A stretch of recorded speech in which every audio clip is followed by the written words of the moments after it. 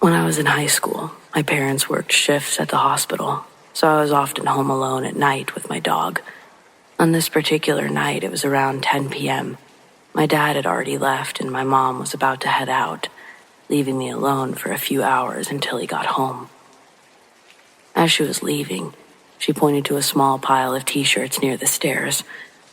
My dog liked to lay on them, and she said, "Make sure you put these in the laundry hamper." The hamper was in their bedroom upstairs, so I bent down, scooped up the pile, and casually tossed it up the stairs. I didn't aim carefully, just threw it so they would land in the hallway, planning to grab it when I went to bed. My mom said goodbye, gave the dog a few pats, and then left. I called my dog to come upstairs with me, and we walked up together. But when I got to the top of the stairs, the laundry was gone. I checked my room first. Nothing. Hallway, nothing. Finally, I walked into my parents' room, and there it was, the pile of t-shirts, sitting neatly in the middle of the carpet. And trust me when I say, the layout of the house made that impossible. I hadn't thrown it anywhere near their bedroom. It should have landed right outside my door. Even if it had bounced weirdly, there was no way that it could have made it that far, at that angle, without someone physically moving it. Goosebumps crawled up my arms. My dog stood beside me, ears perked, staring at the pile. I hesitated before picking up the clothes, suddenly uneasy. And then I saw something. Underneath the pile, right where it had landed, was a small burn mark on the carpet, slightly larger than a quarter, darkened and sunken in, like something hot had rested there for quite some time. There was no smell, no smoke, just that perfect scorched imprint. I stood there for a moment, heart pounding. I'd been in this room every day. I would have noticed this mark before. I didn't really know what to do, so I just grabbed the laundry, tossed it in the hamper, and got ready for bed as fast as I could. I tried to sleep, tried to push it out of my mind, but I still think about it all the time, and I still don't have an explanation.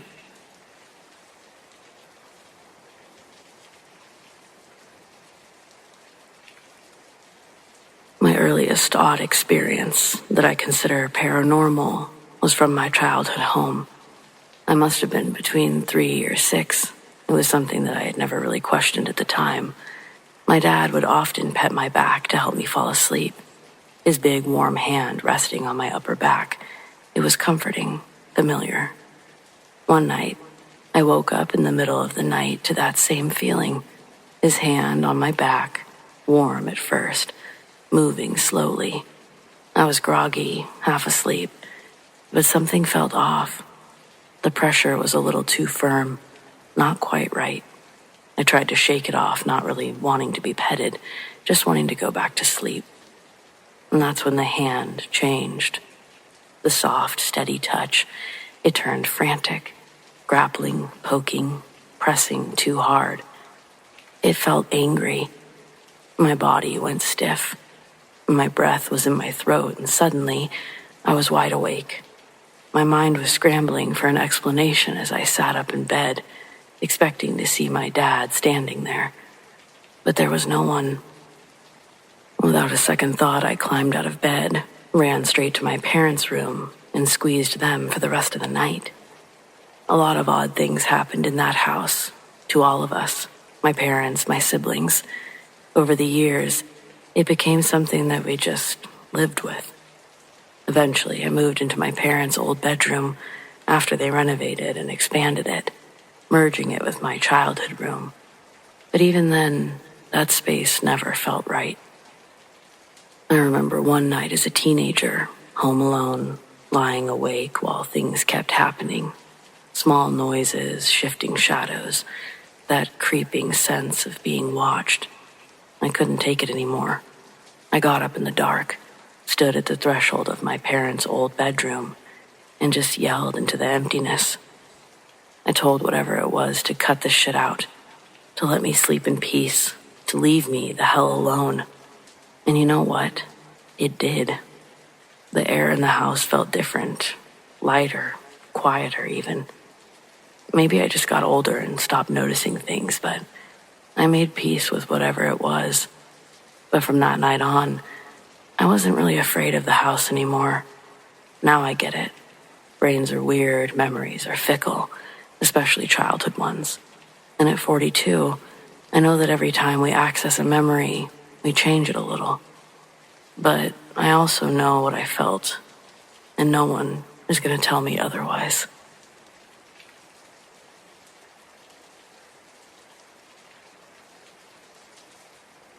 I was never one to believe in ghosts, let alone Ouija boards.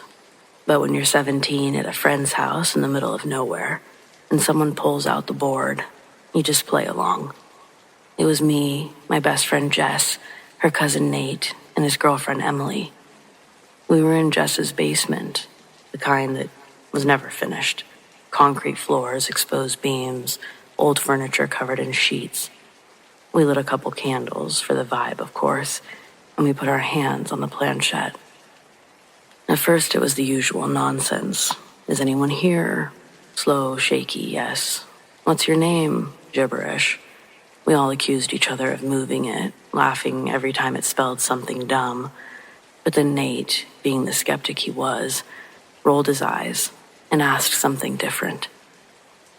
Tell us something only one of us would know. The planchette didn't move for a long time, and just as Emily was going to call it quits, it slid. It took its sweet time, but eventually we could see that it had spelled, sorry about the clock. Jess went pale. She pulled her hands away. Nope, I'm done. We all asked what that meant, but she refused to answer. We tried to keep going, but she wouldn't put her hand back on the board, so we said goodbye and packed it up. Later that night, after we were all camped out in the living room, Jess finally told us. Her grandfather had passed away earlier that year. The last time she saw him, he'd been fixing an old clock for her, one that hadn't worked for decades. He was halfway through the repairs when he had a stroke and passed away 2 days later. She still had the clock, untouched, sitting in the basement. I wish that was the end of it. But around 3 a.m., I woke up to this quiet, ticking, slow, rhythmic sound. I figured everyone had left their phone alarms on, but when I sat up, I realized it was coming from the basement. I was not about to investigate alone, so I shook Jess awake. She was groggy and annoyed, but when I told her to just listen, her expression changed. We woke up Nate and Emily. None of us wanted to go down there, but we also couldn't just ignore it. So with our phone flashlights cutting through the dark, we made our way to the basement floor. The moment Jess pulled it open, the ticking stopped.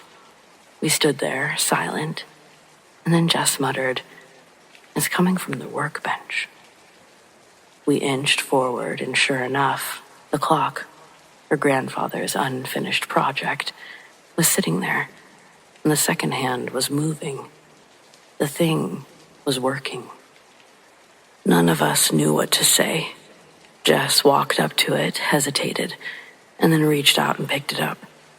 She turned it over in her hands, eyes wide, and whispered, "It's not wound." The thing had no batteries, no working mechanism. It had been broken for years, and yet it had ticked. I don't think it was evil. I don't think it was even trying to scare us. But I do think it was real. And I'll never touch a Ouija board again, because sometimes the dead are still listening. And sometimes it might not be somebody's grandpa. I guess in this case, we just got lucky.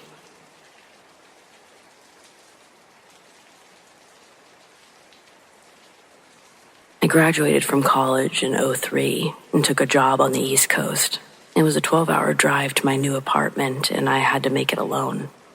To avoid the heaviest traffic, I left at 6 p.m., planning to drive through the night. The first half of the trip was normal enough, and then I stopped for gas sometime after midnight. It was a 24-hour station, so I decided I could get some snacks, and I ended up talking to the cashier. He said that I could save an hour if I took a back road to the next city. I was so tired already that an hour sounded like an eternity. I wanted that shortcut. The guy said that it was a straight shot through the woods, so that's what I did. I was on the road for maybe 15 or 20 minutes when something the size of a moose ran across the road. But we don't have moose down here, and its fur was pitch black, so it definitely wasn't that. It shot right in front of me so fast that I didn't even hit the brakes. It disappeared back into the woods as quickly as it had appeared, and I just kept driving. I turned off the radio and kept replaying the event in my head. For the next few minutes, there was only the sound of my engine, but then something howled so loudly, it sounded like it was in the car with me. We had lots of wolves and coyotes where I come from, and these didn't sound like coyotes. It was closer to a wolf, but they usually howl in groups. I'm not sure that I've ever heard just one wolf howling by itself. I was going 50 miles an hour, but it didn't sound like I was moving away from the noise. When I looked out my driver's side window, the trees shook as if something large was moving through them to keep pace with me. When I slowed down, so did the movement. I wasn't about to stop, so I sped up, hoping to outrun it. I was pushing 65 when a black blur shot across the road. I'm not even sure if I hit it. Everything was just a blur. I slammed on the brakes and swerved away. Then there was a flash of trees, and the car was upside down. I was still strapped into my seat, and a small corner of the road was visible through the windshield. The huge black animal was standing just outside. I could see its back paws, like a wolf. But wolves don't get that big. It sounded like it was scratching the underside of the car. There were these awful screeching, like the metal was being ripped open. I tried to reach for the belt buckle, but I couldn't lift my arm. I couldn't feel anything. I thought I was paralyzed. My vision turned red on one side, and I realized blood was running into my eye. And then the car started rocking, like the thing was trying to shake it open. That's the last thing I remember. I drifted in and out of consciousness through my rescue. I mostly remember lights, voices, and lots of pain as they pulled me from the wreckage. I had to be airlifted to a trauma center, and that's where I lived for the next 3 weeks. I was lucky that it was a cop who found me. She drove by and found me shortly after I lost consciousness. The doctor said that I would be dead if it had taken longer than a few minutes. The officer came to visit me once I was in my recovery. She started asking me questions like if I'd seen anything unusual before the crash. I decided not to tell anyone what I saw because I knew how crazy it sounded. But I had to know if she saw it too. She'd seen something all right, but she didn't know what it was either. The thing ran off as soon as she started her siren. It definitely freaked her out as much as it had me. We both agreed to leave that part out of the story for her report. Instead, she wrote that I swerved to miss a deer.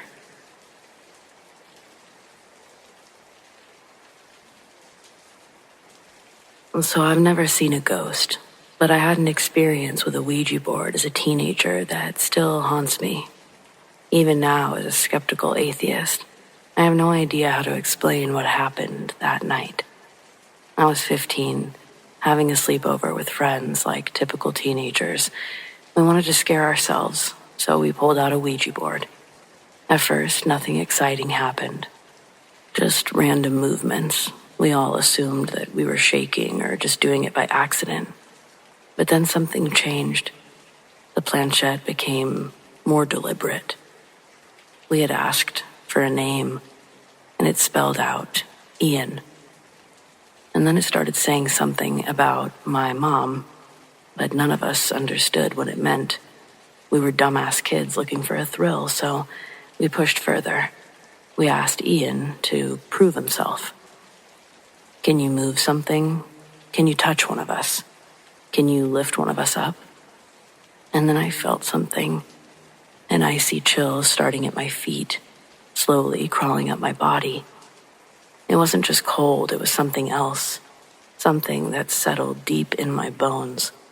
I sat cross-legged, barely breathing, and too afraid to move.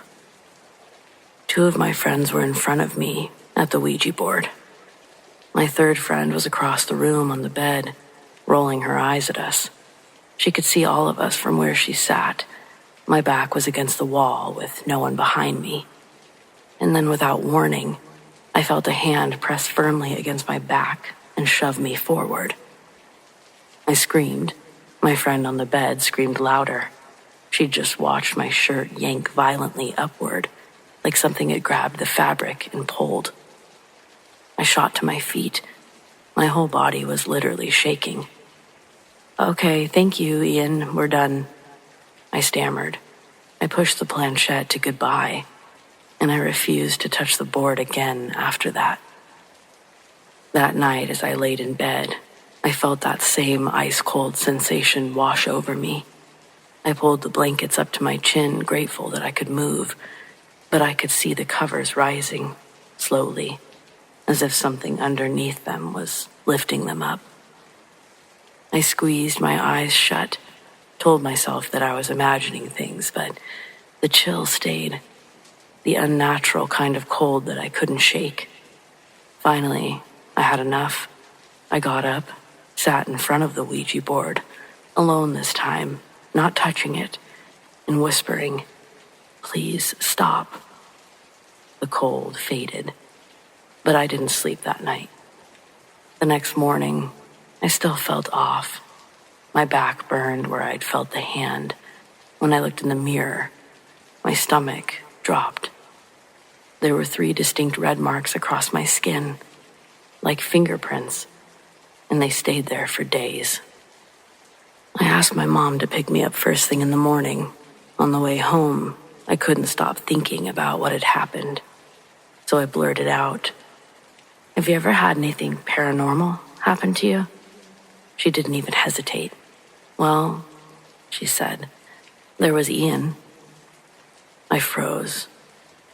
She told me about her high school boyfriend, Ian, who had died in a car accident. After his death, people kept seeing her at his grave, even when she was nowhere near it.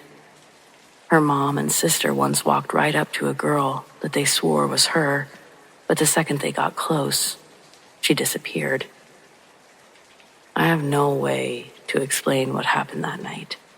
I don't know what was reaching out to me or why, but I do know one thing. Stay the hell away from Ouija boards.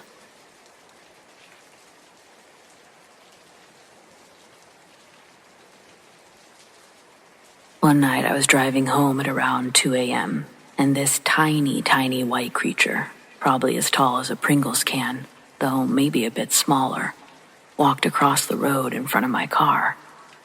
I couldn't believe what I saw, so I called my then boyfriend and frantically described the creature.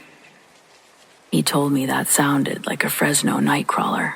When I got home and looked it up, that's exactly what it looked like. I'd never even heard about them before. I don't live in California, not even close. I still have no clue what it was.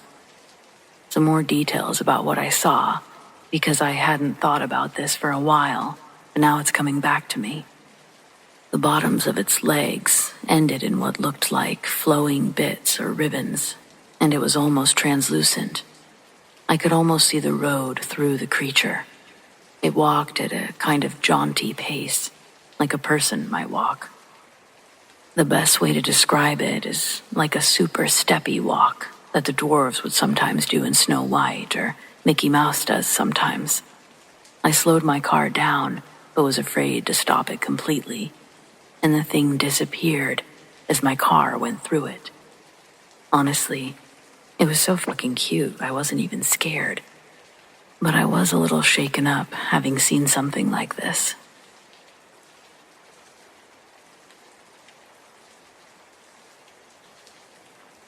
The whole panic in the woods phenomenon is pretty scary in itself. I don't work in forests, but There's some land that's been in my family for generations. It's in the middle of nowhere, super rocky, pretty much just solid woods. Not useful for stuff like building a house out there or starting a farm or anything. One family member lives in a trailer out there, but we mostly just use it for hunting purposes. But since it's been in my family forever, everyone is super familiar with it and is pretty comfortable out there. My dad hunts out there all the time, without anything creepy happening. But one time, he said he was in his tree stand out there, and suddenly, he felt like something was watching him. He didn't know what it was, but he didn't like it. He didn't even bother to gather his things before he fled the deer stand, because he was so freaked out. He just grabbed his rifle and ran back to his truck. He moved his deer stand and no longer hunts in that portion of the woods. It was just so weird because those woods are like a second home to my dad, and he's never scared out there.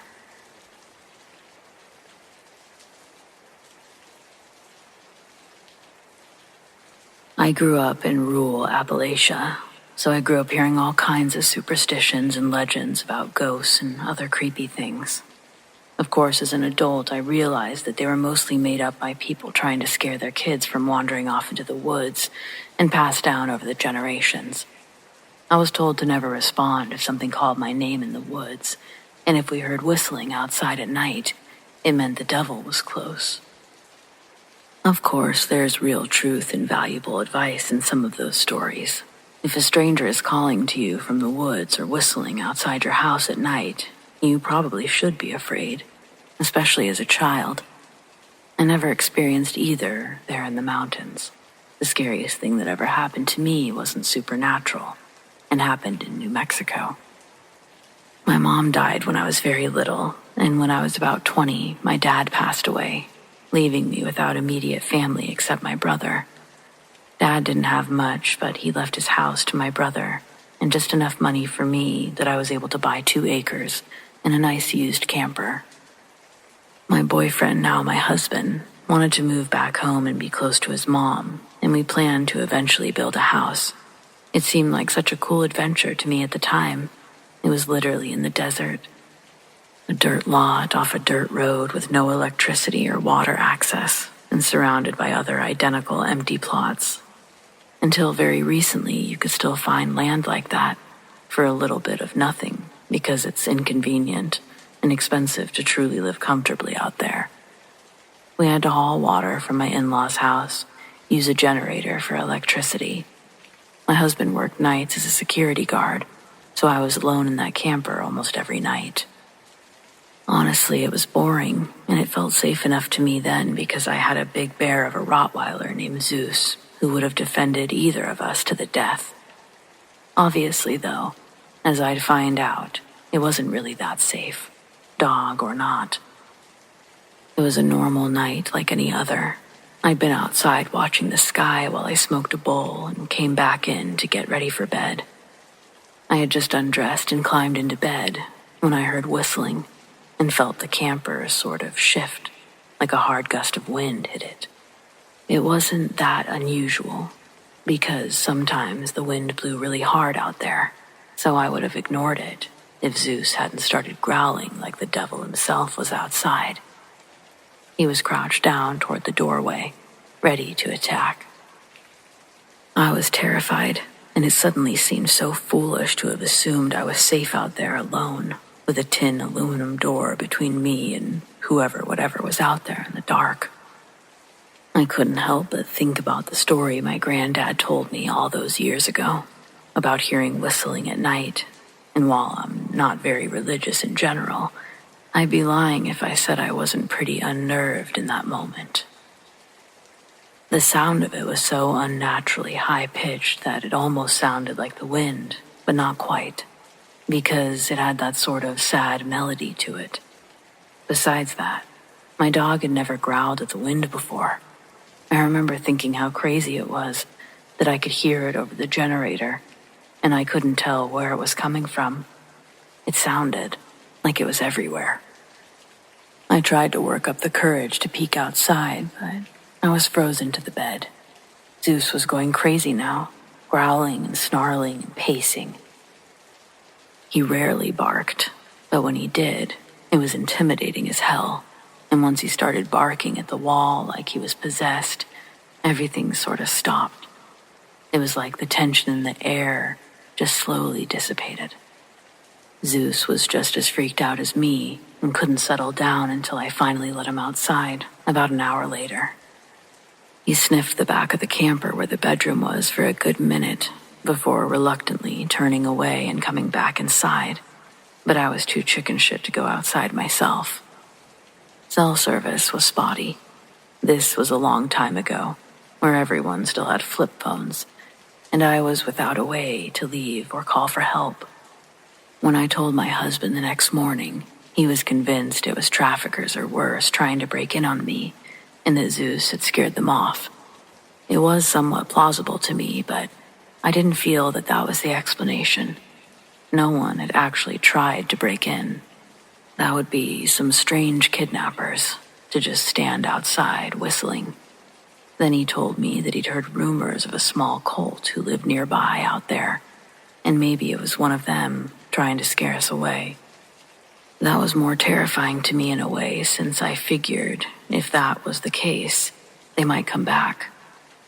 But in the daylight with my husband there, it also all seemed a bit silly. I remembered how Zeus was sniffing the back of the camper, and we decided to go look around. The dirt out there is soft and sandy. It looked like it had been trampled around by multiple people with different-sized bare feet. The dirt that was right under the small window over my bed. The weirdest part is how there were no tracks leading off in any other direction, away from the camper. Just the ones outside the window. And one set halfway around the backside wall, right around where Zeus had started barking. Suddenly, that crazy cult rumor didn't seem very far-fetched or silly to me. And that's how I ended up living with my mother-in-law for over a year, because living in fear of being harassed or worse. We still own the lot where that happened, but we bought a place in town. The desert is beautiful, and I love hiking in it with other people. But at the same time, I've noticed something about the desert also really seems to attract crazy folks.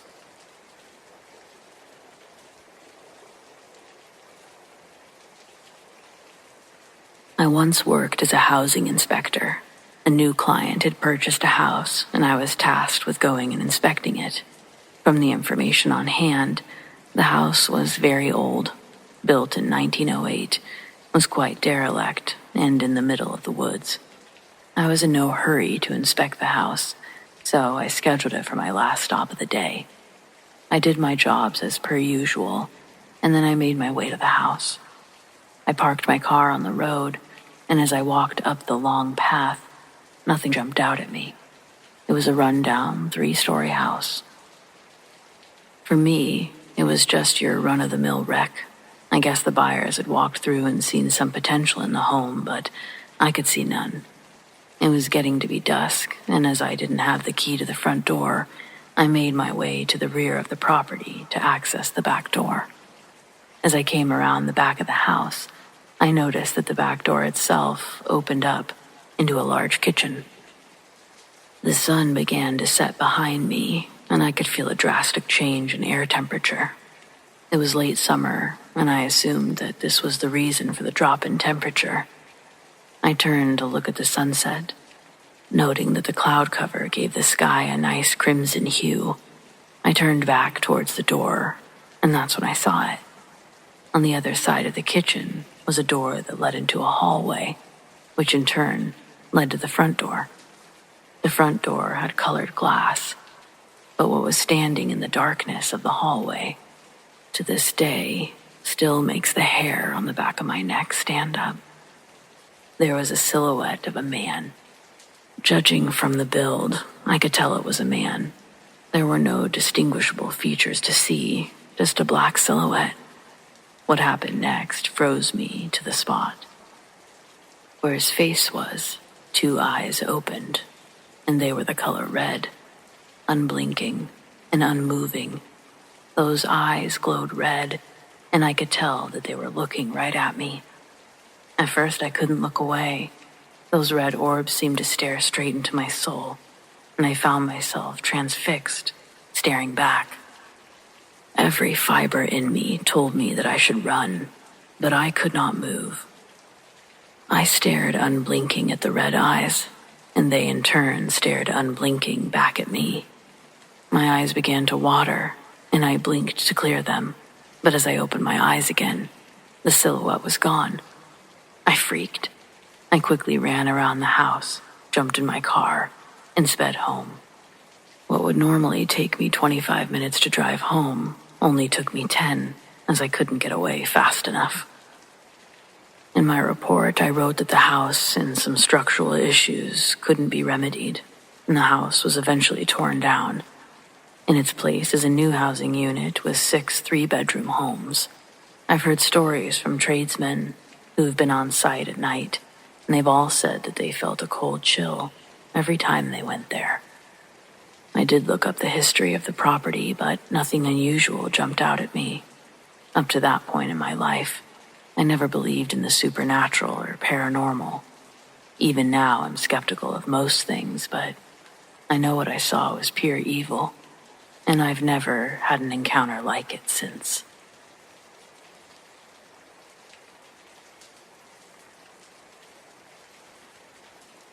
It could have been a baby bear, but I'm convinced it wasn't.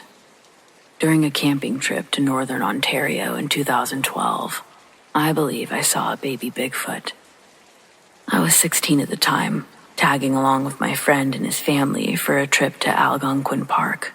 It was my first real adventure into the Canadian wilderness, and I was excited to soak everything in. The towering trees, the different air, the feeling of being completely surrounded by nature. It was different for me. During one of our hikes, we were walking a winding trail through the dense forest when something unusual caught my eye. A flash of black against the vibrant red of a maple tree stood out among the greens and browns around us. I stopped, squinting, and I realized it was a small creature perched on one of the higher branches. It was facing the trunk of the tree, crouched low, as if trying to hide. At first, my logical brain thought that it might be a baby bear, but as I studied it, I began to notice things that didn't add up. For one, its limbs looked too long and lean for a baby bear cub. More like arms with small, dexterous hands gripping the bark. Its head seemed rounder, with no visible muzzle or snout like you'd expect on a bear, and when it turned its head slightly, I could see intelligent, curious eyes staring back at me. Eyes that seemed more human than animal. We locked eyes for what felt like several seconds, and that's when it did something strange. The creature pressed itself closer to the tree, hugging the trunk tightly, as if it thought that by hiding its face, I wouldn't be able to see it anymore. It was almost childlike, as if it didn't fully understand how hiding worked. I couldn't help but feel a pang of sympathy for it. It looked scared, but not aggressive. "Hey, look," I called out to the group, pointing up at the tree. Everyone stopped, following my gaze. "What is that?" "Oh, it's just a baby bear," someone said dismissively. "We better keep moving before the mama bear shows up." But even as the others began walking again, I couldn't tear my eyes away from the creature. The more I looked, the less it resembled a bear. The way it clung to the tree, its slender fingers curling around the bark. It was deliberate, so human. And the way it pressed its face into the trunk, as if trying to disappear, was something I couldn't imagine a bear doing. I tried to explain what I was seeing, but no one seemed interested. "It's just a bear cub," they repeated, waving me off. But deep down, I knew they were wrong. I knew what I saw wasn't a bear. It couldn't have been. Bears don't have hands like that. Bears don't behave like that. I thought about that moment often over the years, replaying it in my mind. What was it? A young Bigfoot? Some other creature we don't understand? I'll never know for sure, but I wish I could go back and take a closer look. Maybe snap a picture or find some proof. People still doubt me when I tell the story, but I stand by what I saw. It wasn't a baby bear. It was something else. Something extraordinary.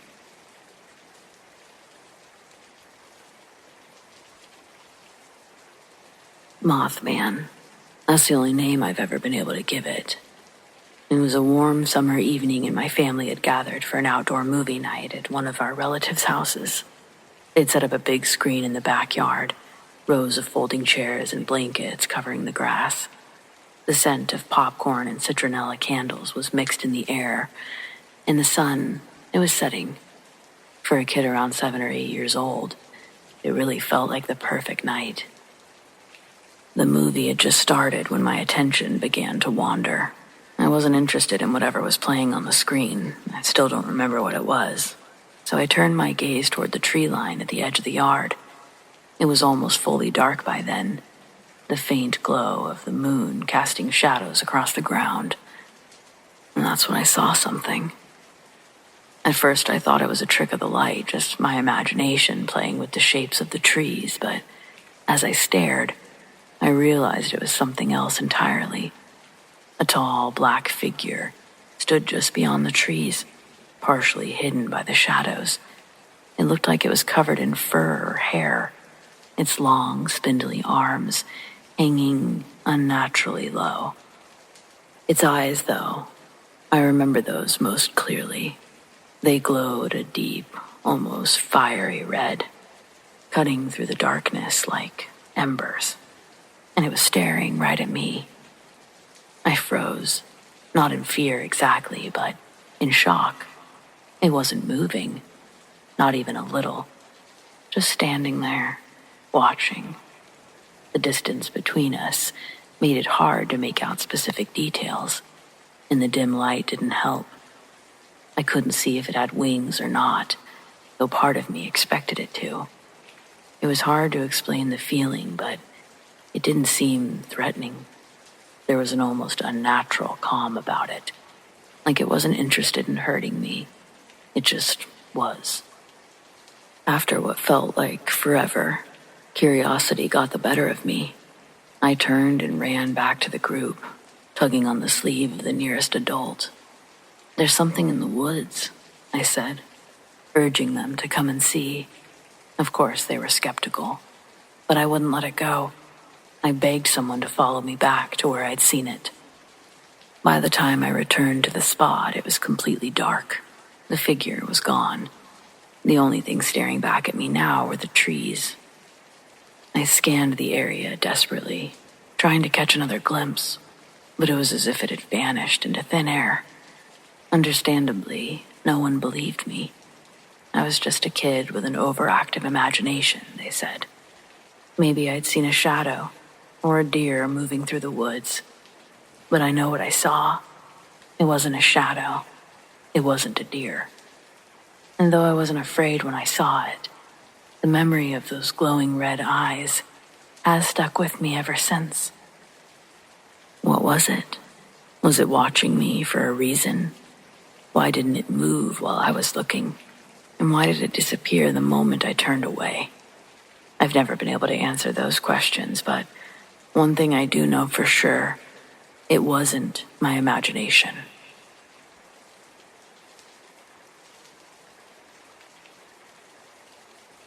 Camping by myself in British Columbia during the fall.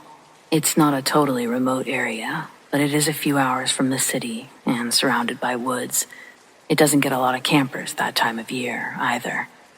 My site is a free spot along the river that has a fire pit and a beat-up table. I do a ton of camping in remote areas, so this spot is not a big deal. But that night, I had a very uneasy feeling. I was creeped out the whole night, for no reason. I decided to go to bed early. I listened to a podcast on a speaker in my tent while I fell asleep, because I was genuinely creeped out. The next morning, while I was making coffee, I noticed that there was someone's hat on the wood table. I know it wasn't there the previous day, because I had set my cooking stove on it. So someone came into my camp during the night and left it there. I think the uneasy feeling I had at night was because I was being watched. It may have been a mushroom picker, but who knows?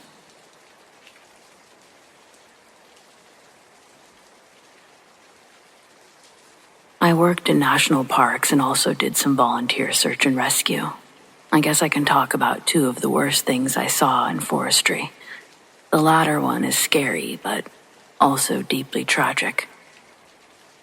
More spooky, I was on a multi-day off-road camping trip by myself in the wilderness, so technically I was not working. I found myself enjoying a night in the woods, slightly tipsy on wine. I settled in for the night in my SUV and awoke to yelling far in the distance. It wasn't screaming, but nor was it singing, something closer to chanting. Went to sleep nervous and with my army knife close. Woke up to someone knocking on my vehicle's glass. It was clearly human because they did the triple knock that all people do. As I came out of my covers to observe, I saw a person looking in the dark. I screamed something guttural, and they ran. I couldn't believe it. I was hours and hours from the nearest town, and if someone drove in over the night, I would have heard the vehicle and all the stillness. I was dumbfounded. I turned on my truck and stayed vigilant for a while. Nothing happened. Next morning, I went and found a new spot to park and set up camp. The second story is sadly something that is very explainable, but very sad to see. One blizzardly night, we hear that they are on a search for a woman who had disappeared from a group that was staying in a cluster of scenic cabins nearby. Not in the park, but very close to the border of it. But certainly a remote place. It took us about 2 hours to get to the cabins and talk to the people there. It was well under negative 17 degrees Celsius, around 0 in Fahrenheit, and with feet of snow. Turns out the people staying in the cabin were on psychedelics, and at some point, the young woman got spoiled while under the influence of drugs and had run off outside, in regular clothes and sneakers. Me and my partner in the search unit picked a search pattern and started looking for footprints. We found some, but they broke off and we lost the trail. After exactly 3 hours and 41 minutes, we found her clothes. And soon after, we found her. She was naked in her entirety, including her shoes. She was barefoot. We found her sitting against a tree and we rushed over. It was clear at this point she was dead. And this time, local police were already on the scene, and after taking our statements, they left. It was a tough few nights after. Nightmares, too.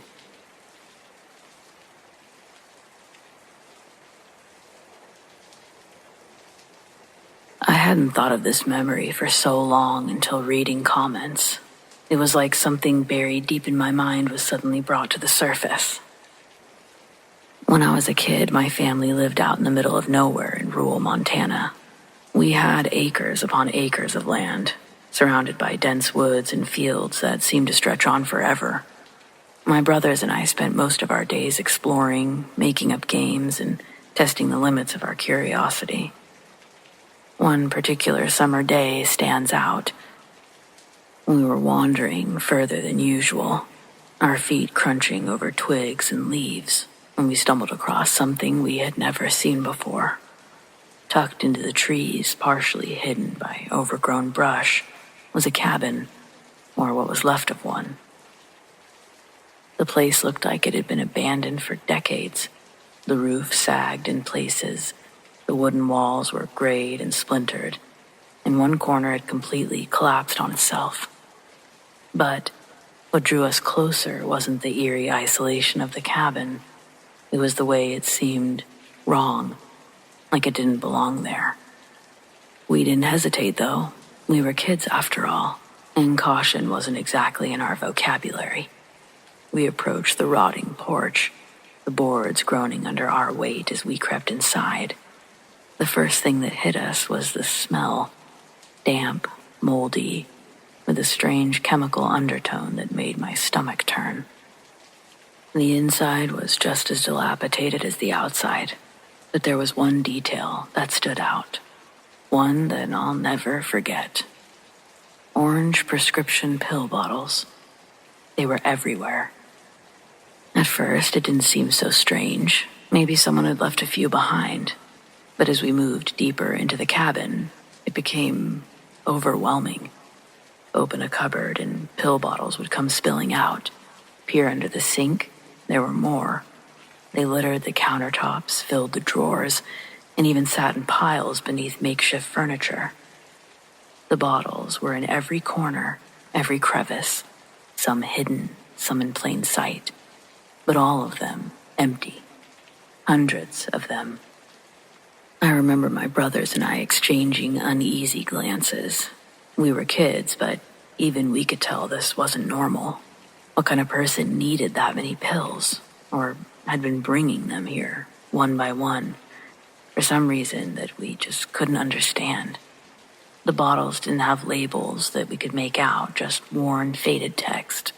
It looked like they'd been deliberately scratched off. We didn't stay long. The air got heavier the longer we were in there. The cabin itself was pressing on us, urging us to leave, basically. I can't explain it, but I remember feeling like we weren't supposed to be there, like we'd stumbled into something that wasn't meant to be found. To this day, I can't shake the image of those bottles, hundreds of them, empty, scattered throughout that forgotten place. Who left them there, and why? I'll never know, but even now, the thought of it sends a chill down my spine.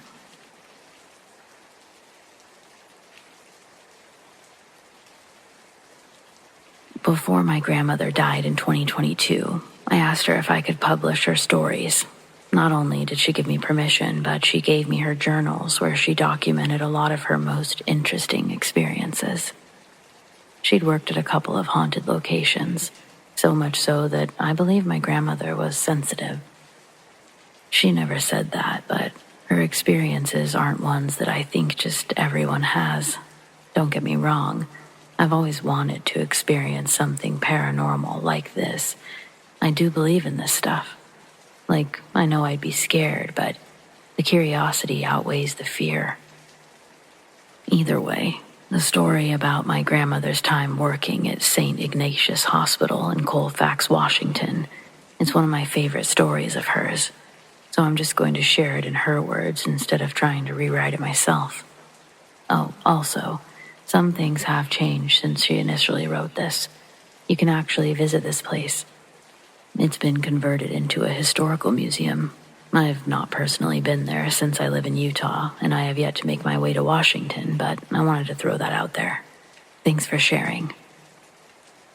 The Sisters of Providence.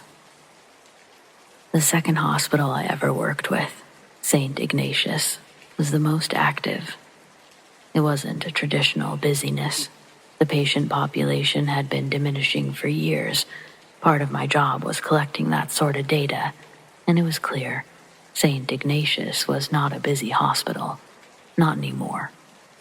Instead, the activity I felt, it was spiritual, residual.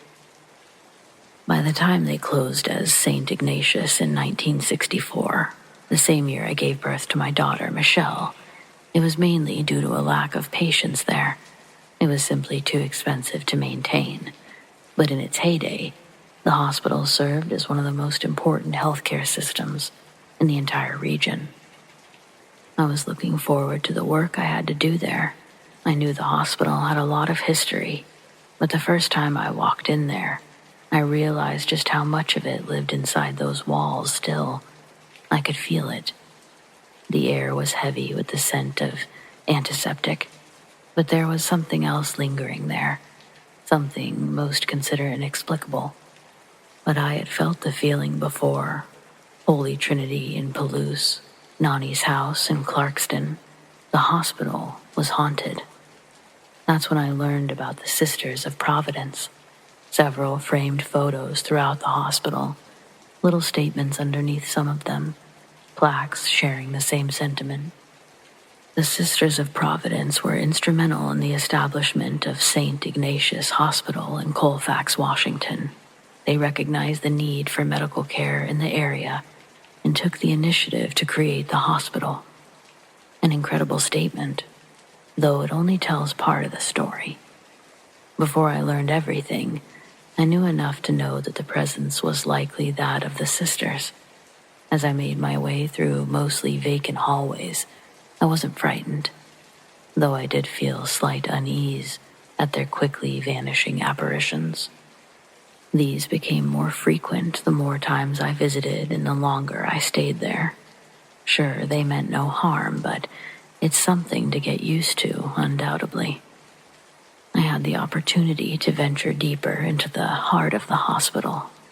Though it was now just mainly archives and a collection of unused spaces, that's where I was given a small workplace to go about my business without encroaching on valuable space necessary to the medical staff.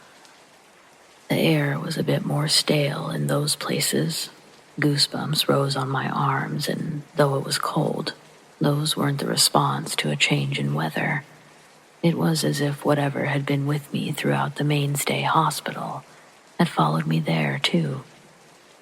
The sound of distant, steady footsteps echoed through the empty corridors. I knew they weren't the result of anything evil or in despair. There was warmth there, a sense of guardianship. As I delved deeper over the next few hours, I discovered the past. These items in literature weren't the ones out in the open for everyone to find. Instead, tucked away in the unused corridors of the hospital. Old filing cabinets and boxes filled with more photographs, tattered journals, prayer manuals, and other forgotten relics that actually revealed the stories of the nuns. More than just their devotion to their faith, but also how instrumental and connected to that place they were. These sisters, these nuns, were actively involved in the planning and fundraising, as many of the plaques implied. But I found it especially noteworthy that they had participated in the actual construction of the hospital, which opened its doors in 1893.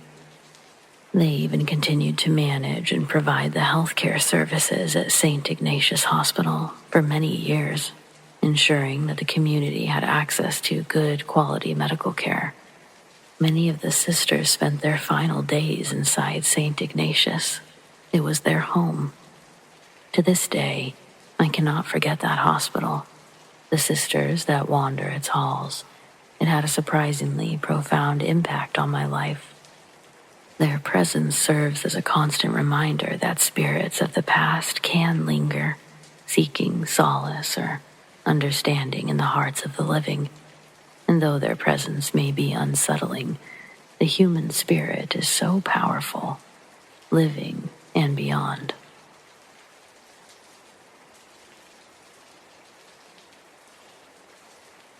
During a rough financial spot in our life together, my husband and I spent some time living in our '92 BMW.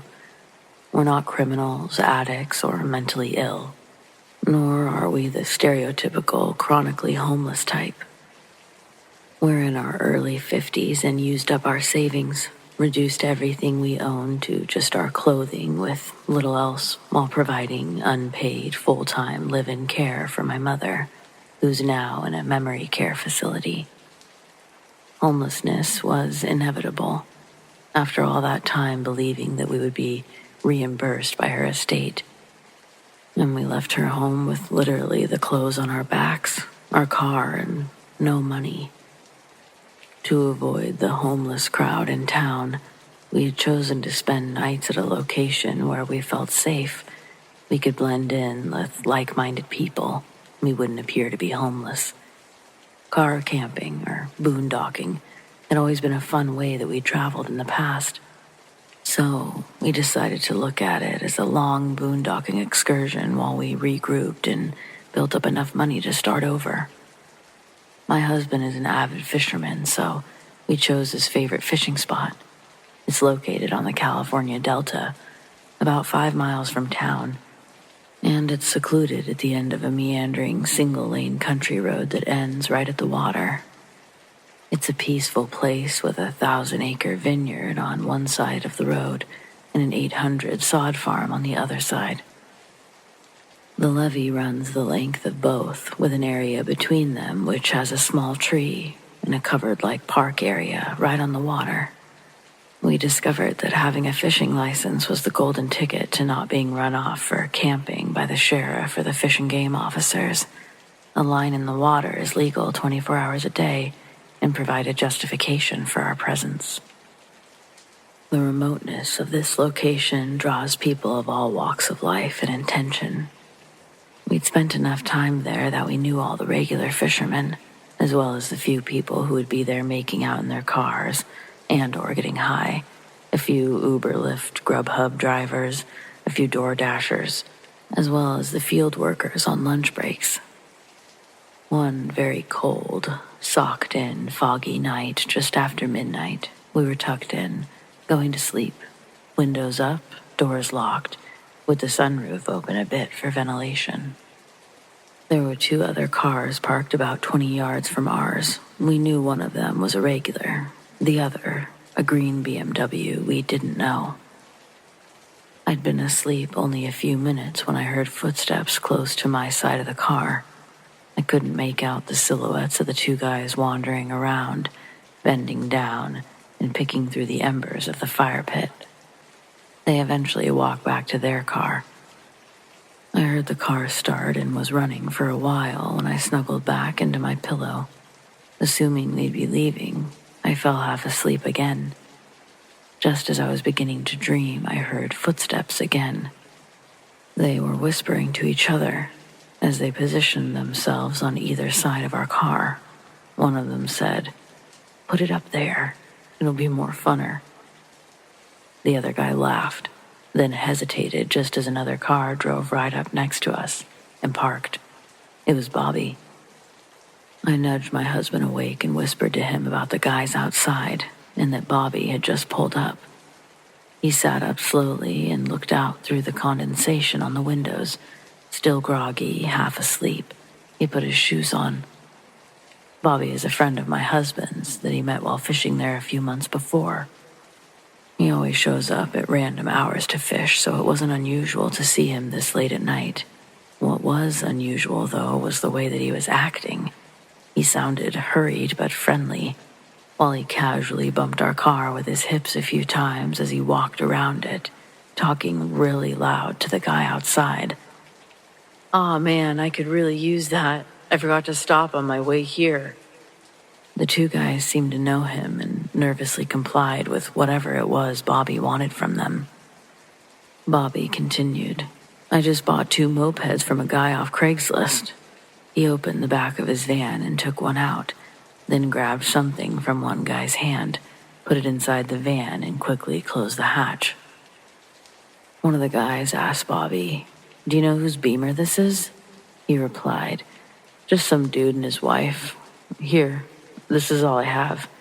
You can have it, but I don't have any papers." Bobby handed one of them his sack of weed.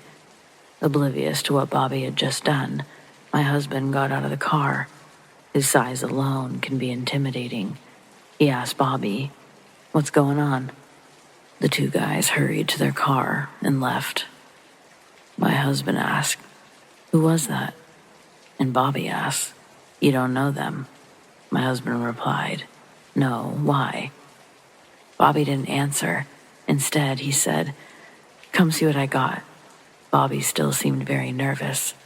My husband walked over to the van. They had a quiet conversation out of earshot from me. Then Bobby took the other moped out and put gas into it from a gas can that he'd just taken away from the other 2 guys. He hopped on, rode away down the levee. My husband returned to the car and got in. He looked confused and asked me what I heard and what woke me up. Now, I'm a stickler for proper grammar. I had almost been asleep, yet remained aware of the presence of the 2 guys. But when the guy said, more funner, it snapped me wide awake. I told him what I'd heard just as Bobby had arrived. My husband blew out a sigh of combined relief, shock, and fear. He composed himself and said, "Bobby didn't want to worry you. That driver had been a neighbor of his for a few years. He's a firebug. He just got out of prison." My jaw dropped. Bobby just saved our lives.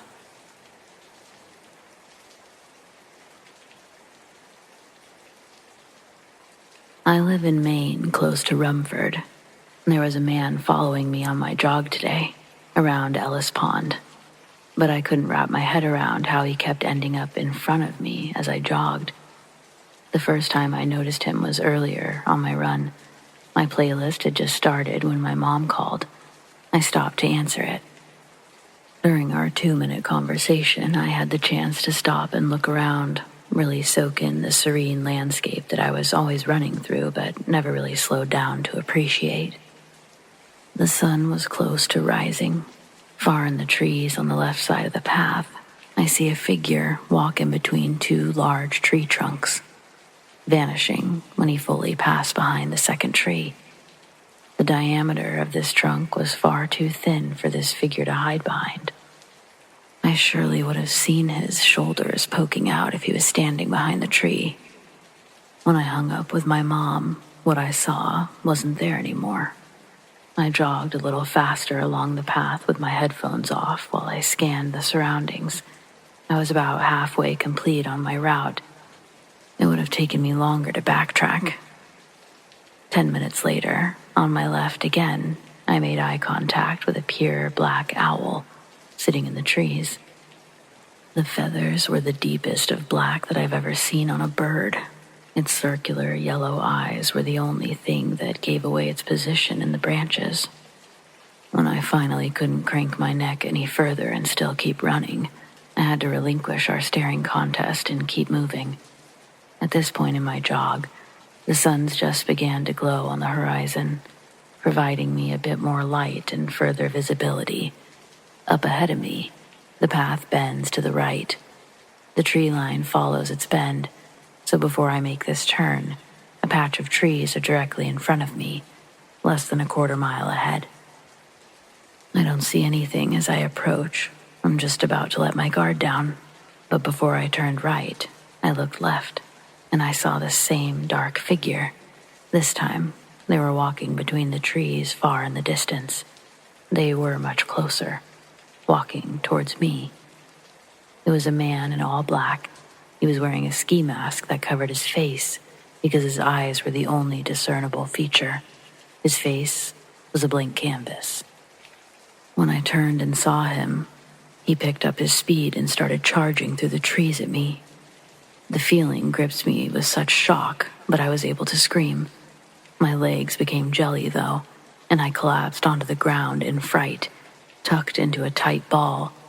I heard his shoes cross from the grass onto the concrete, sprinting my way. I continued screaming as loud as I could, curled up in a fetal position for a while, before realizing I hadn't even been touched yet. I move my arms away from my face, and I see that the man is no longer there. I sit up, and I'm once again all alone on the path. I try to stand while I'm still shaking with fear, thinking this guy could have ducked behind one of these trees, that he's waiting to attack me again. But why would he have prolonged his attack? The sun was almost up, and the chances of someone else coming on this path was only increasing now. I wasn't going to wait and find out, though. I ran the last mile as fast as I could to get to my car. I didn't see the man again. This is a popular trail, and that's why I like to get my workout in early before other people started showing up. But now I don't think that I'll mind the extra company on the walking trails during my workout.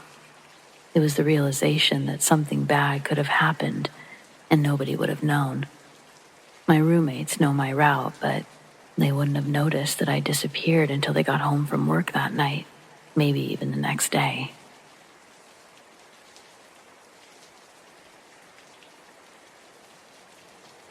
During my sophomore year of college, I moved to an apartment.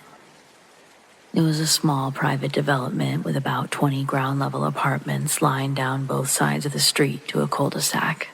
We paid the owner by mail, and the only other employee was a maintenance guy named Roy. Roy would often be around doing odd chores, cutting the grass or taking care of the pool. He was friendly and often engaged residents in conversation. Just small talk. The first time I got creeped out was when we were planning a keg party at the apartment. It was coming up Friday night. Roy was out by the pool earlier in the week and struck up conversation. He made a comment. "If you're going to throw a party, make sure you don't throw a bunch of trash around the pool so I have to clean it up." I figured one of the invited guests had run their mouth and thought nothing of it. It bothered me, though, that he knew something, but he seemed cool about it. One night we were wrestling and accidentally put a foot through the plaster. It left a big 6-inch hole in the wall by the bathroom. Luckily, we had a friend that could come patch it up so we wouldn't have to bother maintenance. I was taking the garbage down and I saw Roy. He started talking and said, "You need to get that hole fixed? I can come and do it." "What hole?" I asked, feigning ignorance. "The one you knocked in the wall while horseplaying," he said. I was livid. One of my roommates had snitched us out. I told him to come by any time. I even agreed to pay him $40 for fixing it. My roommates all denied telling him. I knew that someone had because he knew about the hole. We all started comparing stories, and we discovered that Roy had caused similar weird what-the-hell moments among all of us. One guy related how he knew his sister's name, though she had never been there to visit. Another said that he had asked him about a particular brand of CD player that apparently he'd been using, but Roy knew that before he had even figured it out. He went back to his apartment and looked and just thought that was kind of weird. One day, as I was sitting on the toilet, I got an eerie feeling like I was being watched. I looked up at the cover where the fan had been, the one that had never worked since we moved in, and through the grill slates, I saw a set of eyes looking back at me. I blinked in disbelief, and they were gone. I finished up and went outside, to the attic access point. Roy met me as I was walking around the building. "Everything okay?" he asked. "Fine," I said. I knew he was the culprit. I didn't know what to say. I figured it was my word against his. I didn't say a word. I went back to my apartment and told my roommates. We covered the vents with a piece of cardboard. A couple days had passed and I saw Roy leaving the apartments. I got my roommate and we raced around the attic entrance. I wanted to see how much he could see. Upon entering, I found an elaborate plank walking board that took you all over the attic. All of our apartments were connected. I could go in any direction, and there was a place to spy on the apartment below. I quickly realized that no one's fans worked because they'd all been removed.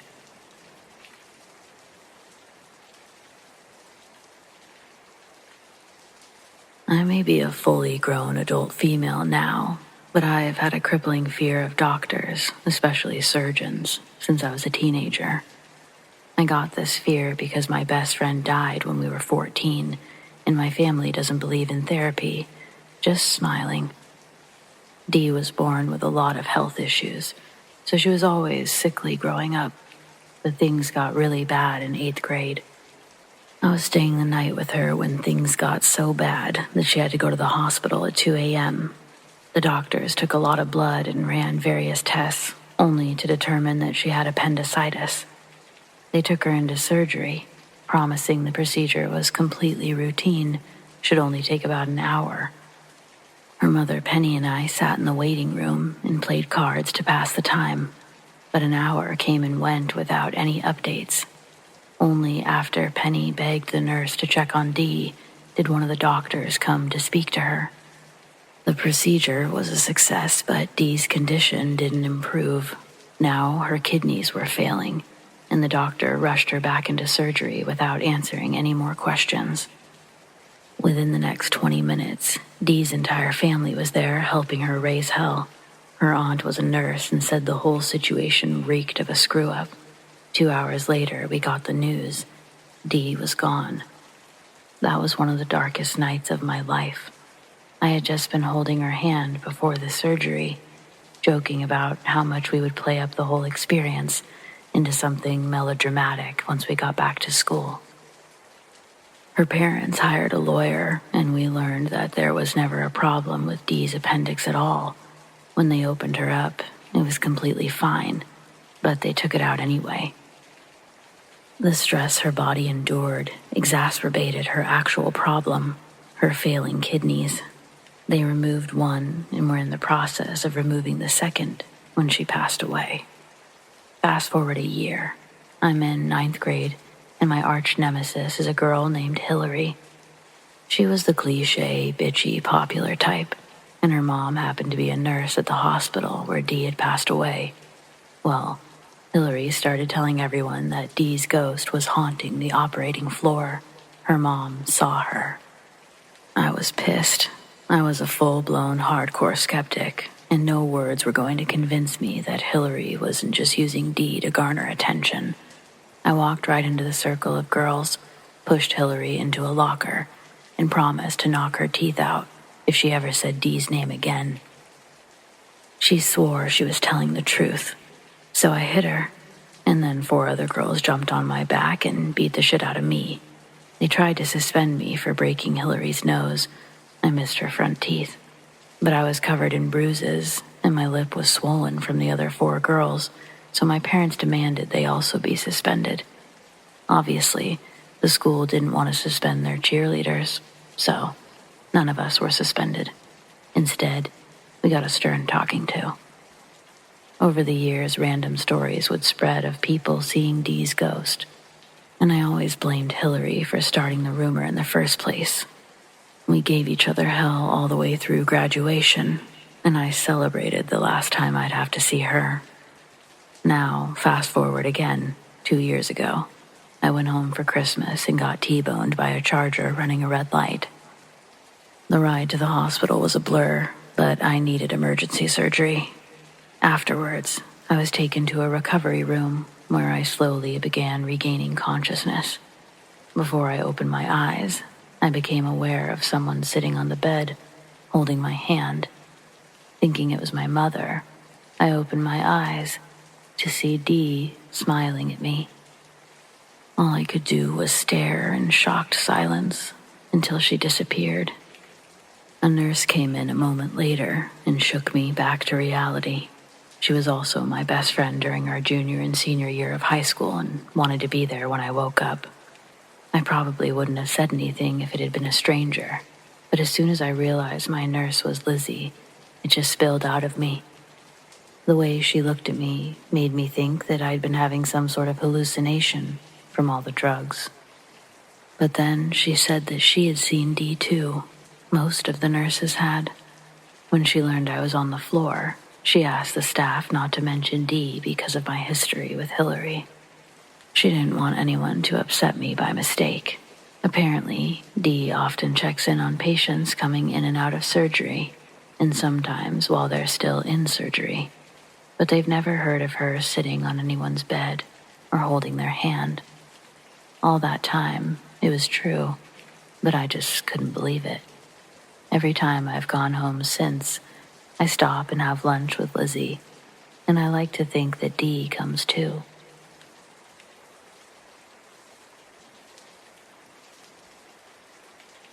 I worked as a cook at a hospital.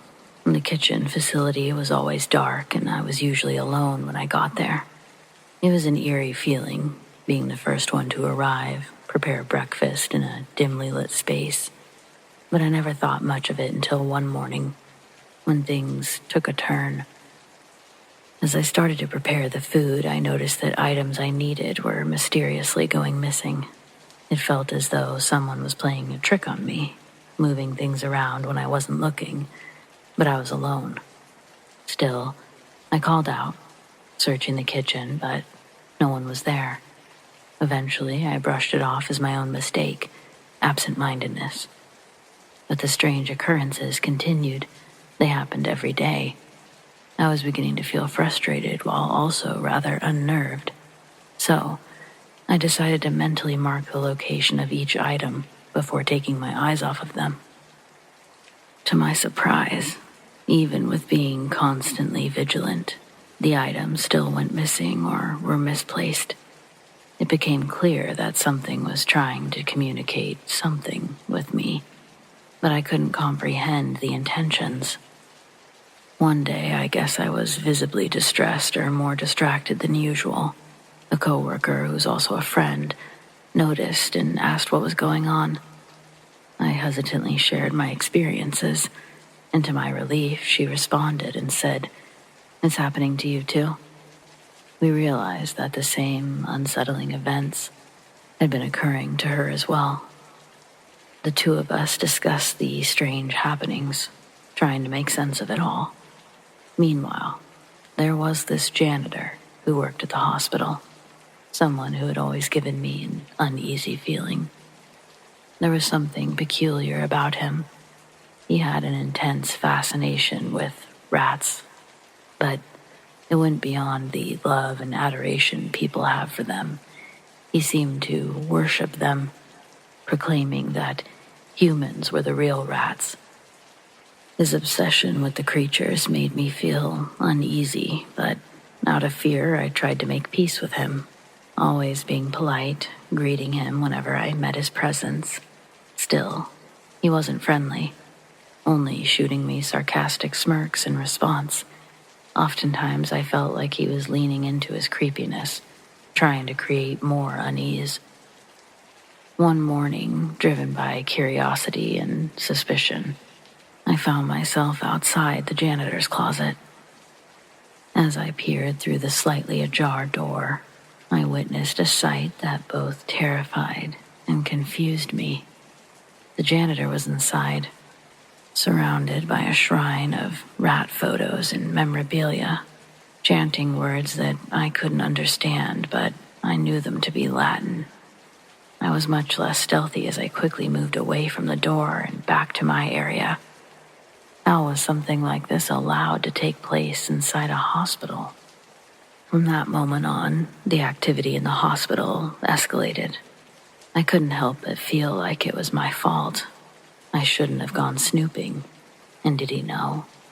The thought scared me, but I remained my normal self, kept up with my greetings, etc. Things continued to go missing, but now, whatever entity was haunting me seemed agitated. It would slam oven doors, knock objects off shelves, all in my presence. I tried my best to set aside my fear and carry on. This wasn't a job I could afford to lose. But then I started hearing a voice that could only be described as demonic. It called my name, taunting me, filling me with a sense of dread like I've never felt in my life. Still, to this day, I've never felt such a feeling, and I survived a major flood in my hometown just 2 years later. This feeling, it goes unmatched. Desperate for answers, I sought out my friend to explain the escalating events. As we spoke, the janitor appeared, staring at us with an intensity that gave us both chills. While walking away, my friend made a comment to the janitor, almost mocking him for his obsession with rats.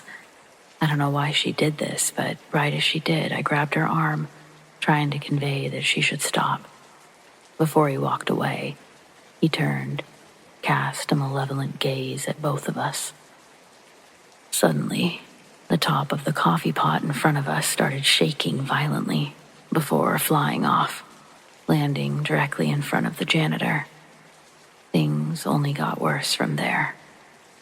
A shadow began to manifest, initially appearing in various rooms, but whenever it entered a room, the patient inside would go into a cold blue, often resulting in their demise. It was a horrifying pattern to witness, with the shadow seemingly having a real influence over life and death. Are we the only ones that were seeing this? No, we weren't. One nurse had deemed the hospital haunted, but didn't liken it to the janitor himself. "It's always been haunted," she said very nonchalantly. But then there was the doctor that had had a disagreement with the janitor. Moments after their encounter, an obvious and loud one outside of an OR. The doctor, who had been in perfect health, seemed to suddenly collapse to the floor, writhing in pain from kidney stones. It is possible it's completely unrelated, but I didn't like the pattern I was seeing. It was becoming increasingly harder to ignore, increasingly harder to hide my fear. My friend didn't appreciate how scared I had become at work, daily, so instead of taking my advice and ignoring the janitor, she seemed to antagonize him further, telling him to take his voodoo elsewhere. He only laughed, but he would walk by her and shake his hands at her like he was casting some sort of spell, and then would continue laughing as he walked away. My suspicions of the janitor, they grew stronger when he asked me about my friend. He specifically mentioned the rude comment that she had made about rats in his presence. Was he trying to tell me something was wrong with her? Panic consumed me as I frantically searched for my friend. Eventually, I discovered that my friend had experienced a family emergency. The timing and the strange events surrounding it made me question whether the janitor had somehow manifested something evil through his bizarre practices. In the end, overwhelmed by fear and uncertainty, I made the decision to quit my job at that hospital. The experiences I had endured in the presence of the janitor, they tainted my perception of the entire place. As I left, I couldn't help but wonder if the janitor had really unleashed some sort of malevolent force. But I felt extreme relief, never stepping foot in there again.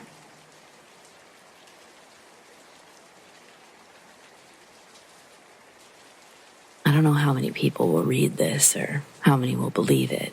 Frankly, I don't care. I know that this happened, my brother knows it, and even local law enforcement believes some of it. This happened on a ranch that my brother and I lease in eastern Montana.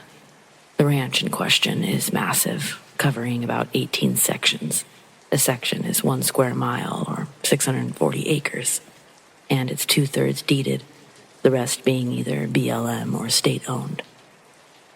This land is incredibly rugged, being covered in clay hills and deep canyons, and is for the most part unfenced. There are several buffalo jumps on the ranch, where hundreds of years ago the natives would chase the herds of buffalo off the cliffs to their death. You can find buffalo bones at these sites. Supposedly, the ranch was also the site of a massacre, where an entire village of Hidatsa were killed by their enemies, the Sioux, although I haven't found any official records of that incident. Also on the ranch are 2 abandoned homesteads, the Mint Place and the Carter Place. The Mint homestead is merely 1 mile off the county road and relatively easy to access, so my brother and I still use the dated cattle pens that are part of it. The Carter Place is more remote, however, only being accessible on horseback as the trail that went into it washed out many years ago. All that's left of the Carter Place is a log cabin with a roof caving in, an old corral system, and a barn that has toppled over. The last people that lived in the Carter house was the Carter family themselves. But during the 1930s, the father went crazy, murdered the entire family before turning the gun on himself. At least that's what people said. The ranch's current owners live in California and have owned the ranch since purchasing it from the Mint family. This was during the 1980s. My brother and I started leasing the ranch in 2007. There was some unusual activity at first, mainly random lights, but nothing that couldn't be explained in a reasonable way. The real strangeness began in 2017, after a well was drilled on the property. I wonder now if this may have unleashed something. During the fall of 2017, I was searching for strays on horseback when I was approached by 2 frantic hunters. The hunters claimed that they were being stalked by a pack of wolves, but I was dismissive.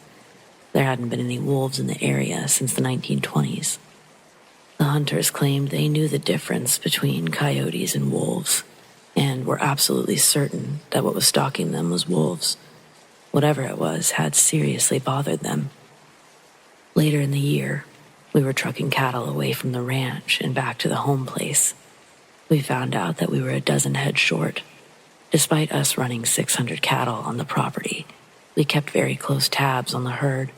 It was unusual to lose more than 2. But no matter how many times we searched and recounted, we could not find the missing cattle. This began a trend, and so far since 2017, there have been a total of 138 unaccounted cattle, a financial loss of $165,000. Though there are many odd events that I could recount, this is one that stands out. This took place in October of 2020. Myself, my brother, and my brother's eldest son were gathering the cattle and herding them to the Mint homestead, where they could be loaded onto trucks and taken to our home ranch for the winter. By this point, the weird activity on the ranch had increased, so much so that we never went to the ranch without being armed. This day was no exception. Strapped to the saddle under my left leg was a Winchester .30-30 rifle. The morning went well. By noon, we'd gathered 200 head, which we penned up at the Mint place. After eating a quick lunch, my brother and nephew loaded their horses and left. My nephew had a football game later that day. I stayed alone and rode northwest toward the Carter homestead. The first strange thing to happen was when I rode down a canyon. As I was riding, I could hear multiple howls and cries coming from all directions. I cannot describe what these howls sounded like because they were like nothing I'd heard, not before or since. As I continued riding in the canyon, I was overcome with a feeling of dread. My horse, Ace, seemed to pick up on this as well, began spooking at almost every shadow. This was very out of character for him, as he was usually a very calm and collected horse. The second strange thing was when I approached the Carter homestead. As I crested a hill in front of it, something jumped out of the old log cabin and ran in the opposite direction. I was still close to a mile away, so I had to use my binoculars to get a better look. What I saw through the lenses chilled me to the bone. It was a wolf, but it was massive, solid black. It was so large it could have been mistaken for a black bear, but it was undeniably canine. After seeing the wolf, my gut told me to turn around, come back later with company, but I ultimately continued. Throughout the course of the afternoon, I managed to convince myself that the wolf I saw was nothing more than a coyote, and its black fur was just a shadow. It was nearing dusk before I arrived back at the Mint place, herding 30 head of cattle in front of me. After I penned the cattle up, I led Ace back to my pickup and horse trailer. From a distance, I could see that something was wrong with the trailer. As I approached, I found that the axle had come apart. It didn't make any sense to me. It was fine when I drove it in, but there was no explanation as to what could have made it come apart when it wasn't moving. By this time, it was fairly dark outside, and as we were coming out the next day, I decided to unhook the trailer, leave Ace at the corrals overnight. When I left, I saw 3 blue lights near the corrals, but I attributed these lights to hunters and continued driving. I also heard some more of those howls, the ones I'd heard earlier in the day. When all 3 of us arrived the next morning, we found the corrals in a total mess. All the grass was turned up inside the corrals where the cattle had been milling. The fence was broken in several places. The cattle that were penned up the night before were nowhere to be found, along with Ace. My brother and nephew took off on horseback, trying to locate some of the cattle and Ace, but they only managed to find around 20 head. As I was without a horse, we repaired the trailer and left later in the afternoon. The next day, all 3 of us rode. We searched exclusively for Ace. During this time, I covered a lot of country that I would have otherwise missed, and I discovered more bizarre things. At the bottom of one of the canyons were hundreds of holes, about 1 foot in diameter and 3 foot deep.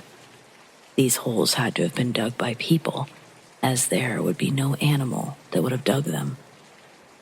I also found a bone pile, which was exceptionally strange.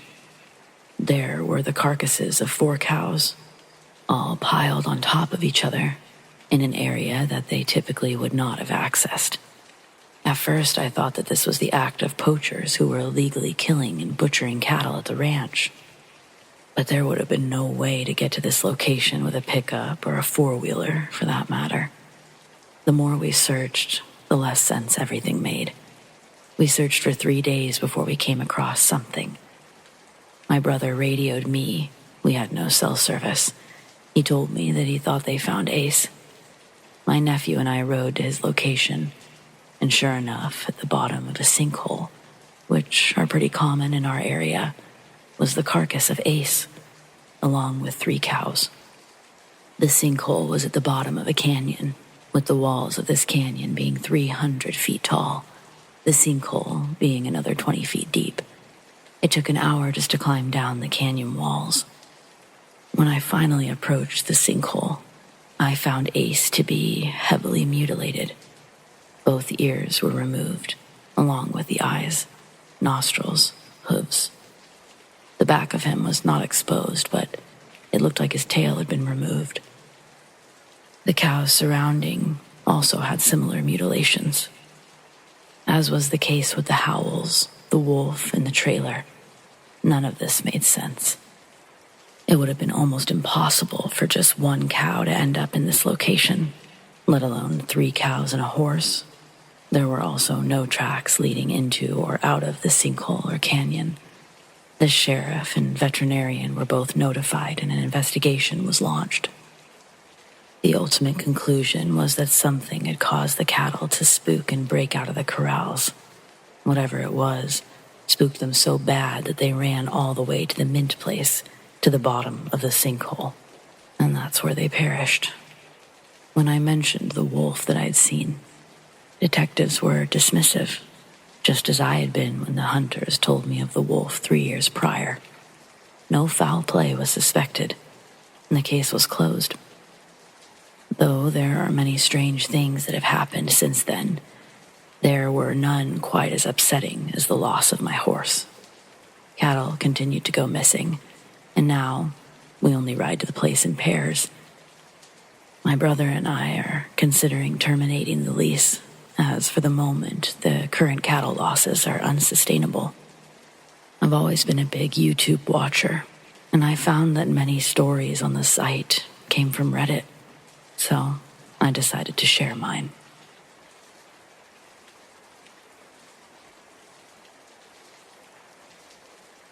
I ordered myself a mystery box off the dark web, originally intended to be filmed as content for a YouTube channel that I was trying to get started back in 2018.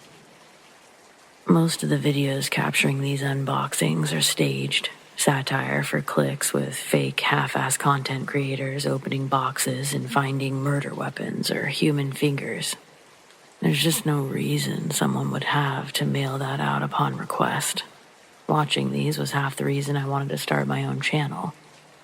Seeing the amount of hits they got on some of these videos was deplorable to the actual substance the video contained. Oh my God, guys, a real note written in a serial killer victim's blood. Fuck you, no it's not. I thought, if I do a real dark web mystery unboxing, I'd surely get tons more views. So I downloaded a Tor browser and did some research of my own. It was easy to find people selling different kinds of mystery boxes, actually. I found 2 within my price range and placed the order. 6 weeks later, the first mystery box arrives. I spent hours getting the camera and lighting positioned just how I wanted it for the first video. To make the experience as authentic as possible, I went live. I had enough hashtags to fill a book, and it was working because a few people had already gone into my live. Some people were showing up in anticipation for the big reveal. The box I put on the table for all to see was a medium-sized, unsuspecting cardboard box, about as big as a shoebox, but not a shoebox. It opened from the top. My heart was racing as I cut the tape with a small razor blade. I know there were only 5 or 6 other people watching at this moment, but it felt like 1,000,000 people were waiting to be entertained. Make it or break it time. Whatever was inside this package, I prayed would go viral enough to launch me into YouTube stardom. I turned the box upside down, and the contents fell onto my kitchen table for all to see. What fell out was a black flash drive, a small plastic machine someone in the chat would identify as a card skimmer, and 2 white pieces of paper with 20 different bank card numbers and their adjoining information. After the viewer told me what a skimmer was, I quickly put the pieces together as to what I'd illegally purchased from the dark web, and now I'd put it on display for the whole world to see, my crime of stupidity. I quickly turned off the live stream feed and tried to delete the video from my channel before I had people showing up at my door. Luckily, the couple of people who were watching didn't care enough to report what they'd seen. 2 more weeks would pass before I'd receive the second package. That would be 8 weeks total, waiting for this mystery box to show up. By the time it got there, I'd already kind of forgotten about ordering 2. The first experience must have diminished my anticipation to such a level that I'd completely blocked out how eager I was to get my channel started. It was delivered in the early morning while I was out jogging in the neighborhood. When I got back, it was sitting on my doorstep. The box was a deep maroon. It was about the size of a men's dress shirt box. There was no imagery, no addresses, nothing. I still don't know how the box got on my doorstep without my address being on it or any address. I brought it inside, feeling a sense of resentment, remembering I'd impulsively spent money on this mystery box idea. Instead of going directly live this time, I decided to open it up first. If there was anything worth setting the camera up for, I'd just fake it. On the kitchen table, I slowly opened the maroon lid and looked inside. The shallow box is mostly filled with packing peanuts, and they spill all over the floor when I put my hands in to feel around. The mess continued to grow until my fingers ran across a VHS tape. I pulled it out. The maroon box would be empty besides the remaining packing peanuts left inside. I didn't have a VHS player. That meant I'd have to go find one in order to see what was on the video, in order to figure out if I'd had anything for my channel, or if I truly did waste $200. I was up early, and the sun still hadn't risen that morning, so I had to wait hours before a pawn shop opened and I could buy a VHS player. It would be early afternoon before I'd actually get to pop the tape in and watch it. I click the play button, and the screen illuminates a glowing black. Scan lines jitter randomly on the screen until the first image of the film replaces the black. The quality is poor, and the scan lines still roll up and down, pushing the picture on the screen. But I immediately knew the location being shown on my TV. I'd seen this place before, in small clips the news broadcasted years ago. Grainy security footage of an American high school cafeteria. Then the video would change to another scene of tragedy. Horror films via security cameras, low-resolution cell phone videos and webcams, they all began flashing in front of me in a looping compilation, as if I'm watching them all happen at once. The video lasted under 2 minutes, but to this day, I can recall every disgusting frame on the reel. When the video was over, the tape stopped, and I was truly upset inside. The inhumanity got me to actually cry. When my nerves settled, I was able to think about it in retrospect. What was I expecting to receive from the dark web? If anything, I should have been grateful for my findings. What was on the video was footage easily found on one of those rotten.com websites that were up on the internet in the 90s. If you had an older brother or a friend with an older brother in the late 90s, early 2000s, you were definitely shown the classic Scar Me for Life video clips. The tapes were those, but a whole bunch of different situations. Some I could identify, some I couldn't. All equally as gory and heart-sinking as the one before. But still, more of what I realistically expected when making the purchase. Unfortunately, it was a little too extreme for what I was hoping for, so I broke the tape and tossed it in the garbage. I was never going to watch it again, and I didn't want it sitting around on my movie shelf. And it for sure wasn't getting uploaded online. 2 days later, another maroon box showed up on my doorstep. I'm confused, and again the box is absent of any address or identification of any kind. Inside, it's another VHS tape. As much as I don't want to, I find myself pushing the tape in and pressing play on the machine. Once again, quick scenes of death and carnage skipped around on the screen. I dove over and pressed stop on the player. I ejected the tape and repeated what I did to the first one. At first, I didn't know what I was looking at. They were completely different videos from the first tape, all comparatively equal and nausea-inducing point of views. I didn't want to keep receiving mail like this. I got back on the tour and tried to retrace my steps to the vendors I'd bought the mystery boxes from, but they were gone. The names and items changed around by the hour. I'd never be able to find it. I was at a loss as to what to do next besides wait and hope another package didn't show up. The next day, something told me to cut my run short, and as I neared my house, I saw there was another maroon package by the door. I was admittedly terrified beyond belief. This box was shaped smaller than the other two, and when I lifted it, it felt lighter as well. Bringing it inside, I opened it before I even got to the table.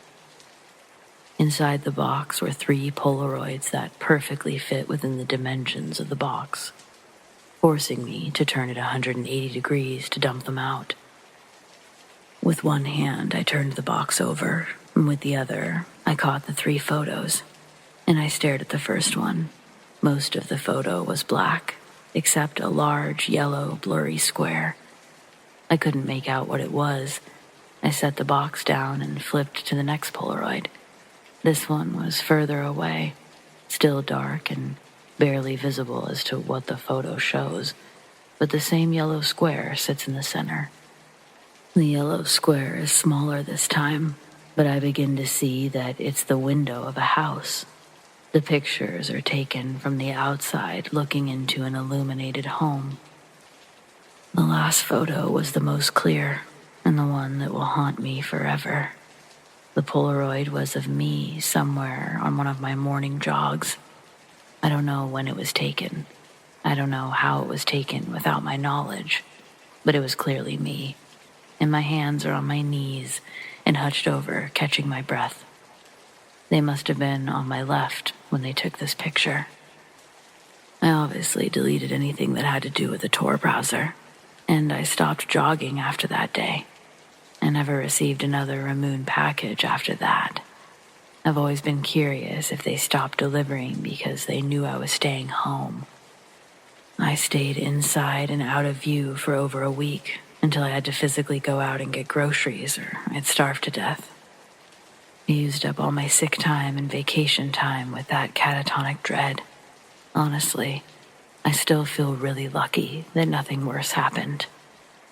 But I guess this would just be my warning to anyone who's thinking about using the dark web. Just don't.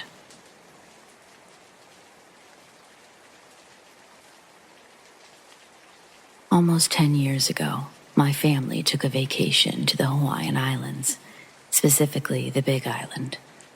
The hotel we stayed at was a nice one. It was a Sheraton hotel, but I know there was another name before it, like Kona or King. But I don't remember anyone telling me or anyone recalling it being haunted or not. Either way, we were there for about 5 days total. On day 3, or night 3, something happened that made the next 2 days a bit different, to say the least. Sleeping got harder and became something I tried in the afternoons. Even then, didn't get much sleep. On the 3rd night, I was with my cousin in the master bedroom of my parents' suite, watching a movie, and at some point, we fell asleep.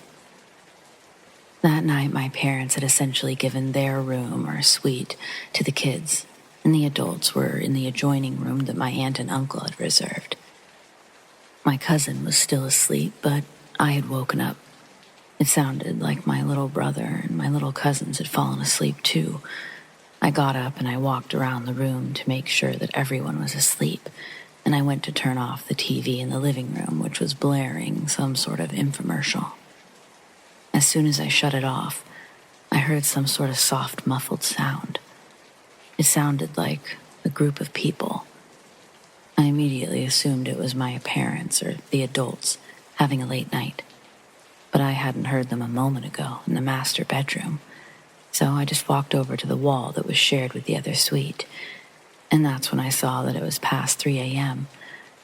At first, I only thought it was strange that they would be awake so late, but shortly after making it to the wall, I realized the sound had ceased. It was silent throughout both our suite and theirs. But as I walked back to the master bedroom, I heard the low, soft mumble return, and it was as though they were just in the other room, the living room behind me. Turning around, I could see that nothing had changed. No one was awake, and the TV remained off. So I chalked it up to being tired, and I just went back to bed. Possibly someone was around us, neighbors even. As I tried to fall back asleep, I couldn't drown it out. I remember putting a pillow over my head just to try to make the sound go away. Eventually, it must have been even the slightest successful because it was morning. I told my parents about the whole ordeal, and they basically told me that this was a vacation spot. They were sure that it could have been somebody below us even, just younger people having a good time. I didn't agree with them, but what was I going to do about it? That night, I asked my cousin to stay over again. She was for sure more interested in what I had told her than afraid. At least, she didn't dismiss me entirely. So, she stayed and we got to use the living room as our area for the night. My aunt and uncle hosted the younger kids. Because I was so tired, I fell asleep before we could even really start the movie we picked. But I was awoken by my cousin around midnight. She was holding her index finger to her mouth and using her other hand to point to her ear. I listened, and I heard what sounded like whispering. It was close to us, but no one was near us. We laid there, one ear up, and just listened. It was incredibly unsettling, but somehow, my cousin, not being afraid, allowed me to sort of calm down. It was almost the sound of children, but there were so many of them, it was hard to tell if they were all children or some sort of mix of all types of voices. I asked out loud, what could it be? My cousin said, "Ghosts, Kyla. Ghost whispers. I mean, right?" It eventually stopped, and then it would come back. It definitely didn't sound like neighbors. I don't know what it was, but it creeped me out enough to keep me awake. I remember staring at the TV for hours. Random old black and white TV shows just running across the screen. I wasn't really watching as much as keeping myself distracted with the sound and visuals. The last day, I was pretty tired. I thought I would catch up on some sleep before a super fun luau that night. At first, I thought it was just sleepiness or even dreaming a little. I heard loud footsteps. It sounded like someone wearing large, heavy boots or heavy shoes, carrying heavy things. I'd sort of dozed off, but it appeared a few more times. Eventually, I went to shut the door because I wanted to sleep, and I had thought that everybody had been out for a few hours. Closing the door, I realized that I was alone. But suddenly, I feel a bit of air rush towards me. I I see the papers on the desk beside me whoosh in the air. I hear what sounds like metal on metal, clashing 3 or 4 times, and then nothing. I had slammed the door almost immediately and was standing on the other side. I really have no idea how to explain that one any better than I just have there. But holy hell, it was incredibly scary. I buried myself in the large bed and mess of comforters, and I tried to get some sleep. That was the last experience I had there, thankfully. I realize all these things happened at times that I was tired, but at a certain point, it feels like you can only blame so much on being tired. Before heading out that night, I couldn't help but notice that none of the windows actually opened in the room. The papers, which had flown about earlier, were still thrown about. My parents had even asked if I'd knocked those over and forgotten to pick them up. No, I hadn't, I told them. But I didn't bother telling them what exactly had. I was still trying to wrap my own head around that idea. So, that's my experience. Has anyone ever had one like it? I'd be so curious to know if I'm alone in this or not.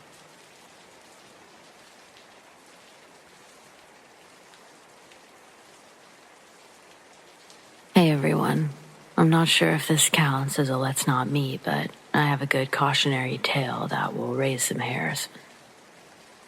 I'm a 20-year-old female, but this happened 2 years ago when I was still in high school as a senior. I always knew the dark web existed. I just didn't have any particular interest in it until my friend used it at her cousin's house. Came back with a bunch of wild stories. Well, some of them were just a little too crazy, so I decided to check it out for myself. I had a little trouble downloading Tor, but it's almost scary how easy everything was after that. There's quite literally nothing off limits. If you can imagine it, someone's uploading videos of it. If a terrible accident is caught on film, it gets uploaded to YouTube, TikTok, Reddit, everywhere. But the clips are cut or blurred to avoid showing anything really gruesome. Not on the dark web. They don't have trigger warnings or content advisories. Whether or not you see someone's head being removed is based solely on you. The safety nets are gone. I don't want to say the actual website, partly because of what happened when I spoke to police, and partly to prevent anyone else from enduring what I went through. But imagine if YouTube didn't have any restrictions. People post whatever they want, and nobody can regulate their content. Let me tell you, there's some sick shit out there. At first, I clicked some pretty off-the-wall titles, assuming that they had to be clickbait, like burn down my ex-boss's house, fuck you, Debbie. But no, they're real. That one showed a man literally breaking into a home and burning it down. He piled obstacles in the hallway so that it would be harder for the woman to escape. Then, he poured gasoline all around the front door, leading back through the house and out the rear door. The whole time, there's a voiceover describing how the woman had fired him on his birthday, so he waited for her birthday to fire her, and about how the company will never be able to replace him. You know, the typical narcissistic rant. So, if it wasn't clickbait, it had to be staged, right? Nope. I Googled the woman's name, and I read all about how the ex-employee had burned her house down. Thank God she survived. And the man, he was caught the next day. No way I could stand watching any of the assault videos, but they were by far the most common. It was so bad that I tried reporting it to the police, but they already knew about the site, which is painfully obvious now. If an 18-year-old found it in 5 minutes, no shit the actual authorities knew about it. I was just so shocked. That experience satisfied all of my curiosity about the dark web and more. I was perfectly happy to delete Tor and never think about it again. But later that night, a Skype message appeared while I was doing my homework. "Why did you call the police?" My heart stopped. I'd been way too embarrassed to tell anyone about the call. I blocked the account. But another one popped up immediately after, and it said my mom's phone number followed by, should I talk to her instead? I asked who they were, what they wanted, to which they said, to make my customers happy. After a short pause, they added, how can I do that if you're trying to involve the police? Even now, I'm not sure which site or video belonged to that guy. I tried to tell him that I already deleted the browser, but he didn't believe me. He knew I deleted the desktop icon and not the program. Yes, I'm an idiot who didn't understand the difference, but that's not the point. The point is he knew. It turns out the guy knew a lot more because he had access to my computer. Once I realized the webcam was on, I panicked and held down the power button until it shut off. Afterwards, I talked to Hannah's cousin and learned that the website I used to view the videos was less like YouTube and more like LimeWire. I wasn't streaming. I was downloading those videos, along with God knows what else, and it let someone into my computer. Now, while that does suck really bad, there was a bright side. All I had to do was keep the computer off until I could afford to have it fixed, right? A few days later, the asshole texted me a picture of myself getting dressed right after a shower. It was taken with my webcam and captioned, "Miss you." I cried for a long time over that one. I still can't stand to think about all the places those videos must exist. How many screen grabs have been created from the footage? I've tortured myself trying to remember what all I may have done in front of that camera, but there's no point in obsessing over what can't be changed. I blocked the number and all of those ones that came after it. Each one was a bit more threatening than the last. Finally, he insinuated that he would send the pictures to my boss if I didn't answer, so I replied. The exchange was almost the same as the first one, only now he wanted access to my phone to keep an eye on me. I said he could send my pictures to the Pope, but he wasn't getting into my phone. Over the next couple of days, I received strange friend requests on all my social media accounts, and double the amount of phishing scams. But I didn't click on shit. Everyone said it was probably some horny virgin in his mother's basement, that he would get bored and move on to some other poor girl if I just ignored him. So I kept blocking every number until there was no more texts. The very next day, an old car followed me from school all the way to my apartment complex. I should have driven away sooner, but I made a loop and drove back onto the highway. Instead of following me out, the car parked right in front of my building. Unsure what to do, I drove down to a gas station and back again to find that it was gone. Convinced I was being paranoid, I parked and went inside. What were the odds I ran into someone who lived close enough to physically screw with me? It's not like I live in a major city. That night I got dressed for bed around 11, and the second I turned off the light, I got another text message. This time it was a picture of me walking inside earlier. That changed everything. This guy wasn't someone on the other side of the world. I wasn't imagining being followed. This was an actual true crime podcast in the making, and I did not want to play. I went to the police again, and they made an official report with the list of numbers I'd blocked, screenshots of the messages I still had. But there's nothing that they could do yet. Basically, something terrible had to happen before they could really get involved. But that brings me to the final encounter. I was on my way home from work. It was only 8 o'clock, so not exactly late. There's a long stretch of road that's pretty secluded, and people usually like to speed. It's a completely straight 2-lane, so it's really easy to pass if someone's going slow. But I was doing 60 when a pair of headlights came zooming up behind me. I actually braced myself because I thought they were going to rear-end me, but they slammed on their brakes at the last second. Once there was a little space between our cars, They sped up and slammed on the brakes again. I knew it had to be that guy. I wanted to call 911, but I was afraid to look away from the road for even a second. My vision was blurred with tears, but I couldn't pry either of my hands from the wheel. Halfway down the road, the car got behind me and accelerated once more. Only this time, it didn't stop. It smashed into my bumper and almost sent me into the guardrail. It was more luck than anything that I regained control before a collision. I was screaming bloody murder as the car slowed down. I knew that he was getting ready to hit me again, but I didn't know how to avoid the impact. When it came, it was even harder than the first one, and my car was sent spinning. When the world was still again, my vision was filled with blue flashing lights, and the guy's taillights were just visible as they rounded the corner at the end of the road. An officer came to my window while his partner spoke into her radio, but they didn't find the guy. I haven't heard from him since that night, but if those cops hadn't been trying to catch speeders, I don't think that I would have survived that encounter. Don't forget, all of that happened because I decided to fuck around on the dark web. Once. It's like the meth of the internet world.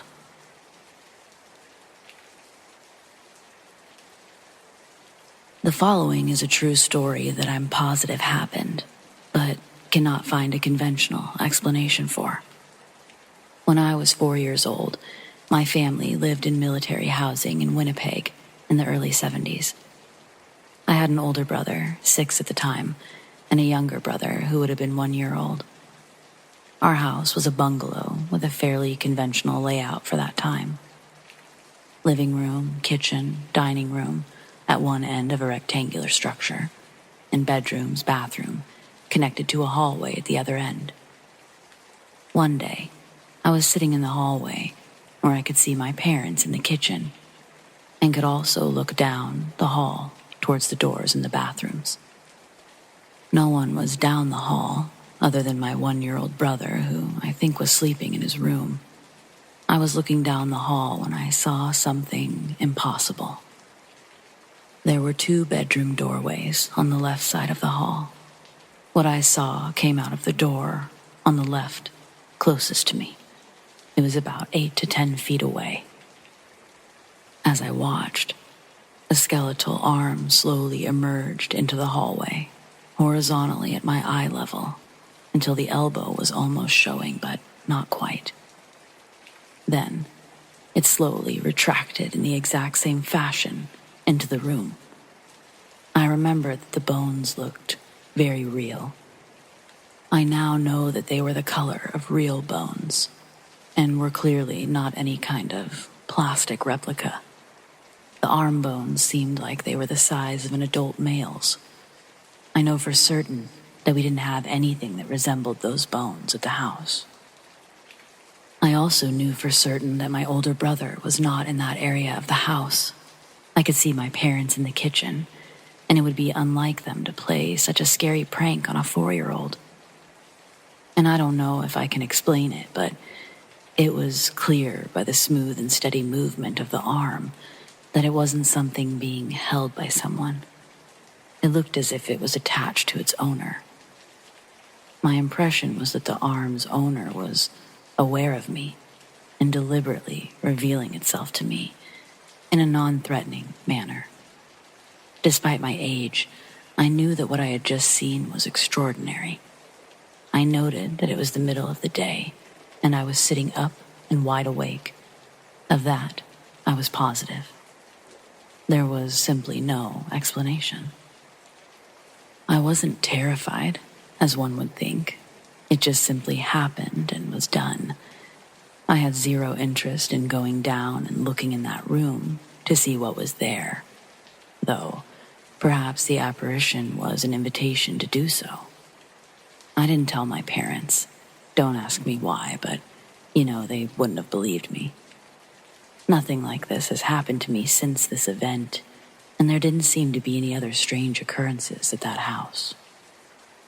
A couple of years ago, I finally thought to ask my parents about the house in Winnipeg, They said they hadn't noticed anything strange there, but the previous owner had died while in the military overseas. So, there it is.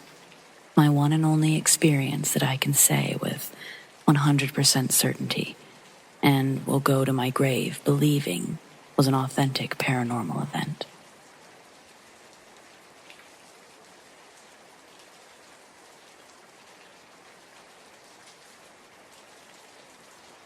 When I was in the 8th grade, back in 2015, I lived at Fort Carson, a military post in Colorado. The house we lived in was pretty normal for military housing. Nothing really felt strange or creepy about the house itself. It was just your regular 4-bedroom home in a small neighborhood of identical houses. I had already lived there for a few years and had nothing out of the ordinary happen, and my family, if they did experience anything, they never told me, except my younger brother. My brother is the youngest out of me and my siblings and was only 4 at the time, so whenever he would talk about things that scared him at night, a lot of the time I just assumed it was his imagination. A year before we moved out of the house, my brother would often wake up in the middle of the night and scream and cry as if he was being hurt. First time it ever happened, the whole house ran to his room to see what was wrong, but he was just in his bed, pointing at the door, screaming. He said that he saw a monster in the doorway. At first, we all thought that he had just had a bad dream or a really active imagination. However, almost every week after that, at least once or twice, he would wake up and do the same thing. I've always had a huge interest in things that are paranormal or strange, so after a while I became curious to see if he was really seeing something. One night, in the middle of summer, while I was playing Battlefield 4 with some friends, I got up and I went downstairs for a snack run. When I returned to my bedroom, I thought about what my brother would say about his doorway. Me and my siblings had our bedrooms on the 2nd floor of the house. My room was directly across from the stairs, and to the left of my door was a long hallway with a bathroom between mine and my sister's room. Then, my brother's room at the end. Before I sat back down to continue playing, I decided to check on him, look down the hallway to his room. Standing in his doorway was a tall figure that almost didn't fit in the doorway. The top of its spine was pushed against the top, and I could only see the bottom half of its head. It had pale skin and backwards legs, like a goat, except they were human legs. It was facing the inside of my brother's room, towards his bed. I stared for a few seconds before I went back into my room and shut the door. What I'd seen shook me up a bit, but I reassured myself that I was probably seeing things, as all day I'd been watching ghost videos and listening to creepypastas. So I decided to take another look. I wish I didn't. This time, the thing was facing down the hallway, staring back at me. Its face had almost no features, except for dark holes for eyes, and its arms hung almost all the way to the floor. I froze and immediately felt sick. And after what felt like an eternity, I pulled my head back into my bedroom and shut and locked the door.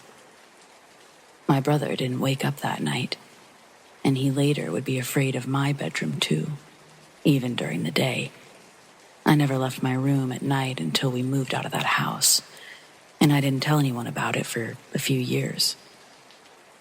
I still think about it from time to time, but often doubt if I really saw what I had seen.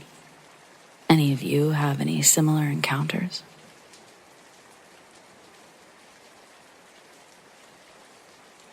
This happened to me about 10 years ago, when I was 14. It was a warm summer night in 2012. I was walking around the city with my friends, R, who was 16, and his older cousin J, 24. We'd all been neighbors for about 4 years now. Our Our families knew each other, so it was quite normal for us to all be hanging out together, despite the age gaps. During our walk, we decided to take a shortcut through the cemetery. It was after hours, and I'm pretty sure it was illegal for us to be there, but at the time, we weren't going to do anything other than just cut through, which we would often do during the day as well. As we were walking down the path, I saw headlights turn into the cemetery, and the boys, of course, darted away ahead of me into the trees.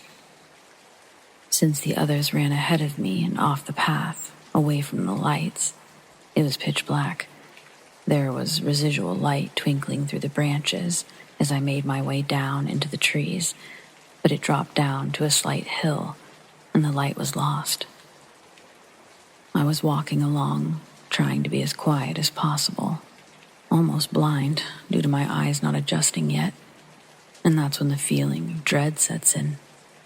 I had no idea where the guys were. I couldn't see, and I didn't want to be caught by the police by myself. But there was something else, almost a chill in the air on a warm July night. I tried to brush it off, the uneasy feeling, thinking it was just my nerves being scared because the guys took off without me. But alarms were going off in my head, like something was very, very wrong, and apart from legal reasons, I should not be there. I make out a shape to the left of me. As I'm walking, I take a couple of steps towards it. Guys, is that you? Nothing. No response. I take a few more steps towards it, and I swear to God, just like the movies, a freaking twig snaps under my foot. Now, the reason I had thought that it was the guys is because this shape was crouched down next to a pile of brush, and it was big enough to look like two people hunched over.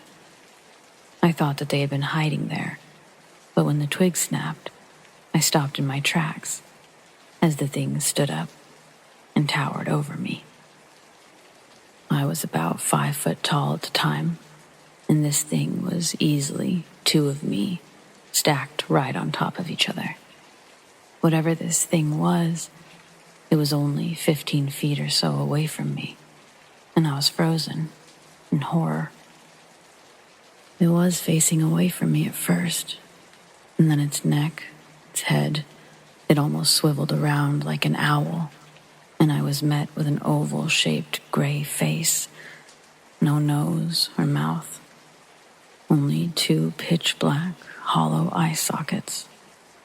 The rest of this thing's body was pitch black against the dark trees, the light from the path no longer streaming through the branches. It was just me and this thing that seemed like the personification of darkness itself. This thing and I stared at each other for what felt like an eternity.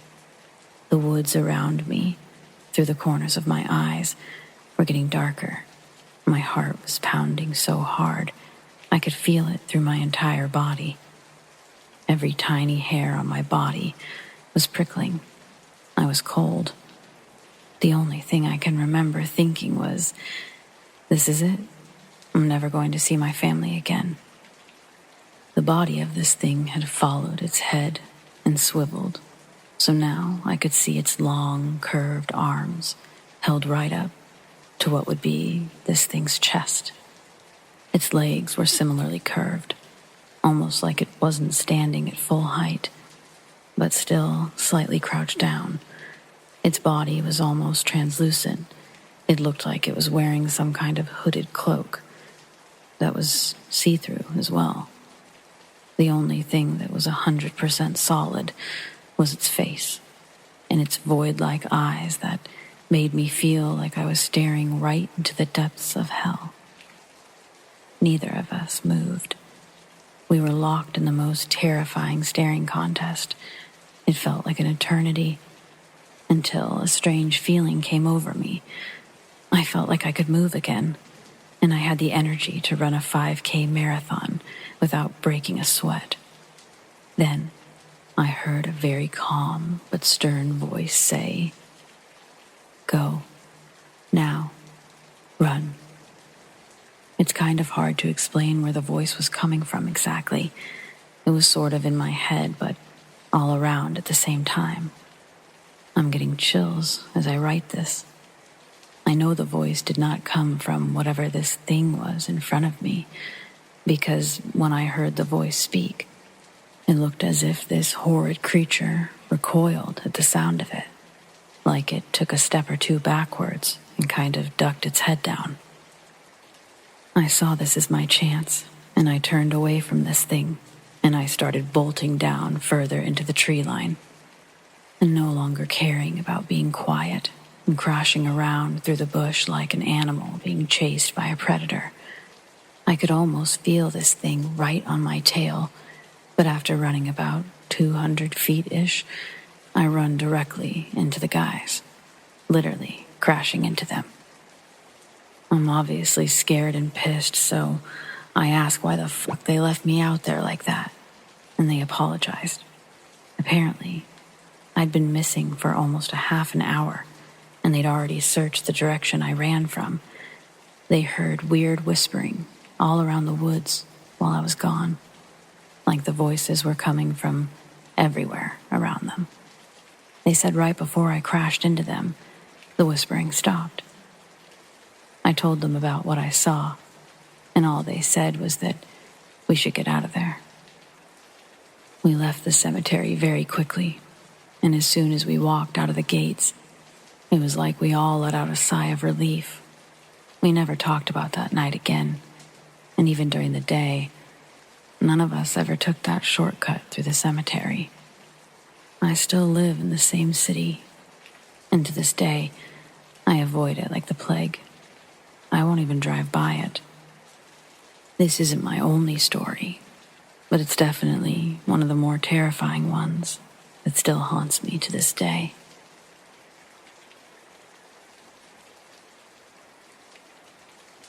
Through my younger years, 7 to 12, my mother dated a guy very on and off, which I think mostly had to do with him being in the Army and staying with his family in Laredo, Texas whenever he was home. Either way, he invited us to visit his cousin's summer cabin in Monterrey, Mexico for a weekend, so we did. The cabin was very ranch style, longer in one dimension and shorter than the other, so it was built like an architectural rectangle. On one far side of the building, think of this as an aerial view, was the kitchen, and next to it was the living room.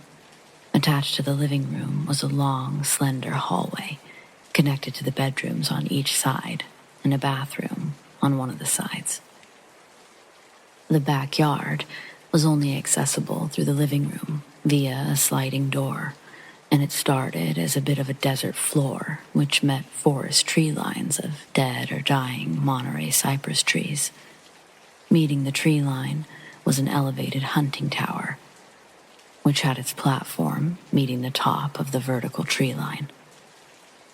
On our way to the cabin, my mom's boyfriend was telling us about a cursed legend of the witches of Monterey. Apparently, they'd been haunting the mountainous area for generations, and they were his childhood versions of La Lenora. Clearly, he was just trying to scare us from the get-go, and me being so young, I was eating it up like candy. We got to the cabin in the late evening, so we decided to stay in for the night and watch M. Night Shyamalan's The Lady in the Water. After the movie, my mom's boyfriend asked me to go get something from the bedroom for him, and as I was halfway down the hallway, he turned the lights off on me. Let me remind you, this was a very rural part of Mexico, so the dark was dark. And with all the scary stories and all, at the time, scary movie, I was spooked and I froze.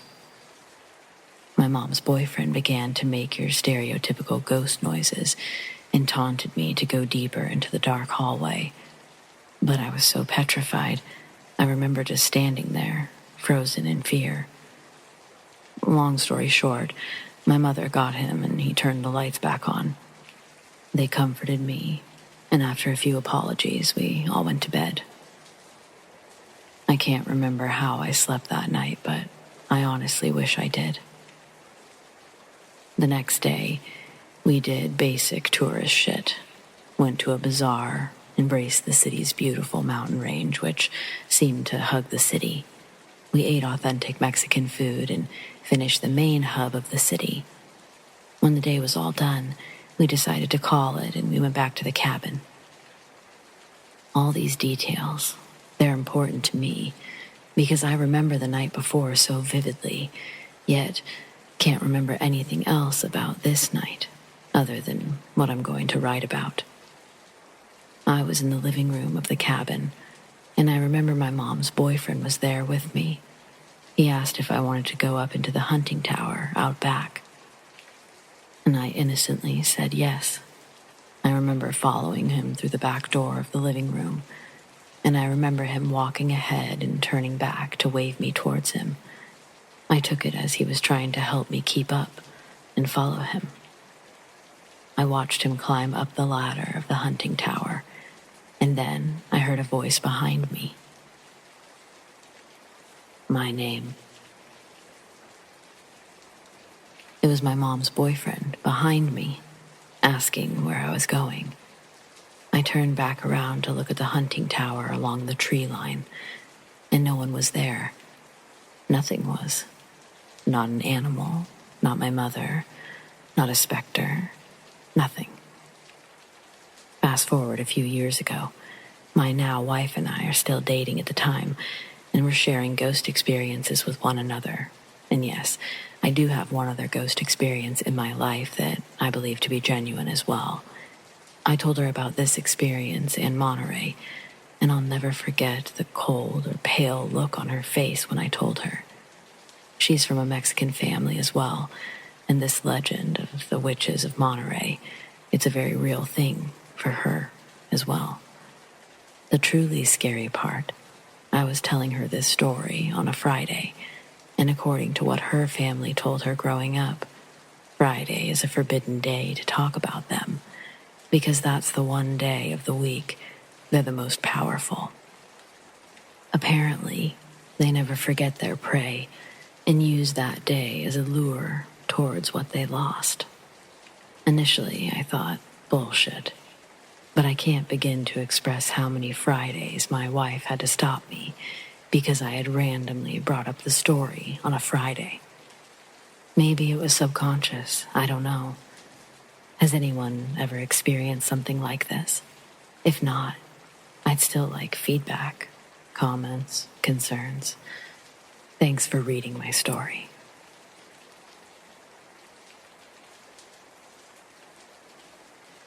I feel like now that I'm growing up, I'm starting to feel the gravity of many things that happen and have happened around me. Being a curious person, I like to investigate things, like to make my own theories around them. Yesterday morning, I started having this conversation with my mom about my theories on what dreams actually are and what science says about it. In the midst of that conversation, I suddenly recalled an incident that happened with her many years ago. My mom is not the type of person who likes to make things up. She's also so skeptical of superstitions. I, and only I, know that if she claims to have seen something with her own eyes, something which freaked her out and almost froze her to death, she's speaking the truth. It happened 12 years ago. My family was going through a financial crisis, and we used to live in my maternal grandmother's house back then. Recently, a thief had also been sighted in the house, who ran away in a panic because of the fear of being caught. Many scary things were happening, and we were damn serious toward all of them, as they were causing our family a lot of stress. I didn't get to know exactly when and how, but one evening, my mom told my grandma that she saw a hairy demon in the bathroom, and she almost froze to death seeing that. As I was a stupid 11-year-old kid back then, I took it as a funny horror story. I let it be. When I recalled this incident yesterday, I decided to ask about the details to my mom, so I asked her to explain what was the appearance of that thing, actually. She told me that it was sitting on the floor in our bathroom. She said that it looked like an early man. Told me it was so gigantic that when it stood up on its legs, he easily reached the ceiling. As she froze and started screaming for help to my dad, this creature took only a couple of very, very long strides and disappeared.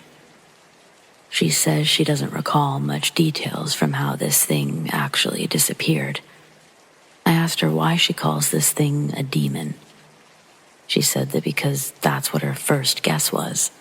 I asked, "So you mean it looked like a caveman?" She said, "No, it wasn't a man or a human in the first place." "A beast?" I asked. She said yes. She said it had very long hair all over its body, that the hair had a soil-like color. Immediately my brain said, "Bigfoot?" Then I Googled Bigfoot and showed her the images. She said that it very much resembled the appearance in those images. I was shocked to hear that. The thing is, I'm from India. Nobody has ever heard of a Bigfoot in India, let alone in an urban environment. And that, too, in one's bathroom. As weird and illogical as this incident sounds, it really happened. My mom rarely believes in things like these, and she's always very serious towards life. She's never been attention-seeking or something. This incident has never helped her in any way. In fact, she was facing so many more challenges in life that this incident was a fresh wound on already wounded skin. So, what do you guys think of this incident? How can one see a Bigfoot-like creature in one's own home, which then disappears and is never seen again? Could it be something else? Also, there's a little incident about how my grandma saw it too, around the same time. But I'll stop here.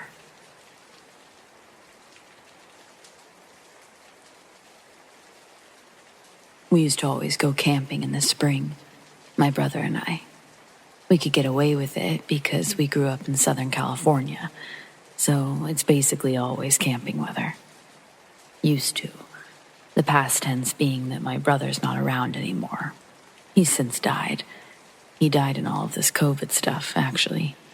He just needed some treatments, you know. Things he couldn't be getting for a while there. Vital stuff, you start to see that. Just a little too late. Well, I'm pushing 50, and he was about 6 years older than me. We weren't exactly going camping regularly when he passed anyhow. But when we were, our only rule was a new place every year. Plenty of places for us to set up for a few days. Plenty of places where we didn't really need to hit the same spot twice. Too much to see or whatever.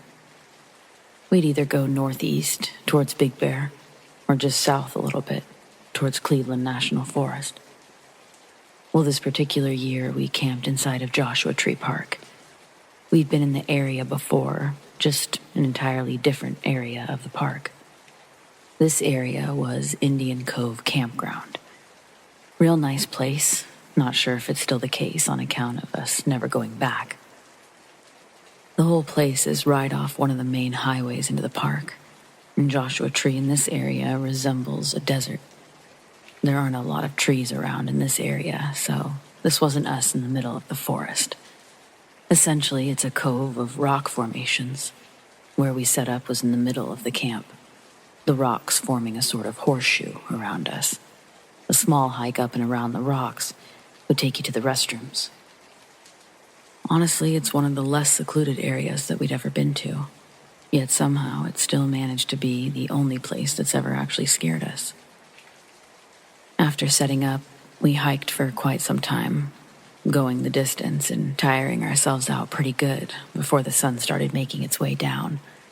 As we headed back to camp, I thought it was just me feeling a little strange, until my brother piped up from behind me.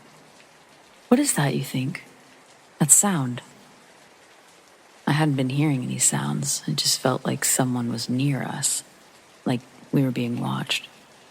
I told him, I don't hear anything, but let's pick up our pace. It wasn't but maybe 10 seconds that had passed when I hear something. It sounded like someone was above us, like maybe walking on the rocks or scaling them. In a few places, the trails dipped behind these rock formations, and I started feeling paranoid that someone was trying to keep themselves concealed behind them. My brother, on the other hand, took the noise to mean that there was just another hiker. Oh, that's not the sound I heard earlier. That sounds like someone's hiking. We were both wrong. As we got closer to the end of the trail, where the other trail eventually feeds into it, it was pretty clear that there were no other hikers. I walked down the trail just a little bit, behind the rock wall. My brother was confused, asking me why I was heading that way.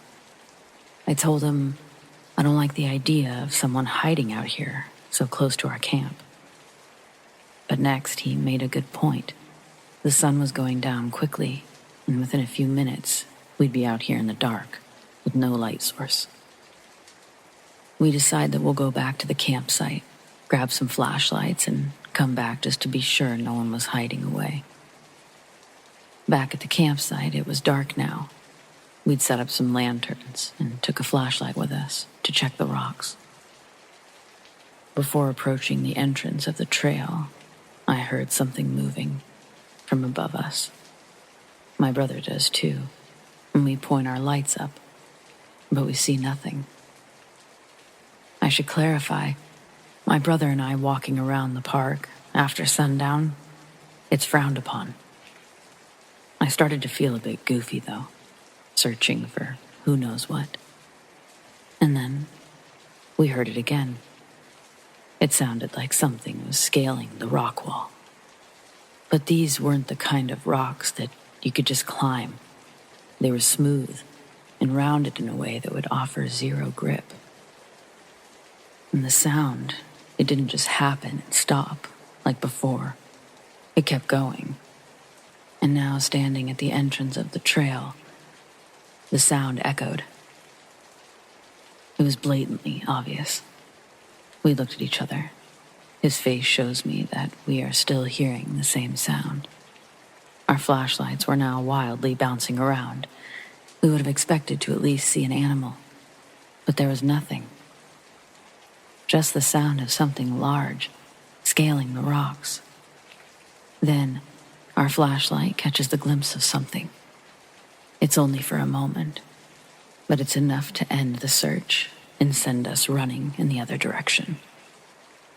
What we saw, it was something long, pale, skinny. It was almost transparent. It was a limb of some kind. It was unclear if it was an arm or a leg or what, but it definitely wasn't human. We ran. I kept looking back. I saw nothing, but we both heard a screech. A loud one. And look, I've got nothing to compare the screech to. I've heard screeching owls. I've heard bats, big cats, coyotes, people, tires, all the screeching things, and nothing has ever come close to what we heard.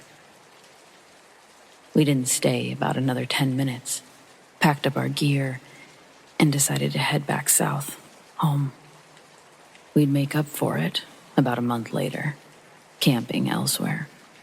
But at the time, there was nothing we wanted more than to just go home. We hardly even spoke until we'd been on the road for about an hour. Even then, we were silent with our theories for several years. No idea what we saw that night, but it was enough to send 2 grown men running. So, I don't think I'd choose to encounter or mess with that thing again. Any idea what we saw all those years ago? Has anyone else ever had strange experiences at Joshua Tree?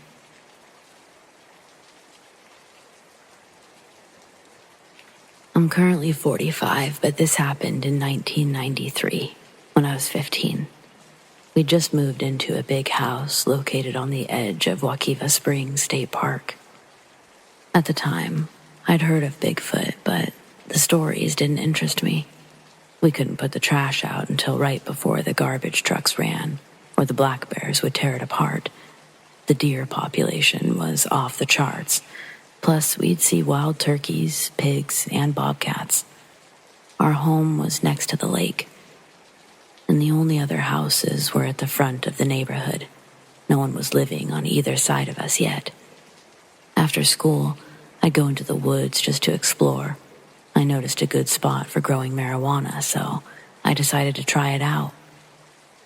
I became very familiar with the square mile around our home, and I grew comfortable with staying out there until dusk. One day, while checking on my plant, I saw my 11-year-old brother exiting the patio door 50 yards behind me. He was trying to follow me into the woods, so I pretended not to see him. While walking, I occasionally heard him behind me and stopped just to make sure.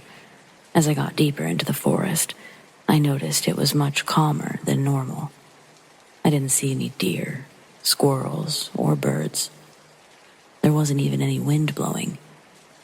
But I could hear my brother getting closer. I thought it would be funny to scare him as he passed by, so I ducked behind a tree. While waiting, I realized what little sound there had been was now completely gone. It was like wearing earplugs, but I didn't yet understand what that meant. It was merely an observation. My brother was being loud, and when he sounded like he was about 20 feet away, I prepared to pounce. Except he never came. The footsteps suddenly stopped, and I was left just sitting behind the tree. 2 full minutes passed, and I was beginning to wonder what the hell happened. Did he realize what I was doing? Decided to scare me first? Finally, I looked around the corner, but I didn't see him anywhere. Only, that should have been impossible because I heard him following me the whole time, but I didn't hear him leave after hiding behind the tree. The only explanation would be if he'd literally disappeared. The woods suddenly seemed very creepy, and I started feeling anxious. My brain said, "Get home now," but I couldn't seem to get my bearings. I was lost. Eventually, I calmed down enough to find my way back to the trail, even though I never left it. The problem was my equilibrium or something. My brother was still nowhere to be found, and I was genuinely concerned. He'd been right behind me only a few minutes prior. I yelled his name while jogging home, and after a few minutes, I finally heard his voice. He was hiding under a pile of palmetto leaves behind the trail, just laying there. I didn't know why, but I told him to hurry because I still had that weird feeling. When he stood up, I tried to ask what he'd been doing, but he only asked me to run home with him. I didn't ask any more questions. We simply ran home. Once we made it to the backyard, he explained that he was following me when he suddenly smelled something horrible. Looking to the left, he saw a big, black, hairy person. I was already a little paranoid because of my marijuana plant, so my first thoughts were of the police. My brother then specified that the person's entire body was covered in hair. It scared him so badly that he simply stopped, fell to the ground, and rolled into the palmetto bushes until I found him. At the very moment he finished telling me his story, we heard 3 loud bangs and a weird scream.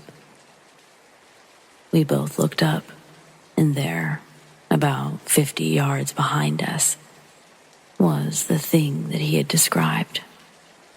It was swinging from a large tree branch, and had I not known better, I would have thought that it looked like a human pretending to be a monkey.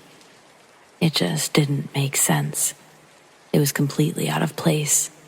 The creature was large and burly, but it still resembled a person more than anything else. We both remained frozen, not knowing what to do until the creature finally dropped to the ground and fled into the woods. It was hollering the whole time. The moment that it was out of sight, we ran into the house, yelling for our parents. At first, they said it was just a bear, but later that night, they realized we were serious. The next day, Dad found a report from Florida discussing something called a skunk ape. Over the next 5 years, I continued seeing the creature, and twice we'd had a deer leg and a skull left in our backyard. Once, I had turkey feathers placed on my windowsill. I didn't know what it meant at the time. I only learned about that later in my research. Every 6 months, park rangers left a barrel and a donut in our yard, hoping to capture any black bears that were too comfortable in our neighborhood. Eventually, I felt comfortable enough to ask one of the rangers what they did with the captured bears. Apparently, they're moved into deeper parts of the forest or relocated altogether. But then he said that that's not what I should be worried about. That there were bigger and badder things in those woods, and to always be careful. My parents still live in that same house today, and I visit them occasionally. Dad is retired now, and he's actually grown to be a believer himself. Over the years, he's had quite a few experiences of his own.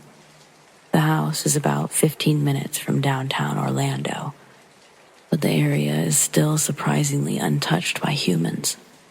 I think our house was built on the creature's territory, and it was pushed back further as more homes were built. It's not as dangerous or thrilling as some encounter stories, but it was real. I saw that thing with my own eyes on more than one occasion, and now I'm just trying to learn all I can about it.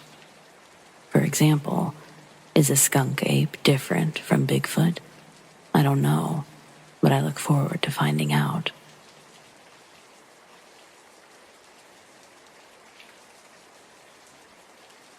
So I've got a lot of vivid memories as a child. Most of them are places I went that I won't forget. Disney World is one of those places. Also, my parents took me and my little brother to the landmark Forest Adventure Park when I was about 7 or 8. That one's in Scotland, which is where my family split their time until I was about in the 3rd grade, and that's when we moved to Long Island permanently. Just before our last visit to Scotland, at least the last one which I was a child, I have another vivid memory. This one's not as tangible as a theme park, though. It's a bit fantastic. But I'd still seen it with my own eyes, and I still remember it. My father had been busy getting things in order for the big trip, so my mother took me and my little brother to the beach near our temporary home. The area was incredibly beautiful, and Mother even told us that we might see dolphins out there. To get to the beach, it was a small hike. You couldn't just drive your car down there. It may sound odd, but my mother allowed me to run ahead of her and my little brother for a bit. But I grew up next to the ocean, and we spent a great deal of time outside with both my mother and father. My younger brother stayed behind and walked with my mother as I ran ahead. I was picking up rocks, looking at every tree, and I was already eyeing the ground for any lost seashells. I was the first one to hit the shore. I knew I could run up to it and even go in for a bit if I wanted to, as long as I could still touch the bottom and my mother could see me go in. I opted to stay out of the water, and I was combing the shore for seashells. I saw this stack of rocks that was calling my name. I yelled to my mom that I wanted to check out the cluster of rocks further down the beach. She waved me on, and so I went. As I reached the rocks, I climbed over a few smaller ones to get a good viewpoint from the larger one. I was surprised when I reached the place to climb to the larger rock, and I saw a boy. He was probably my younger brother's age because he was just so small, but he didn't look like anyone I'd ever seen in my life. Being a friendly child, I asked the boy what he was doing over here. Had he found any seashells? The boy didn't speak. He smiled, and then suddenly, he brandished a few seashells before handing them to me. Surprised, I held out my small carrier I'd brought to hold shells, a small tin lunchbox. As he placed them in the tin, I couldn't help but notice how pale his skin was. Truly, his skin was more blue, almost matching the color of the water itself. His hair looked to be made of something slimy and green. Possibly it was just seaweed stuck in his hair. I couldn't be sure. It was so strange. I still can't be sure. I thanked the boy, and he still said nothing. As I looked into his eyes, I couldn't help but notice that they were rather dark. Just black circles, really, as if he only had pupils. I started to feel a little bit uneasy about what I was seeing, but I knew it wasn't kind to react to the way people look. So I thanked the boy again, and just as I was going to hop down, he jumped into the water. He seemed to be down there for a long time. So long I almost left to grab help, but he surfaced. He climbed the rocks with some sort of ease that I didn't even know was possible. He handed me 3 more shells. He stared into my eyes, but he said nothing. I was uneasy again. I started to thank the boy again and again, but I couldn't stay. I couldn't watch him do that again. It didn't feel like I should stay. I hopped down from the rocks, and it wasn't until I was walking away that the boy said something. But the voice wasn't what I expected, and he wasn't speaking English. I stopped and turned around. I looked up, and there was what looked like the tail end of a seal, and then that disappeared into the water. I could hear a splash. Curious, I started to head back over to the rocks, but my mother called for me, telling me it was time to meet my father. As I was walking back, I told my mother about the blue boy by the rocks and the seal. She told me that she had watched me the whole time. She hadn't seen a boy or a seal. I insisted there was, even asking her to go look, but she dismissed this, saying we needed to meet my father.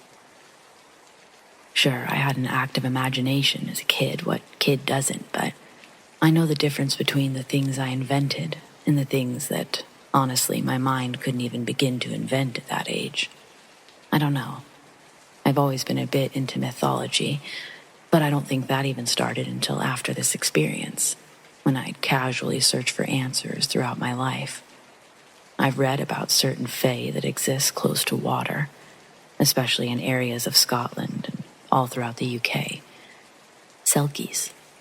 I don't know a lot about them, but I know that others have claimed to see the creatures as well. People describe them in different ways. Many say that they have a sort of naughty nature, meaning they like the idea of luring humans to their death. Others say that they're simply creatures who can take on the form of a seal and a human, and that they typically only show themselves to children. I suppose it could have been just a strange-looking boy, but he was awfully good at swimming and climbing.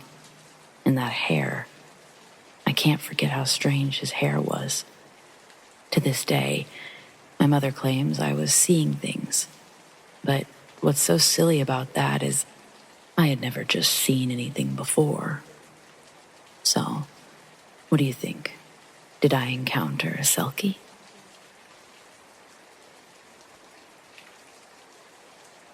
Before I call bullshit on my coworker, I'm wondering if any of my UK friends could chime in and tell me if this chick is just crazy, or if she's telling the truth.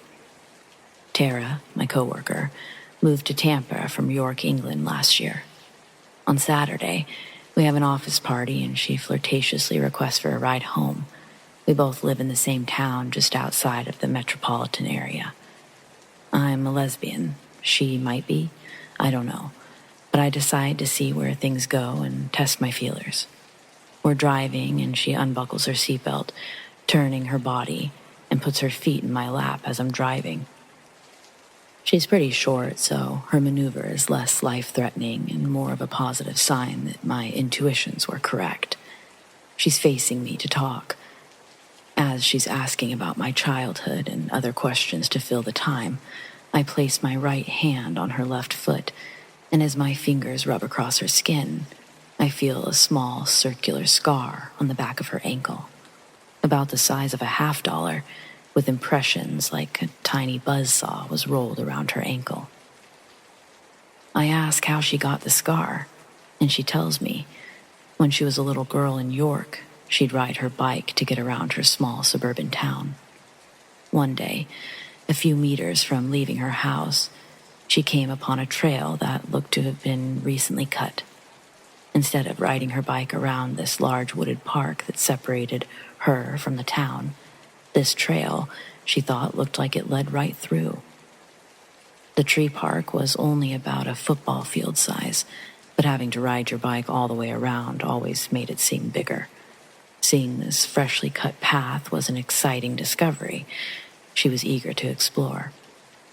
The tree canopies above gave the trail shade and provided a nice escape from the summer sun. Riding her bike along the dirt path, she noticed a big, hollowed tree. Inside the large knot of this tree, Tara says she saw 2 fairies fluttering in and out. She said that they were as tall as a can of fizzy drink.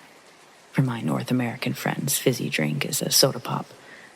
Well, she stopped her bike and watched these 2 fairies flying back and forth from the tree, returning sticks and nuts to the hollowed knot. Tara says that she stood there for a good 10 minutes, mesmerized by their sparkling wings and little human-like bodies fluttering around. On one of the trips these fairies made, little Tara noticed it struggling with a big, leafy branch. The fairy's wings flapped and flapped, trying to pull this large branch up, eventually collapsing in the grass next to the tree from exhaustion. The branch was giant compared to the fairy, but a twig for Tara's size. Seeing this tired little creature compelled her to get off of her bike and help. She says that she walked over and picked up the branch, and the other fairy appeared from behind the tree, a few inches from her face. Its face wasn't like storybooks portray, though. Absent of beauty was this creature. Its features more resembled a troll, and its clothes were not elegant. Primitive garments, only worn to protect its skin from the natural surroundings. The fairy didn't speak, but Tara knew by its glare and almost telepathic energy that she'd fucked up. She set the branch down and started to walk back towards her bike. The fairy lets her get 3 or 4 steps before its wings start fluttering and it begins to chase Tara. She turns and runs the last couple of feet towards her bike. But as she's jumping on and about to slide her kickstand up, she feels a searing hot pain in the back of her ankle. Looking down, Tara's horrified to see that the fae has bitten her and is still attached to her leg by its nasty little razor-sharp teeth, each one sinking deeper as she tried to kick it off. Eventually, one desperate swing of her leg launches the fairy off her ankle, giving Tara a chance to pedal away. She rode her bike back home in agony, and the bite became infected. Her mother thought that she'd scraped herself on something, but her grandmother was the only one that believed her story. To add to her outlandish claim, she concludes her story by saying when her and her dad went out to see where it happened, the trail was gone. It was back to a regular tree park that it had always been. What do you think? I don't know if I'm on her mom's side or her grandma's. Is there any validity to her story? Or is this a red flag that I may not want to pursue?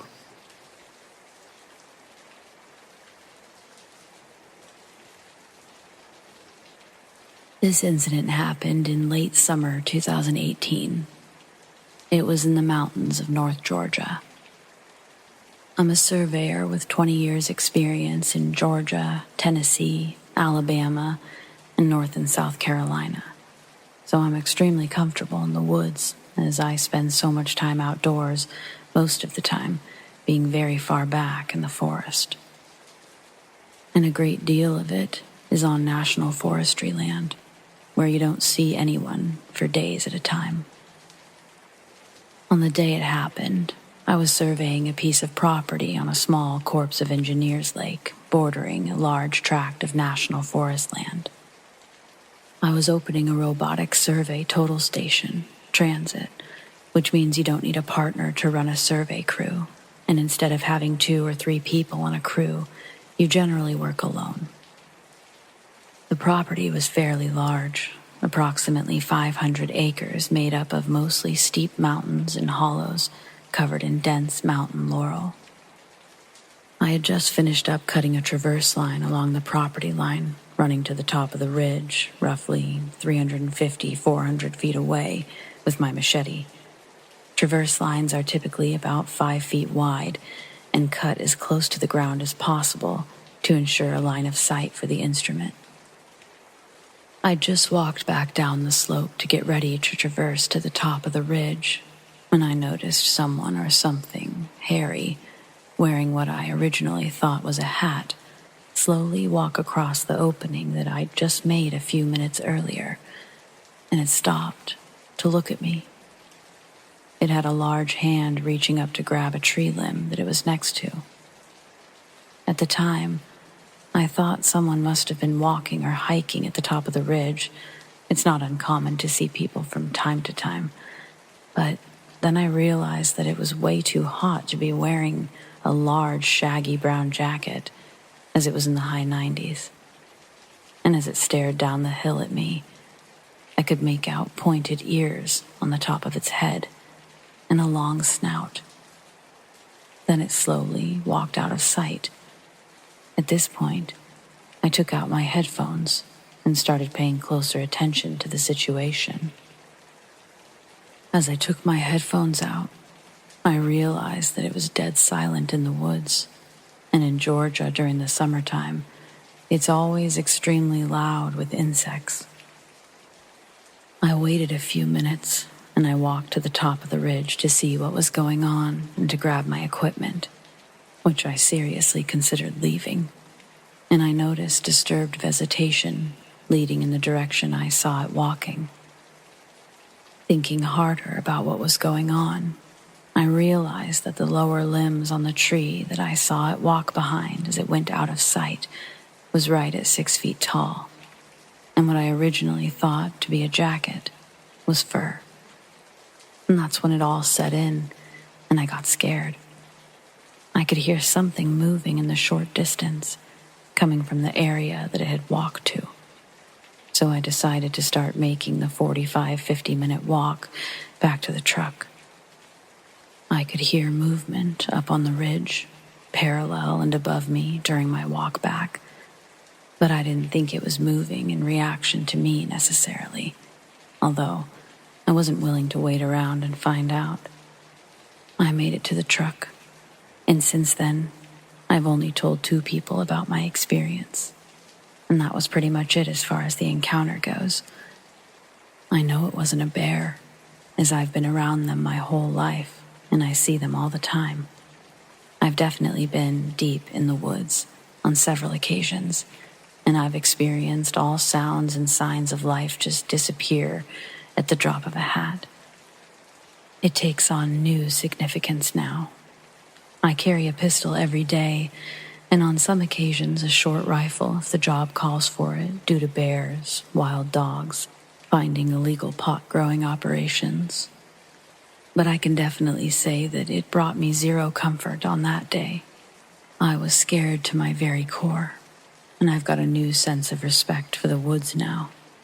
I would advise that if you work in the woods alone, please pay attention to your surroundings.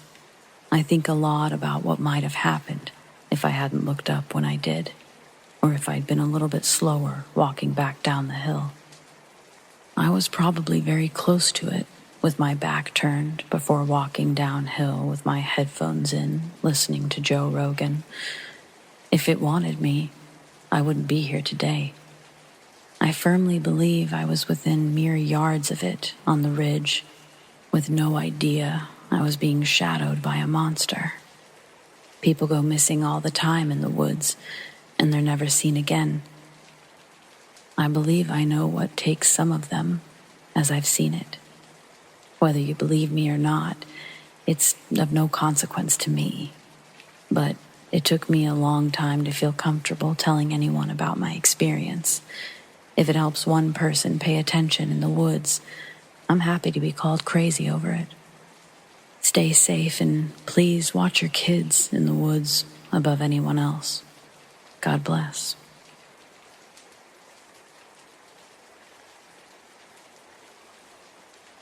Last year, I lived in a furnished apartment across town for almost 6 months while waiting for repairs to be completed in my actual apartment building. There wasn't very many people living in my building at the time, so only a few of these units were occupied by people from my same building. The rest were just residents who lived there full-time. The apartment itself was more like a studio, so a little smaller than I was used to, but it was really nice and really clean. I actually started to quite enjoy the space while I was there. It sat up against a greenbelt or a wetland of some kind. You could hear a constant stream of water. There was a small balcony where you could sit maybe 2 people comfortably, so I liked to sit out there during the hot summer nights. You could hear the nature over the sound of traffic in this spot, thanks to that stream. During the day, you would hear birds, small critters, you'd see deer. In the night, it was the sound of owls, coyotes, but also a symphony of sounds created by the various bugs and frogs that occupied the wetland. Part of me didn't want to leave this place, but this is early in, maybe 2 months. When the fall started to approach, things changed. I mean, technically for me, everything changed. I can't even think about the woods the same, let alone see them without wondering, is that thing in there? It was just after Labor Day, the first cool day that we'd had since June. It finally felt decent inside, but it felt even better outside with the breeze. I remember thinking that the moon looked exceptionally large that night. Beautiful, but larger than life, and acting as a giant nightlight for the evening. When I recall what happens next, it feels like my eyes were temporarily closed. I was listening to the sounds. They were soothing, until they went mute. Aside from the stream, everything went quiet at the same time. I opened my eyes and looked towards the green belt. I wondered why the sound had suddenly ceased, but I couldn't explain it. Then, just as I thought I'd give it no more thought, a loud wailing began. I'd never heard anything like this in real life, and as much as I wanted to blame it on a neighbor's loud television or their idea of a joke, I knew the sound came from outside. It came from the very green belt I was so fond of. A moment later, I heard the balcony door to my left open, and I saw a man lean over. He was from my original building, a guy named Sam, who was about 27, like myself. He asked if I'd heard that noise, and if I thought it sounded like a scream. I told him I'd never heard anything like that. If it was a scream, what was screaming like that? He was about to say something when the loud wailing sounded again, absolutely closer this time. It was the only sound I could hear, and I had a bad feeling about it. I didn't hear Sam go inside, but he was gone when I had the nerve to peek over the side and whisper his name. I was alone out there, and so I decided to stand up and slowly make my way inside. But when I did, I saw more of the green belt. I saw something larger than anything I'd ever seen, not just in this area, but in the woods in general. Sure, I don't go backpacking every weekend, but I'm familiar with the wildlife in my state. In this area, this thing stood as tall as some of the young trees, but its girth, it could have taken those trees from their roots. I couldn't tell if the thing had fur. I didn't know if it was a giant human or I don't know. but I eventually saw it see me. Before, I couldn't be sure where it was facing, but the presence of two glowing red eyes suddenly appeared where this thing's head should be. I felt legitimately frozen. I knew if I really tried, I could likely move or even look away, but it was like I couldn't try too hard, or wouldn't. The strange sensation of being terrified, yet not trying to move. I couldn't understand it, even as I was doing it. I remember thinking, where's the moon's brightness? Why won't it show me what I'm looking at? The longer I stared, the more everything sort of dispersed. Everything besides these two red eyes, or whatever they were. Then I didn't feel those things anymore. And even though I can still remember as much detail as I provided here, I still feel like I'm missing something. Like, I don't remember the eyes going away. I don't understand what happened, and I don't understand what I saw. I just know from then on I was eager to get back to my apartment. Well-lit streets, busy sounds of traffic. I suddenly missed the view of the theater from my apartment building. The neon sign used to sort of bother me, but after that moment, I longed for the light. So, I guess I'm just one of those people who's of the personal opinion that there are strange things in the woods, and it's probably not just here in the Pacific Northwest.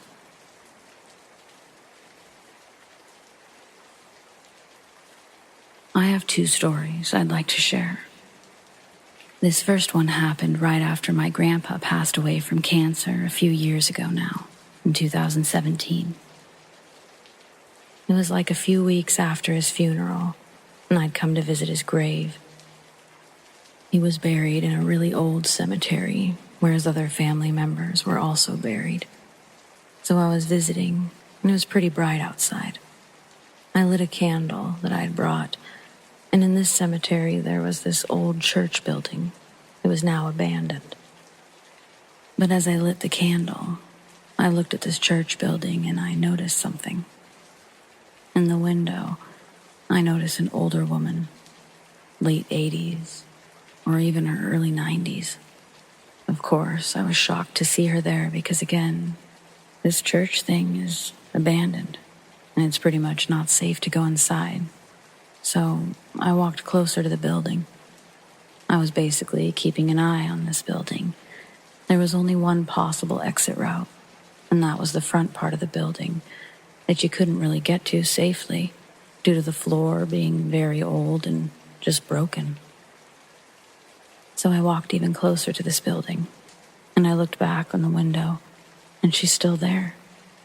And as I got into the entrance, where you could pretty much see inside this place, she just fucking vanished. I, of course, called out. I asked the basics, if she needed help, if there was anyone there. No response. I waited there for a while, and I looked around the building, confused and slightly freaked out by this whole thing. After a while, I decided to go back to my grandfather's grave. This happened like 5 years ago now, when we were still living in an apartment building on the 7th floor. We had a balcony in our home, and the neighbor's balcony was removed a few months before this happened. So basically, I was out with a friend of mine. I received a call from my little sister that there was someone in the house. I immediately panicked since she and my younger brother are home by themselves. I was very much still nearby, so my friend and I got to my house rather quickly. We listened to my sister tell us what they heard.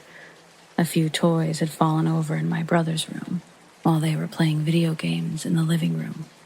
This, of course, didn't alarm them too much, but they continued playing until more noises came from that room. And then they hear something in the hallway. They stop the game to listen, and they hear footsteps as clear as day a few moments later. This is the moment when they freak out, run to the bathroom, lock themselves in there, and call me and our mom. So after they explained this to me and my friend, we go look in my brother's room, with my siblings following us close behind. And of course, I told my friend to grab a baseball bat, just in case we did find something, and asked them to calm down my siblings. We go in there and look through every closet, every place that someone could hide in. Nothing came up. At this point, I'm questioning if my siblings had just heard the neighbors making noise, or if they got scared by their game, until my friend was looking into the hallway from the open door, and they were just staring at something. I notice this and I look at what she's seeing, but as I did, we heard running footsteps go from the hallway to the living room, out the balcony doors. On the balcony, we had these glass windows on the doors, and we heard the doors and the windows being pushed open and then hit the wall. My sister starts crying, and me and my friend run after whatever it is, only to find the balcony doors are open and the glass windows are wide open. We, of course, go look, and we find nothing on the balcony or in the living room. Until my friend pointed out that on the window there was this metal bar, and it had pollen collected on it. And on that bar were handprints, like someone had grabbed it and nothing else. We were so confused by this. We heard what we heard, and I asked my friend, what had she seen? She claims that she had seen a jacket move in a weird way in that empty hallway, and that she saw something. I tried to ask her what she had seen more than once, but she refused to tell me. Our friendship ended soon after this incident due to other issues between us, but this incident definitely put the last nail in the coffin for us.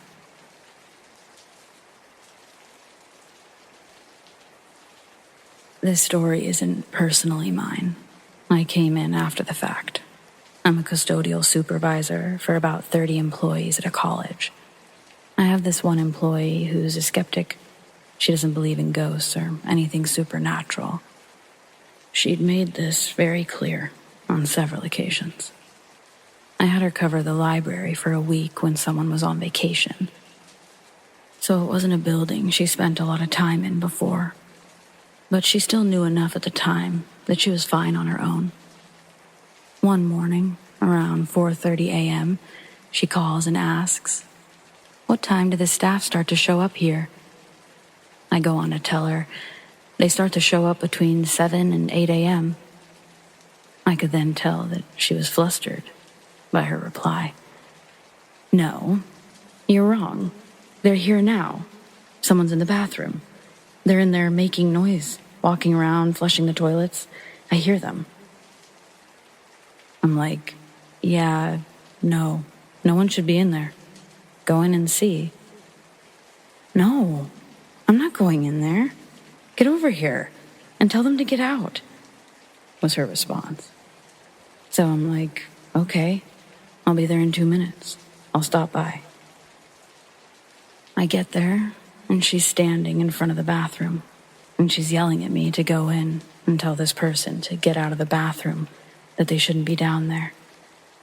I walk in the bathroom, check every stall, come out of the bathroom, and I look her in the eye, and I tell her, "Nope, no one's in there."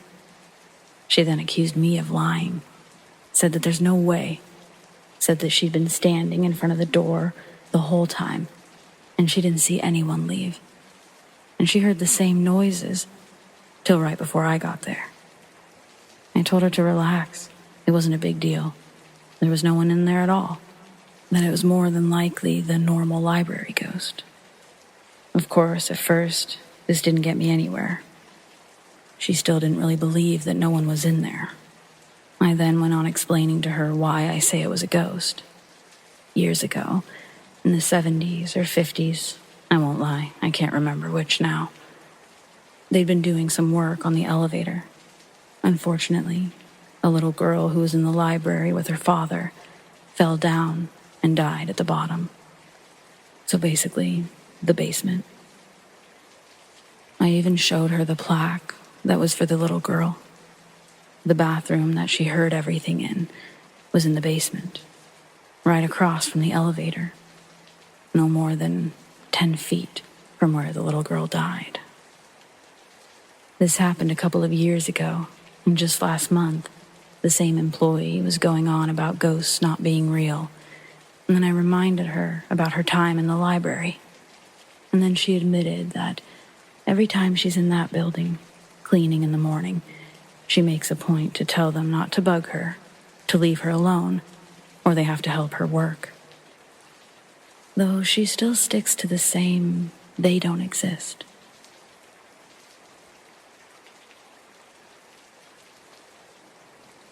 We had a neighbor in Michigan who passed away in such a peculiar manner.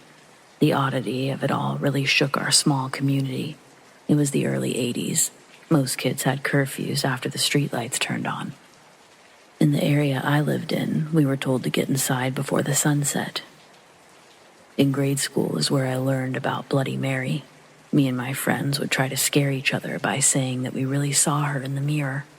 When we would have sleepovers, we would take turns going into the dark bathroom, staring into the mirror and saying Bloody Mary 3 times. Each of us would burst from the bathroom and swear on everything that our fictitious story of what we saw was the God's honest truth. Then a kid that goes to our school went missing. Sniffer dogs would find his head and torso in a field. Reports said that there were large bite marks on the body, but they couldn't distinguish if they occurred pre- or post-death. As our parents tried to grasp meaning from the senseless tragedy, word spread around school that Bloody Mary got him. It was most likely a serial killer, as 2 more bodies of missing kids would be found around the Great Lake area within the same month. But none of them were quite as horrific or visceral as what happened to our classmate. The other bodies were intact. They'd been strangled and assaulted. The body of our classmate was completely ripped apart. The adults started coming up with their own theories, attempting to understand it all. At a town hall meeting, a farmer was mocked when he started talking about a giant black creature killing his livestock north of the field where they found the boy. But then, amidst the laughter and chatter, another voice speaks up from somewhere in the room, claiming they've also seen something dark as night running through the trees around his backyard. He described it as a wolf with eyes and teeth of a shark. As the crowd begins to steadily hush, more and more people come forward with accounts, all describing the same thing. After that meeting, a small group of willing men gathered weapons and flashlights, then went looking for whatever was in those woods. They combed all around the forest in ATVs all night and into the next day. One of the hunters claimed to have seen a dim, glowing ball of light following behind him while he was riding through the trees. It stayed behind him for a couple of miles, then went super fast past him, like a clap of lightning in the dark. None of the other men could confirm his story, though, because they'd all gone in separate directions trying to cover as much land as possible. A year would go by without an attack, then another and another. The town would eventually be able to reclaim its calm, pastoral feel and heal. Some still fully believe that it was an otherworldly being that visited the town, and some will claim that it was the work of a deranged serial killer that was caught years ago.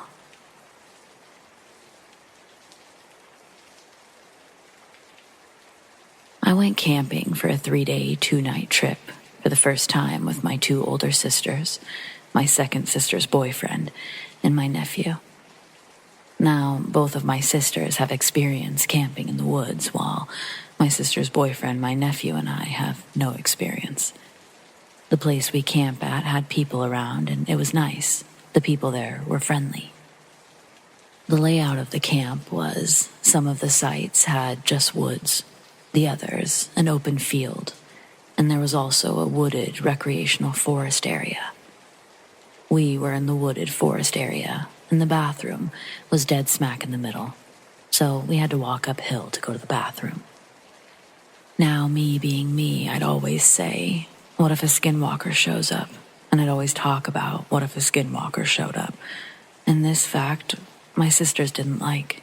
They'd always tell me to shut up. So, we get there, we set up our tents, and we're headed back out to get some grub. We got back, made s'mores, and turned in for the night. The following night, I was making dinner, and my sister and her boyfriend went to the bathroom to take a shower. As soon as I was finished making dinner, my sister's boyfriend came back to our campsite. He was wearing his headlamp, and it was bright as the sun. And he asked, "Do you know where your sister's at?" And my other sister and I said, "We thought she was with you." My sister's boyfriend said, "Oh, she must still be in the shower," and proceeded to walk back to the bathroom. At this point, my sister was back 5 minutes after her boyfriend walked back, and as soon as my sister was back at the campsite, my other sister told her, "Your boyfriend was looking for you." Now, my sister thought our oldest sister was messing with her, so she shrugged it off. Minutes after my sister got back, her boyfriend returned, and they both went into their tent to talk about what had happened. After our trip was over, we got home. My sister brought up what had happened while we were camping. This is what I got from my sister's point of view. So, her and her boyfriend left to take a shower. As soon as she was done, she was walking down the hill to go back to the campsite, and she saw someone with their headlamp on, but turned it off as soon as my sister walked down. The weird thing was she was waiting for something to pass her or a footstep to walk past, but nothing happened. She definitely didn't think this was her boyfriend, but my older sister, myself, my nephew, we all saw her boyfriend walking up the hill, and the creepy part of it is her boyfriend said that he was still in the shower. Now that I think about it, it sends a chill down my spine. If only I was aware, but it was too dark. Could it be a skinwalker? Or my sister's boyfriend, doppelganger?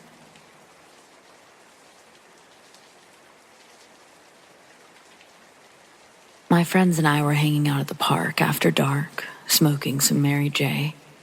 Everything was going just fine and dandy until the topic of folk tales and such came up. We were talking about Bigfoot, Mothman, etc. I decided to bring up a couple of creatures from indigenous mythology. I don't even want to type the name at this point, because I learned that night saying their name can summon them.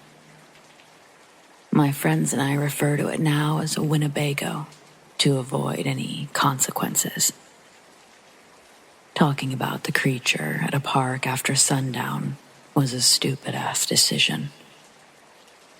I can't say for sure that it was what I thought it was, but it was terrifying either way. After we brought it up, the coyotes in the woods surrounding the park started going nuts.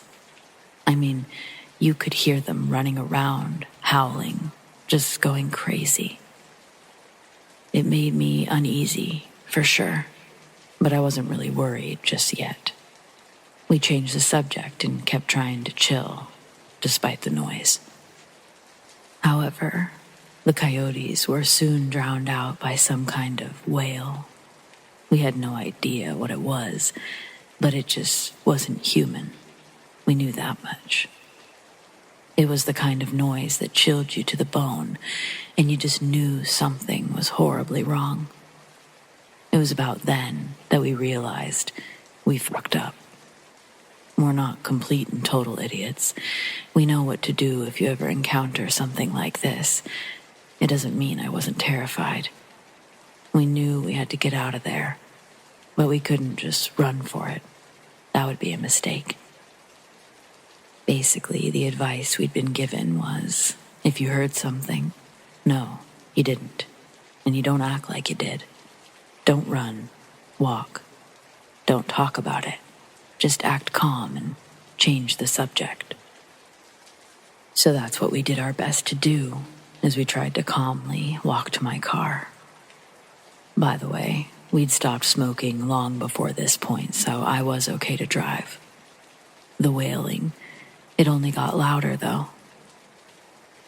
It's really hard to try to keep the conversation about TikTok or whatever the fuck we talked about on the walk over there. I don't even remember. The walk wasn't that short either. We started getting closer when I started hearing a drum beat. Just the random single hit of a hand drum. There wasn't anything around that I could see that could be making either of the noises. We managed to get in the car and out of the park. The wailing eventually faded out. When I thought we were safe, I brought up the drum beats and how much they freaked me out. As we were talking, we slowly started hearing the wails again.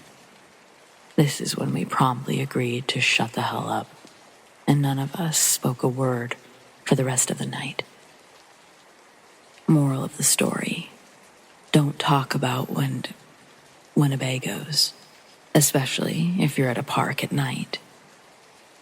And don't talk about flesh pedestrians either. I've heard they're just as terrifying.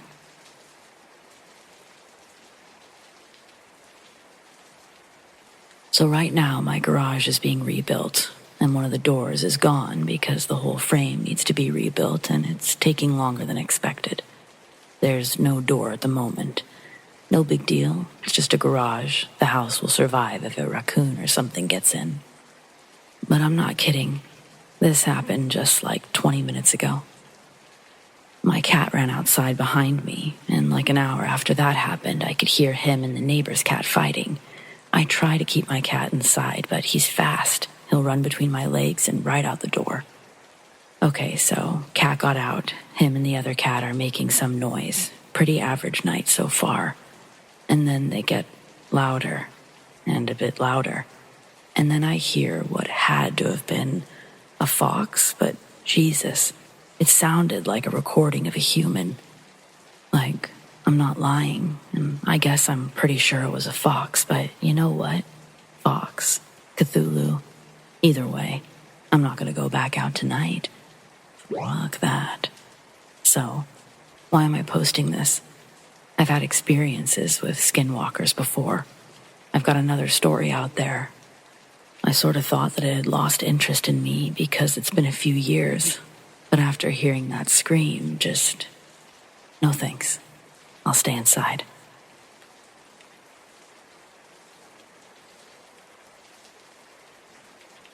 Recently, I've been reminiscing on my paranormal experiences, and I thought I'd share one. I'm pretty sure the last house I lived in was haunted, and here's why. Up until last year, I was living in a shared house with my longtime friend. We've known each other since high school, and because of a few fortunate events, we ended up living together in a couple of places. The house we lived in at the time was getting too small for us, and that's how we found our new place that I solemnly believe to this day was haunted. At the beginning of summer 2020, we both agreed it was time to search for a new place, somewhere that was more convenient and spacious, and when the time was right, I found a Facebook ad for a beautiful grade 2 building listed right in the middle of our town center.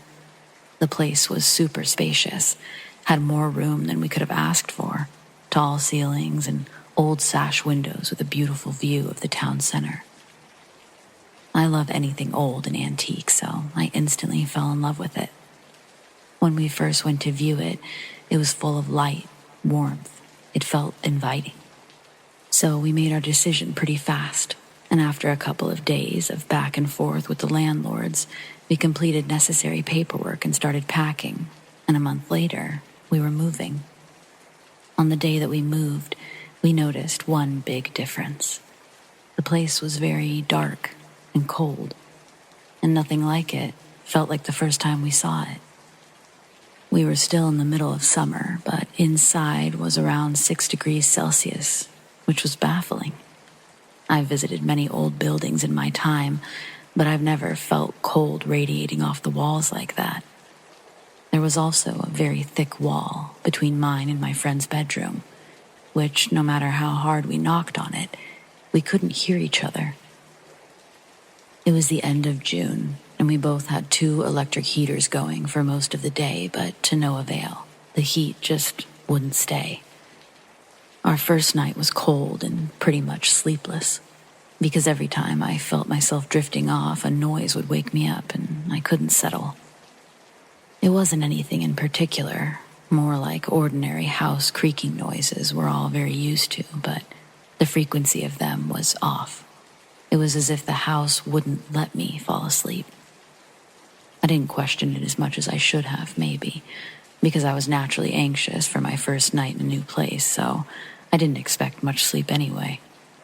But there's an old saying in my family that the first dream you have in your new house is very important, as it will tell you if the place is good for you and if you'll have good fortune living there. Once I finally managed to get some sleep and basically fell into what I call a mini coma, I remember being chased through the house by a tall, dark shadow figure, and that definitely wasn't a good sign.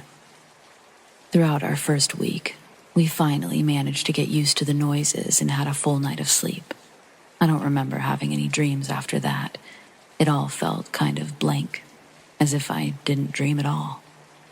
But sooner rather than later, new things began happening, and there were always issues with the construction of the building. Strange, pungent-smelling leaks. They would appear out of nowhere, even when we were going through a heat wave, which, in the part of the UK that we live in, would get very dry. We'd get frequent power cuts, with no other buildings being affected. Just us.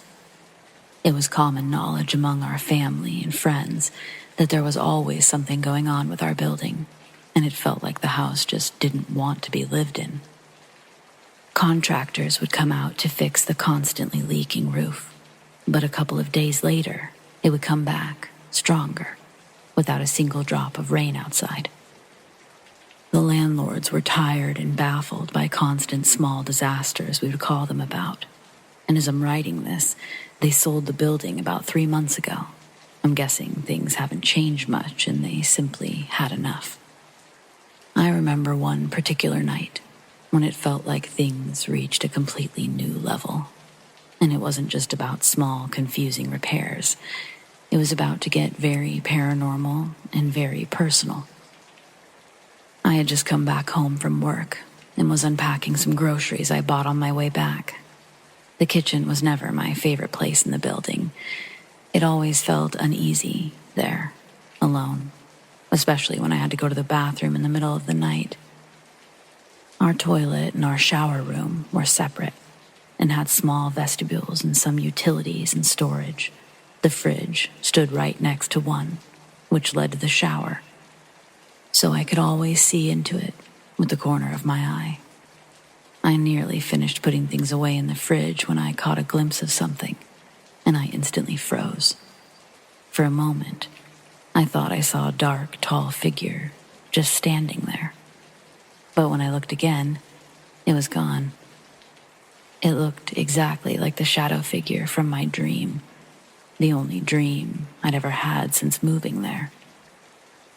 An overwhelming sense of dread crawled up my spine, and I darted out of there as fast as I could. The place looked empty, but I could feel 1,000 eyes watching me from every direction. My love for the paranormal and occult has taught me that this particular feeling is probably the worst sign of an evil entity being present. Apparitions aren't as dangerous, even though they seem like it at first, but a feeling of being watched, as if something's hovering above you, with their claws stretched out, just waiting to pull you in, is a very, very bad sign. And it most likely isn't your grandma visiting from the afterlife. A few days later, I told my friend about what happened, and she said she experienced something similar while taking a shower a couple of nights back.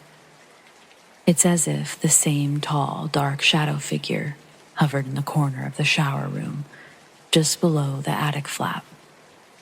She hated that flap since we moved in, and always mentioned that it felt off, like something was up there, and could come out at any time.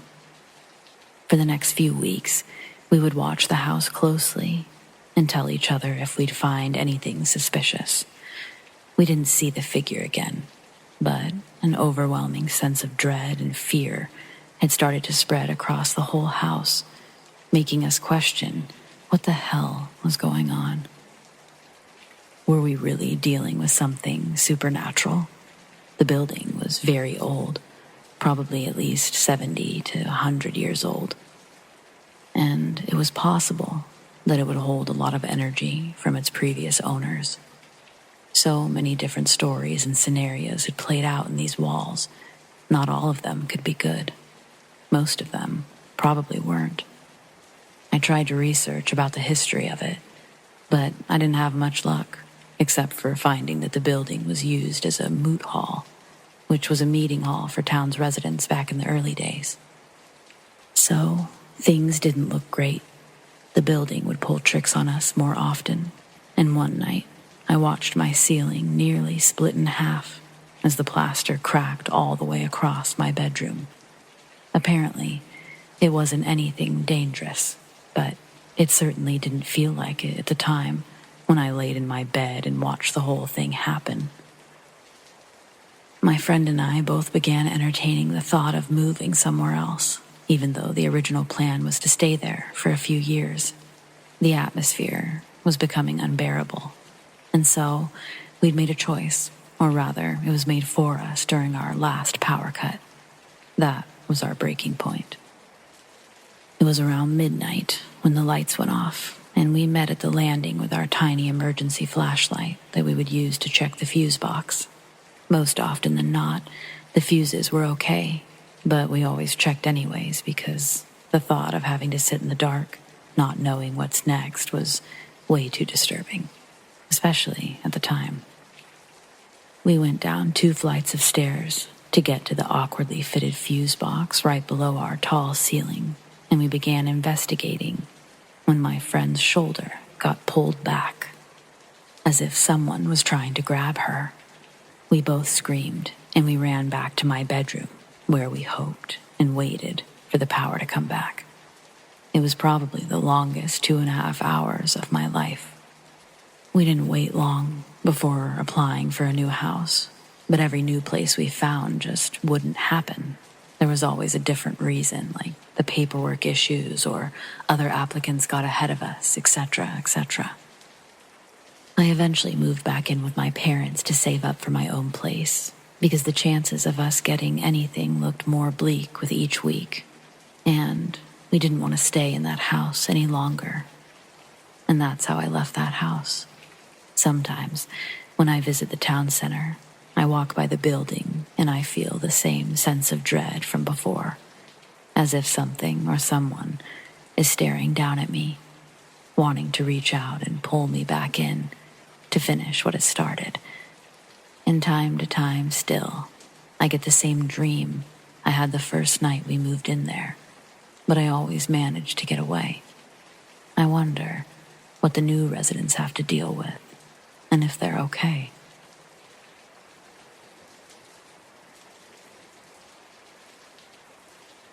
My boyfriend and I bought a house on the outskirts of the city, about 30 minutes away. 20 minutes further than our home was an old abandoned military base, where a lot of kids and young adults would explore, and everyone said it was so creepy. That was right up my alley.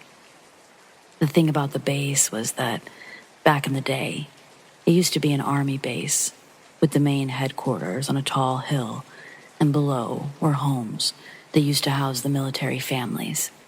Also, there was a school, church, recreation hall, and community center down below where the homes were. What made this place so weird was that everything was abandoned, except for the homes, which were still being used as low-income housing.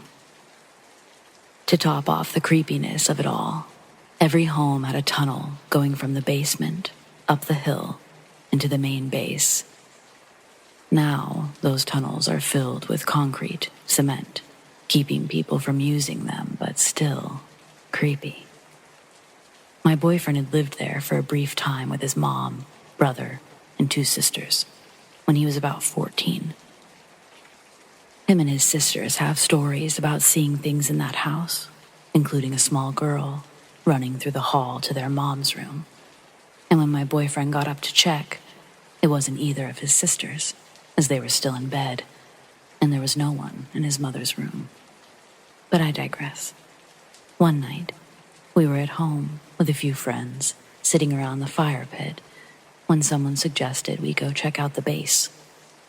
It was around 11 p.m., which was a good time to go, as you had to be sneaky about it, being that there were still people living at the bottom of the hill, and they would often report you to the police for trespassing. Narcs. I had never been there, and I was very excited to go. I'd heard all of the stories, and I'd wanted to go for a while. We all piled into our friend's truck, 5 of us, and headed over.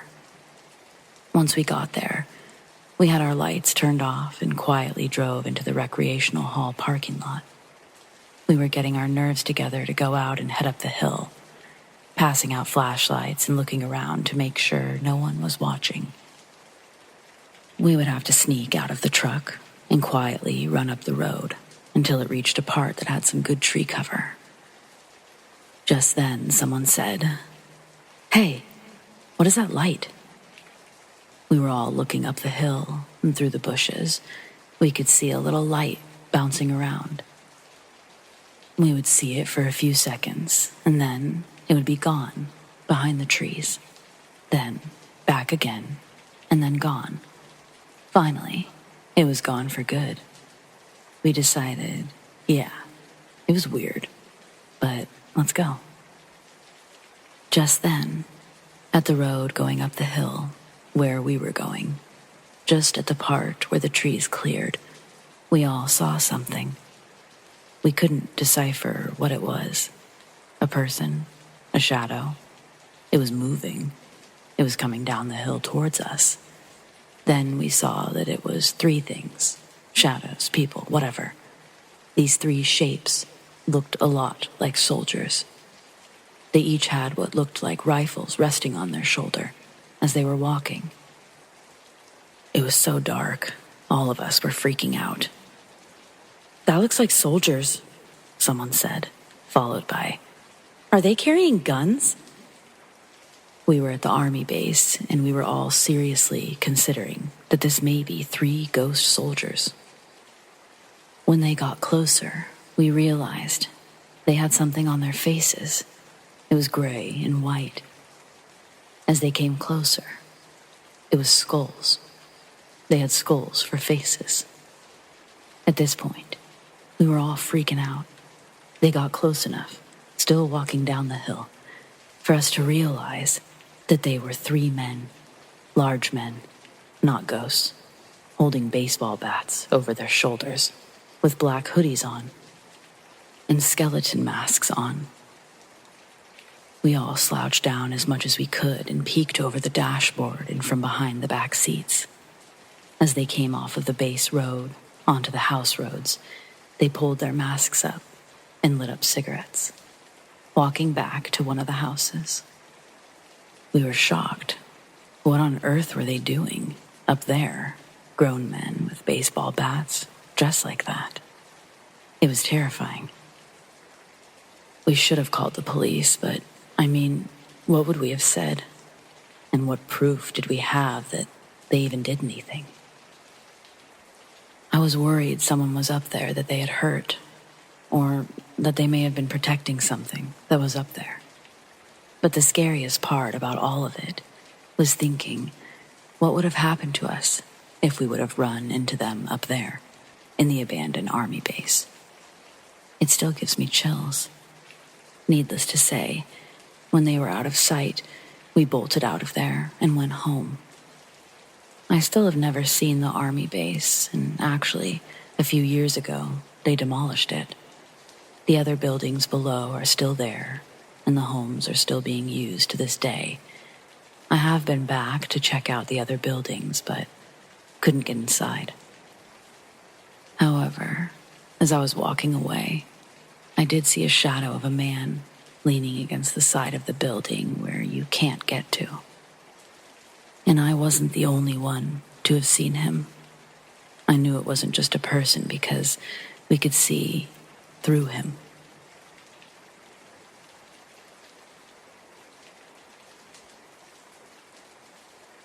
Do you ever wonder how many times you've had a near-death experience without even knowing you had one?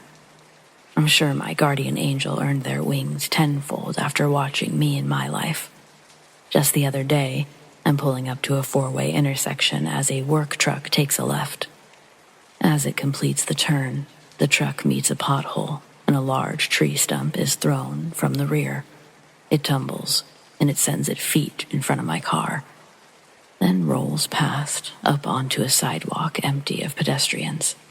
The work truck didn't stop or even notice. The insurance claims he'd have on his hands if I'd driven up any sooner. Retelling this, I wonder whose guardian angel was keeping who out of trouble. Other times, I haven't been so lucky.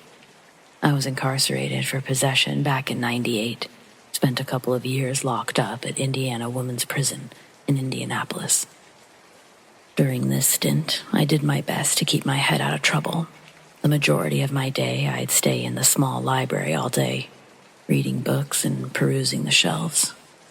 That's where I'd find an old journal, tucked in with other miscellaneous titles.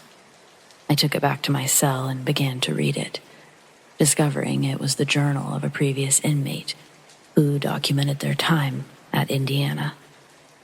Every page filled with tiny, barely legible words and dates, stories of events that held significance to the journal's owner. I found out her name was Donna Lynn. She was serving a life sentence there in the 1950s. A life sentence earned by killing her husband. One summer morning, she tossed a homemade explosive into her husband's lap from the passenger side window as he's backing out of the driveway for work.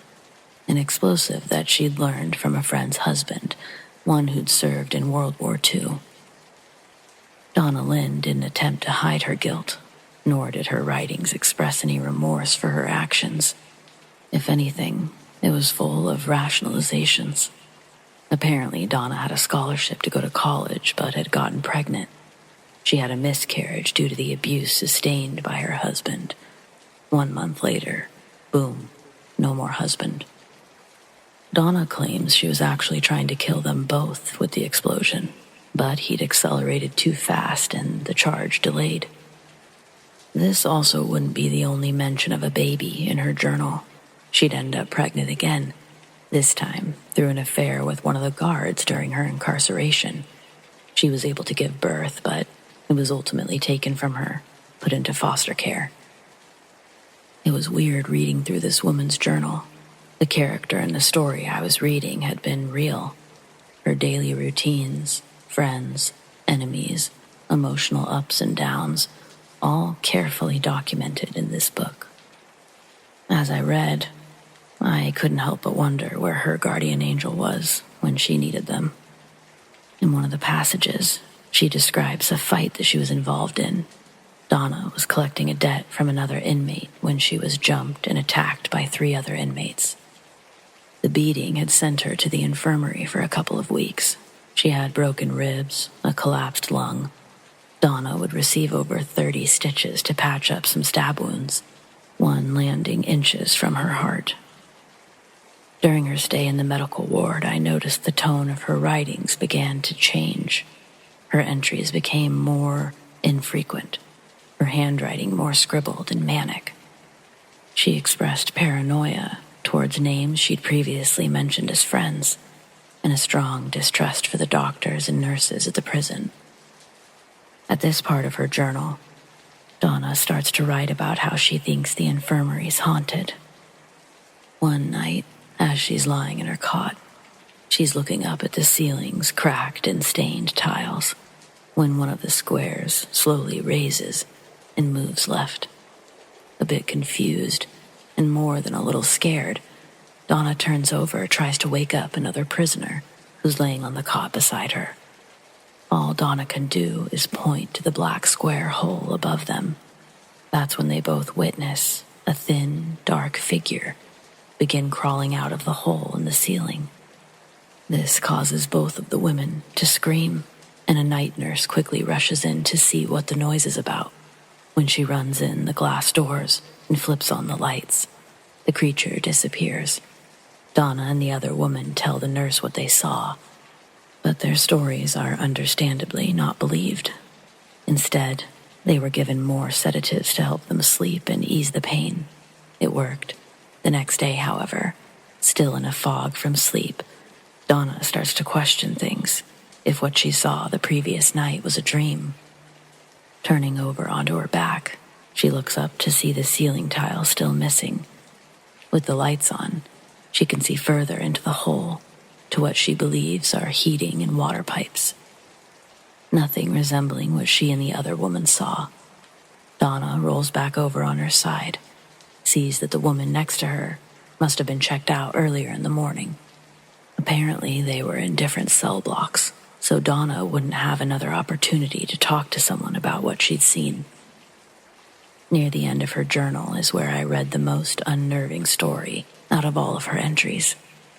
At Indiana, there was a lot of wildlife that would frequent the property. Although most of the wildlife you'd see are rats, you'd also see the occasional deer gazing in the fields just beyond the tree line, or a raccoon family climbing the fences at night. In Donna's journal, she writes, "Don't trust the cat with white spots. It's only pretending to be a cat." Donna says that she's seen it change shapes as it makes its way through the field at night, once turning into a human before running on two legs back into the forest. She thought it was feeding off of the misery that radiates from the prison. When I read that, it gave me chills, because I too would see a black and white cat roaming the grounds from time to time.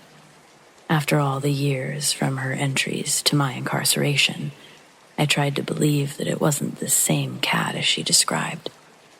But it was a strange cat. Even before reading Donna's journal, I was put off by this feline. It was the only animal that would get close enough for us to touch it, although it never let us. Some of the girls would try to distract it while another one would sneak up behind it, but every time, without even turning around, the cat would sense someone approaching and jump away. It could also climb through the razor wire effortlessly, navigating through a path that any other animal would get diced to bits if they attempted. I remember there was a big fight in the yard. Tear gas canisters were descended into the grass, and the whole rec area was covered in a layer of fog. We all had to lay on our stomachs as the guards got control of the situation. During all the chaos, a couple of us on the ground watched the black and white cat stroll right through the war zone, seemingly unaffected by the tear gas or mayhem around it. I never could find any of Donna's other journals in the library. I assumed this one had been picked up with the other books amongst her belongings after she passed. Its nondescript blue hardcover could have easily been mistaken as another book. Only upon opening it does it reveal years of handwritten thoughts and emotions worthy of attention. The one I read ended in such an open-ended way. I don't know what I was expecting. I was released in 2001. Has anyone had any more recent visits to Indiana's women's prison? You'll have to let me know if you saw the black cat with white spots hanging around the rec yard. Also, if you ever happen to find yourself with an extended stay there, take a look around the library for a pastel blue hardcover book. There's a good chance they haven't updated their selection since I was there.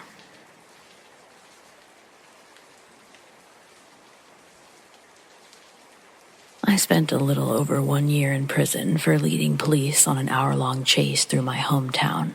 I was young and thought that the engine in my dad's BMW M1 could easily outrun their stock Impala cruisers. What I didn't take into account was the lack of tread on my tires. The first sharp maneuver I attempted sends me flying over an embankment, rolling my car down a steep hill until eventually being stopped by a tree. The next thing I remember is waking up, still fastened to my seatbelt. Glass and blood littered my lap. Looking out my shattered windshield, I can see the hill I'd just fallen from.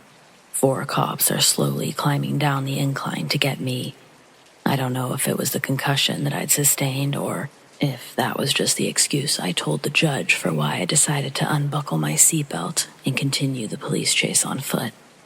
When I got out of the car, the loud creaking metal of the bent door alerted the cops that I was ready for another go. They started hustling and fumbling down the hill towards me, faster, yelling at me to freeze or they'll shoot. In that moment, I thought if the cops don't kill me, my dad sure will, after seeing what I did to his car. So my only option was to run, and that I did. I began at dusk and didn't stop running until the moon was high in the sky. By then, I was confident the police had long given up on their pursuit of me, and I could finally stop to catch my breath. That's when I also realized how lost I was. With virtually no outdoor skills, I had no idea where I was, or even what direction I'd ran. All I had was my windbreaker on my back and a car key to a destroyed BMW in my jean pocket. During the night, it inevitably started to rain. The off and on again showers left me soaked while I searched for a dry place to hide until morning. That's when I saw what I can only describe as a doorway of light formed between two trees. Its light only visible when standing directly in front of it. Walking by, it revealed itself in a flash out of the corner of my eye.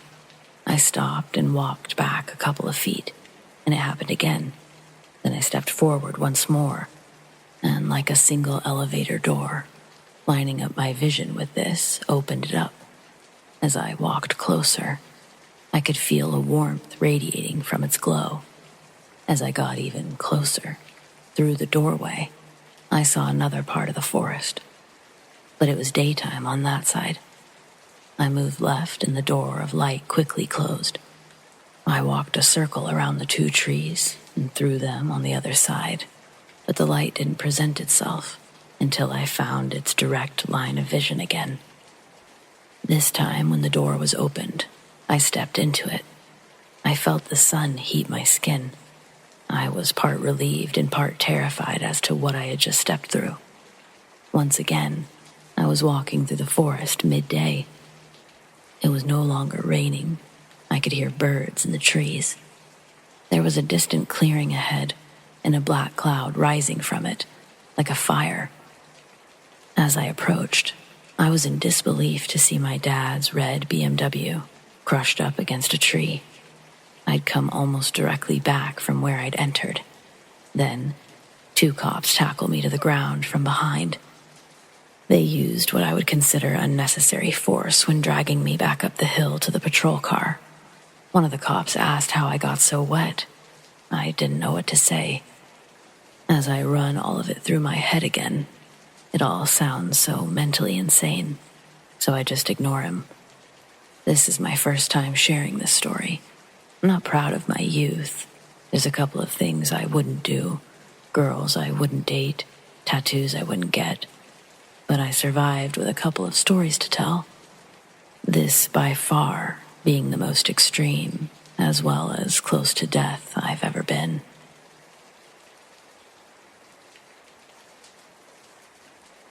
This story starts a little while back, when I was in high school, grade 9, at the age of 12. I started high school really early and I skipped a lot of grades, and yeah, I entered high school at the age of 12. As my birthday is in late December. My school had a middle school and a primary school building linked right next to it. Since it was a private school, there weren't really that many students, as it was pretty expensive. It wasn't that weird for me to hang out with grade 5 kids, since we were practically almost the same age. There's this one particular girl I got along with really well. We shared the same preferences, and so we would hang out a lot. We would paint our nails in the library and talk about random shows we'd watch on Disney. On this particular day, she told me randomly that she had an imaginary friend. I brushed it off as her joking and just went along with it, making fun of her imaginary friend. I can't remember what it is exactly I said, but my friend looked at me, scared, and said, "Lucy is not happy with you." I just laughed and dismissed it. I never thought of Lucy again until one night I went to bed normally without anything on my mind at all. And then I had this dream, this very realistic dream. I was laying in bed, the exact position I'd laid before dozing off. My sister was laying in bed beside me, exactly as she was before I dozed off, but this time she was awake and looking scared. I was also scared. We were both looking at one door, the bathroom door. That's when I started to hear a lot of banging and attempts to open the door. But this really freaked me out. Even though it was a dream, I can still remember how much I was shaking with fear, how real it felt. I got under the covers in my dream and started to pray, and then I woke up. I was still scared, obviously, waking up to the exact same scene as in my dream. But there was no banging. But I could see the shadow of someone just standing there. It was illuminated, close to the door. I remember instantly thinking it was Lucy and everything my friend had told me. I started to beg for forgiveness from Lucy. I was so scared. I started to say how I'd be a good girl. I'd listen to my mother. I wouldn't lie. I'd always pray, etc. Eventually, the shadow just left. I'd sometimes hear movement behind the door or in my closet. I had no pets or anything that could make the sound, but it doesn't really spook me. And as I started to grow, I stopped minding all of these things altogether, and the thought of Lucy ever being real or that dream ever being anything but a nightmare faded. Fast forward to a few years later, last year. I'm a senior in college, age 17. One night, my mom and I were watching a movie in my room, and we dozed off. She frantically woke up and shook me awake, telling me something had bitten her on her feet. I tried to examine her feet for any sign of bite marks, but I saw nothing. She then started to feel numbness on the left side, and she told me it felt like paralysis. So I called my brothers, and we took her straight to the ER. After taking her vitals at the ER, the doctors said she was having a stroke due to hypertension.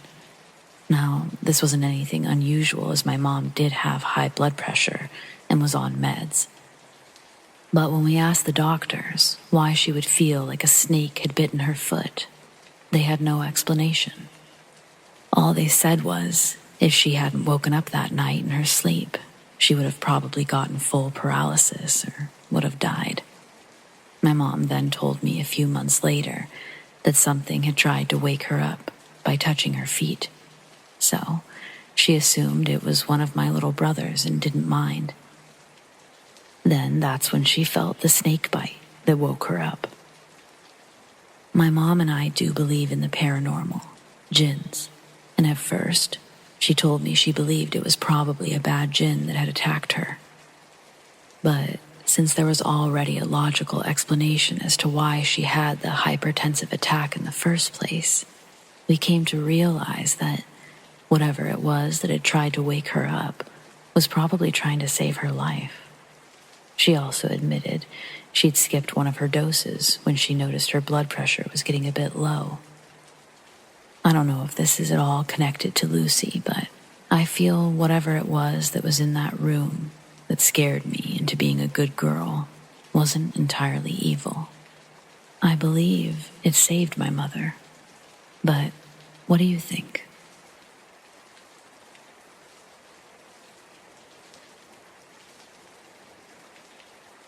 Several years ago, maybe a year or so after I finished high school, I was with a group of friends. I'm going to change their names, including my own. Anyway, this group of friends and I were quite bored on a summer night in a small town. So naturally, we broke out a Ouija board. Like most places, we had our local ghost stories. You know, the tales told to kids to keep them out of the woods. Well, we took our $12.99 glow-in-the-dark Ouija board to one of our town's most infamous spaces at midnight. So me, Phoebe, along with friends Monica, Rachel, Joey, Chandler, Janice, and Ross. We all went to our local junior high courtyard, where, legend has it, you'll hear a baby cry at midnight. This is where we went to use the board. We started by asking all the usual questions, and wouldn't you know it, not a damn thing happened. So, defeated and still bored, we trudged back to Rachel's place. She lived real close. Her mom was really chill.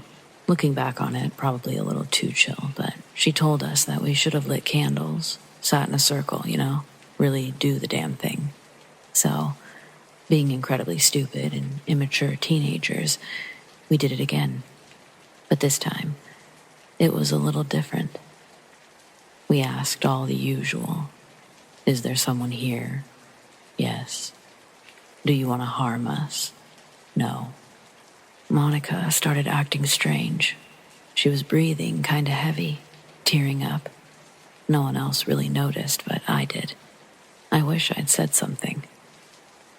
Rachel asked, "Do you want to tell us something?" Yes. What? Joey and Chandler had noticed by now that Monica was visibly and audibly upset. We met eyes. Not wanting to break the link that we created, without words, we agreed to let it ride. What? Janice asked the board, again, more forcefully this time, as she was becoming scared and impatient. Hurt. That's when Monica let go. She began rocking back and forth, crying and sweating profusely. Ross started to go to her, but along with the others, I screamed for him to stop. Don't break the link. Rachel, eyes now brimmed with tears, asked, "You want to hurt one of us?" No. So, someone we know will get hurt, maybe? Yes. Okay. We all sat back, Monica still noticeably hyperventilating. While Ross's face was still plastered with worry, Chandler gave me the "she's totally being dramatic" look. And honestly, I agreed.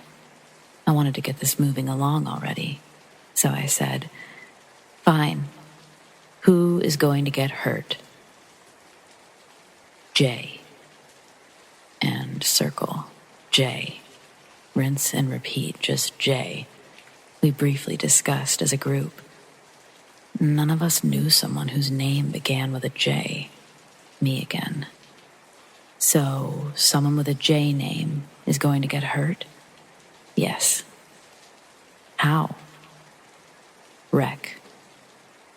Monica had visible tears rolling down her cheeks. I was beginning to get annoyed. Is anyone else going to get hurt? Yes. Well, who? I demanded impatiently. Brian. At this point, it was like 2 a.m.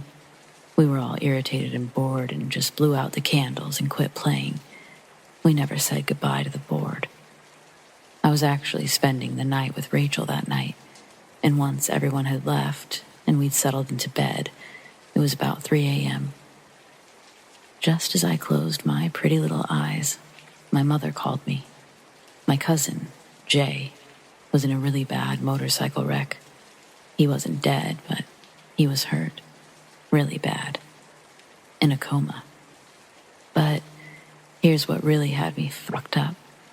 He and his wife had just had their son a couple of weeks before. They named him Brian. I know it sounds absolutely bonkers, but it's been almost 20 years, and my cousin Jay, he's alive. When he came out of this coma, he was different. Sometimes I'll catch him looking at me, but I won't recognize his eyes. If I'm ever alone in a room with him, I'm just overwhelmed by this lightheaded feeling. I don't know, man.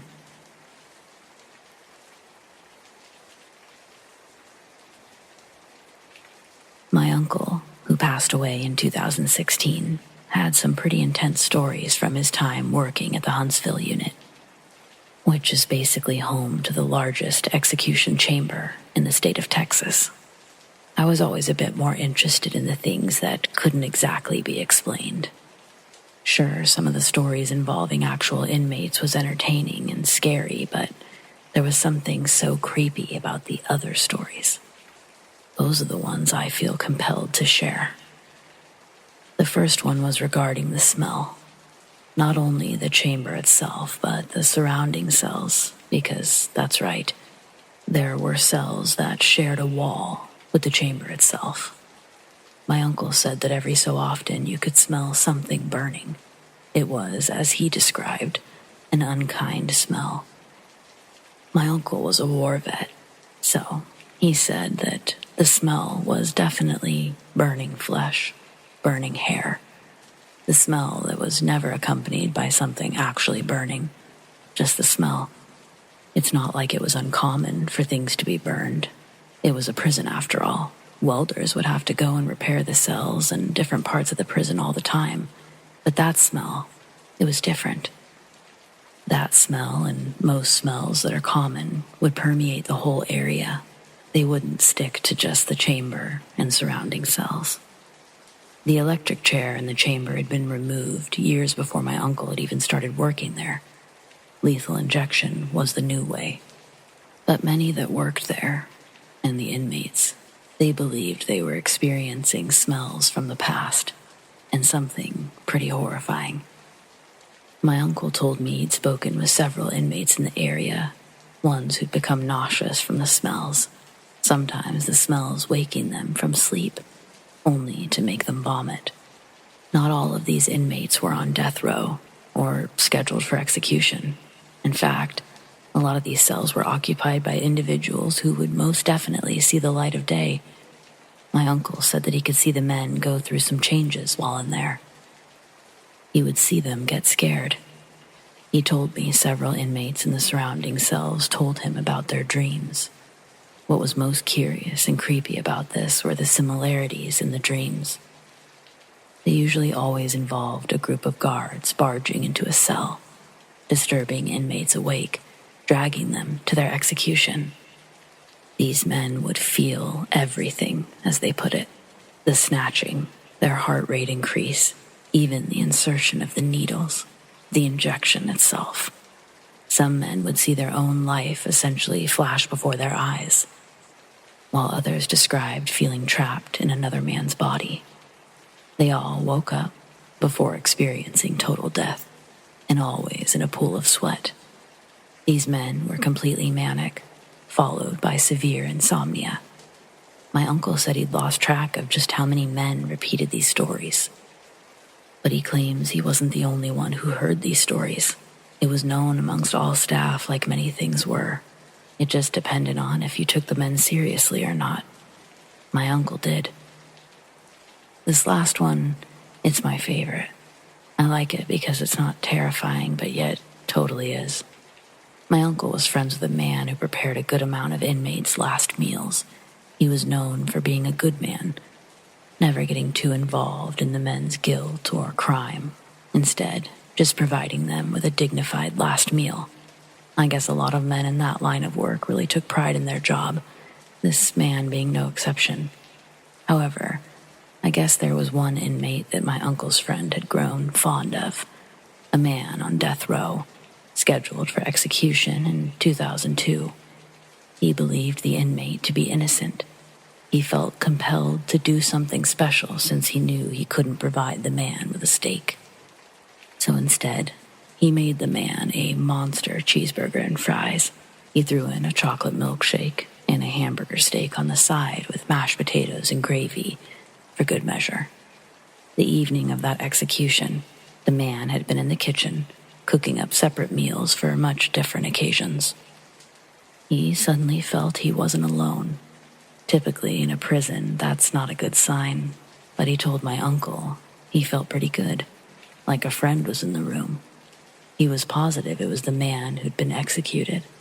The next day, he'd been told by staff that the inmate had left a message of thanks to be passed on to him and compliments to the chef.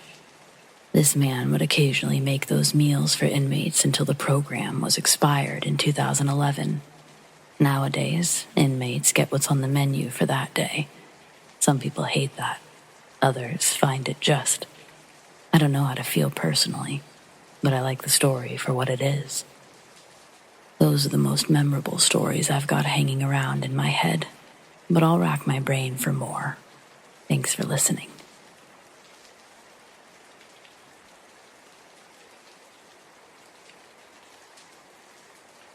Ever since I was a baby, I saw ghosts. My parents and I lived in a small house in Arizona. My mom would hear and see small children that weren't really there. She would see a tall black figure and a deformed woman. She told me stories about the children, how they would stand and watch her sleep. None of my other sisters experienced anything except my older sister. She would have to sleep with my parents because the boy in the corner was scaring her. My mom remembers one night when I went into their bathroom and was whispering to someone. My mom heard something mumble, and I responded, "I can't reach. I can't see you." There was a window, and it was on the second story. My mom got up and quietly listened and heard something say something along the lines of, "Step up on the sink." She ran in and saw the figure on the wall disappear. She would see the figure watch me when I was a baby. She would see me playing with the children. This continued until we moved out. We lived without seeing anything like that for about a year. After my parents divorced, I moved into an apartment with my dad and remember seeing the figure again. I was around 6 or 7. One night I remember being woken up because I was sleepwalking. My dad heard me mumbling to something, and then something jiggled the lock on the front door. He said I unlocked it and walked out. We lived on the second floor, and the only thing on the outside was a small fence and the stairs. He had to grab me because I was starting to climb the small fence. After that, he put another lock on the door, one I wasn't able to reach. I've always remembered seeing things that my sisters don't, and my mom was the only one who did. During the time in the house before my parents split, my mom would try to protect the house. She put special pouches in our rooms that we weren't supposed to touch. She'd burn candles and had a psychic come into the house and check. And after the divorce, she did the same thing at her apartment, while my dad didn't because he didn't believe her. My mom also went to a different psychic when I was still living in the first house, and before my mom ever said anything about the ghosts and figures, the lady told her to watch me closer. She described me perfectly, told my mom that they were communicating with me, that they wanted something from me, and to watch that tall, black figure the most.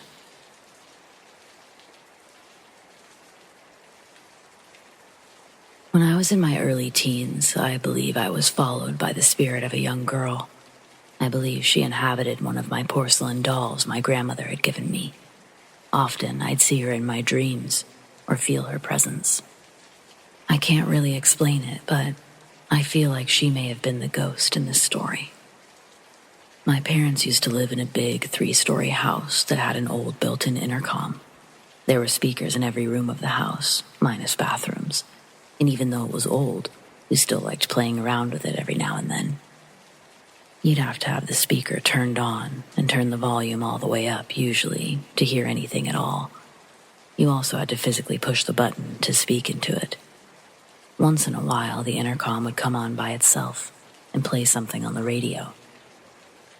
I found this spooky, but my mom brushed it off as the past owner having set an alarm via the intercom, so the radio would come on at certain times.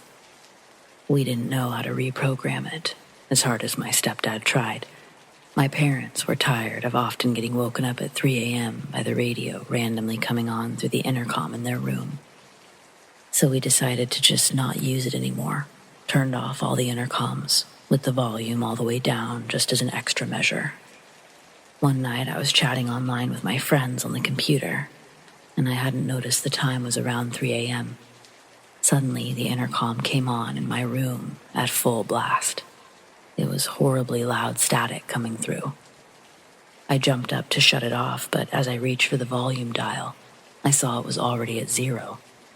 I didn't know how to make the noise stop. Then, through the static, I faintly heard what sounded like someone breathing, and then I heard the voice of a little girl. She said, "When will you come to your senses?" And then, just as fast as it had come on, the intercom shut off. Silence. I was frozen with fear. Being a teen, I jumped back on the computer to tell my friends what had just happened, and they said, "Get out of that house." I had to go tell my parents. The hallway was pitch black, and I had to go all the way down a big staircase in the dark to their room. I held my breath and flung my door open, sprinted down the stairs, crying from how scared I was. I banged loudly on my parents' door and heard my mom yelp. She opened the door, and I ran in to tell them what had happened. They were more upset that I woke them up. My mom told me it was probably just a commercial on the radio or something. I mentioned how my intercom had been turned off, with the volume turned down to 0, and also what kind of commercial would say something like that. Seeing as it was so late, she didn't feel like trying to rationalize it. I was sent back up to bed. And if you guessed I didn't sleep that night, you'd be correct.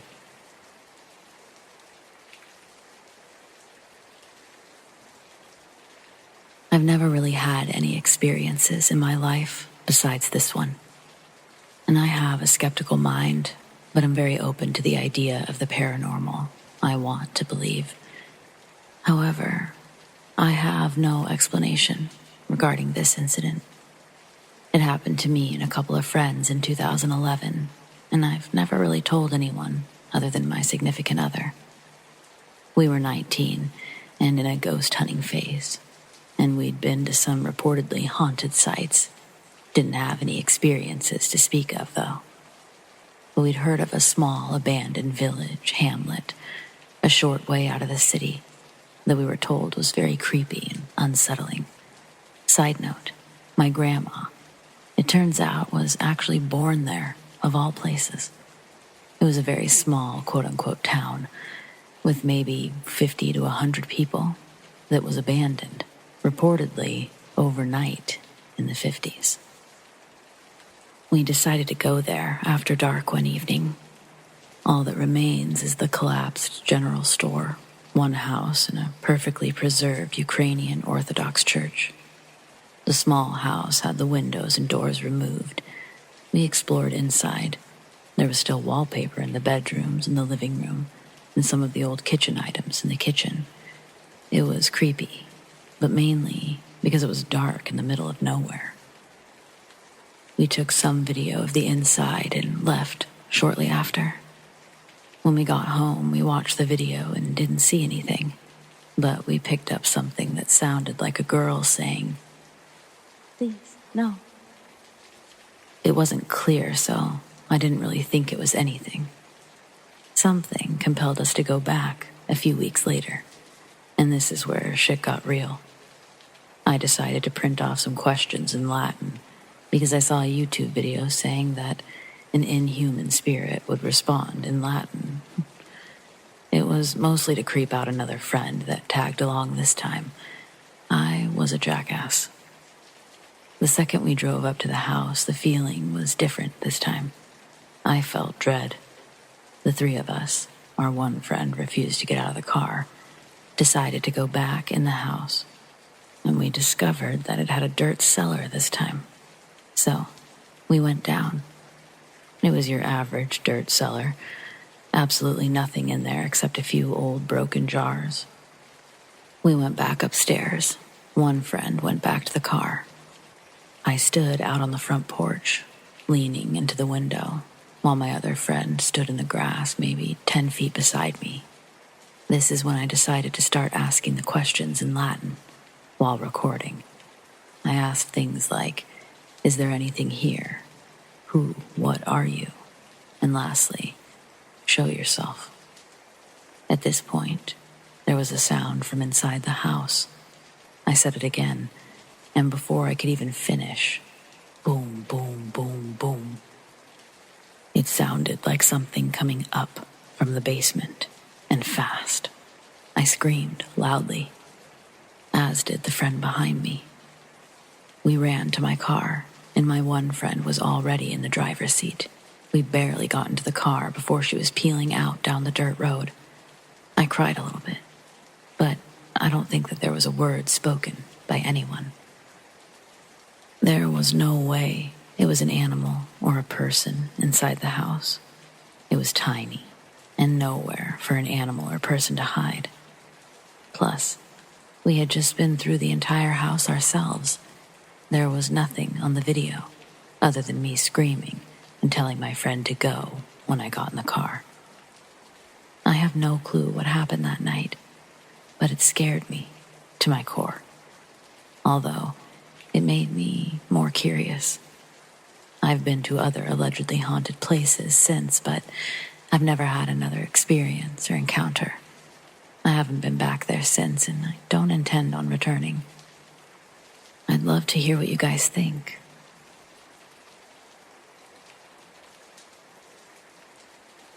This all happened a couple of years ago.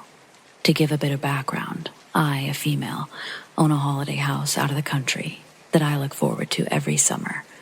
I go for weeks to months on end, and I love it. The only issue is it is slightly isolated. The closest neighbors are about a 20-minute walk, and they're the only people on my street or near me. I want to add that this house is over 100 years old, as it's a small cottage and it's been passed through my family for generations. The neighbors are farmers, so they're not usually home. This all went down one Tuesday morning. I was baking with the door open to let the fresh air in as it was sunny outside, and we don't normally get that in Ireland. A knock on the door jolted me up from my daydream-like state. A somewhat raspy voice called out, "Hello, dearie." I was taken aback. I shot around to see a small old lady at my door. Her short gray hair twinkled in the sun. I said hello and asked what she needed. She claimed she didn't want to interrupt me and asked if it was an okay time. I replied, of course, but emphasized again on what she was doing now, practically standing in our kitchen. She asked, did we know Mary? I said, no, I've never met somebody named Mary, surprisingly. She said that was all right, and left. I only realized as she walked out the door that she might have been lost or needed a lift home, as the road isn't safe due to the tractors. In our house, you have to go left and then straight after you head out the door to get to the wall and the gate. The wall is quite small, so anybody can hop it or sit on it. I ran out the door after her to see nothing. There was no electric cars at the time, so she couldn't have been using that. I have a very clear view of up and down the road for many, many miles, and I can't see her. It was like she just disappeared. This story still freaks me out to this day. I only realized today that the very original owner of the house's name is Mary. I hope she rests well, knowing that there's a family that loves her house as much as she did.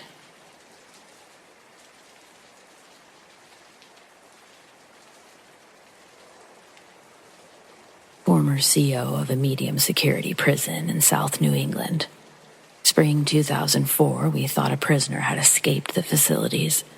A massive manhunt went underway. We had to notify the nearest town for their safety and to be on the lookout. We plastered his mugshot everywhere. 2 weeks passed by with no leads. As a result of this, the prison receives major audits and multiple inspectors visit to examine every bolt and bar holding this institution up. One afternoon, one of these safety inspectors arrives with a ladder. His job is to climb through the ventilation system to grade our air quality. Nearest access point is in the gymnasium. I lead the man there and we pop off the big circular vent located on the wall. The inspector climbs in and crawls a couple feet before turning left to make his way down the first line of vents. I watch him repeat this process, back and forth, ducking in and out through the metal pipes. Then, the metal vents shake with a shrill, echoed scream. I hear the health inspector crawling as fast as he can, back in my direction. He tells me that he was moving towards the vents above the kitchen, but a dead body was obstructing his path. The inspector was pale and nauseous, disgusted with what he had stumbled upon, but I was elated. I radioed to the other COs that we caught our disappearing inmate. We get a crew in who broke the ceiling open and disconnected the pipe where the inmate was located. This next part, it's a bit morbid, but wow. When the pipe was laid on the ground, only the man's legs were visible, dangling out of the pipe. He'd gotten stuck and we'd just assumed that he'd died of asphyxiation. But when we opened the pipe, dislodging the body, we discovered something strange. It looked like his face had been completely mutilated. There was a large hole on his left cheek. Of his face, more was missing than not. When our inmate attempted his escape, he got stuck in the pipes. But we also have a lot of rats who frequently crawl through our vents. When he got trapped, the rats had made a path through him, starting from a single hole in his cheek, sprawling into tons of exit holes made by the rats. Because of his body being riddled with these holes, his abdomen and his legs were almost torn off when they tried to pull him out. The smell was horrendous, if you were curious. So this was by far my worst experience as a CO. Rat tunnels made through a human body should never be something that someone should have to see.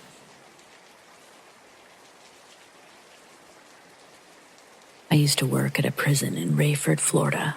We were told that we weren't allowed to talk about any of the paranormal happenings in our prison, but I still think about them, and I'd like to get them off my chest. I've tried talking to my dad, who worked there as well. He always says it's rubbish, that he never experienced a thing. This is a story about the ghost of E-Dorm. I was assigned as a CO for the Echo Dorm. Echo Dorm always had a creepy vibe to it. During the day, it was lively with loads of different characters. I won't go into specifics mainly due to length. I worked there every night for about 3 months. I worked the 6 p.m. to 6 a.m. shift, and one night it was a normal night. Lockdown occurred at 11, as usual, due to an NBA game that was on. Around 3 a.m., after I let out the morning KP, I had just sat back down in my officer station. I looked up and I saw an inmate out.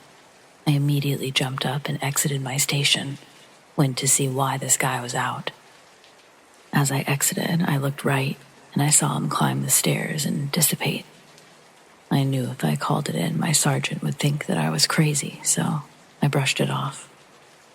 The next night I was talking to one of the inmates, and he mentioned that some of the other inmates talk about how the building is haunted. I have a few more stories, so more to come.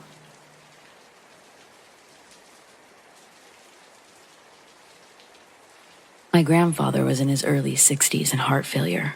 He was in the hospital, and my family spent a lot of time with him the last 2 weeks before he passed. This one specific day, there were 6 of us female relatives in the room sitting around chatting with him.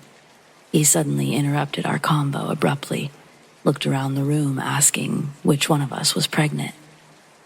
We all denied it. He insisted, "Someone in this room is pregnant. Who is it?" But none of us had any idea what he was talking about. He'd been saying things like people were visiting him at night, and there were a lot of people in his room at times. He was saying that he was seeing people who had passed on, so we just thought maybe he was hallucinating due to the pain meds. Fast forward a few weeks, I find out I'm pregnant. My ultrasound revealed that my baby had a weak heartbeat and to expect a miscarriage. Within the week, I miscarried, unfortunately. The crazy thing is, at the time my grandpa insisted someone was pregnant, I would have been about 2 weeks along. He somehow knew. It's always made me question what people see when they're near death. He ended up being intubated.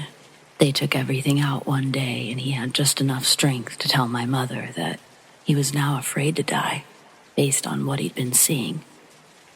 He couldn't talk well with everything, so my mom didn't ask many questions, but he died the next day. I always wonder what he saw.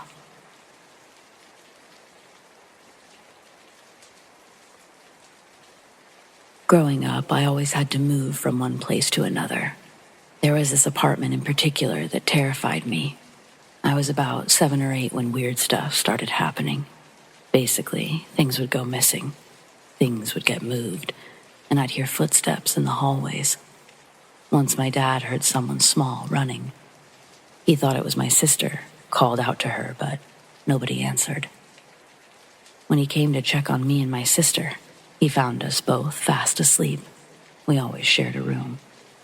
One time, my mom baked a cake at night. I don't know why she decided to bake it at night, but she did.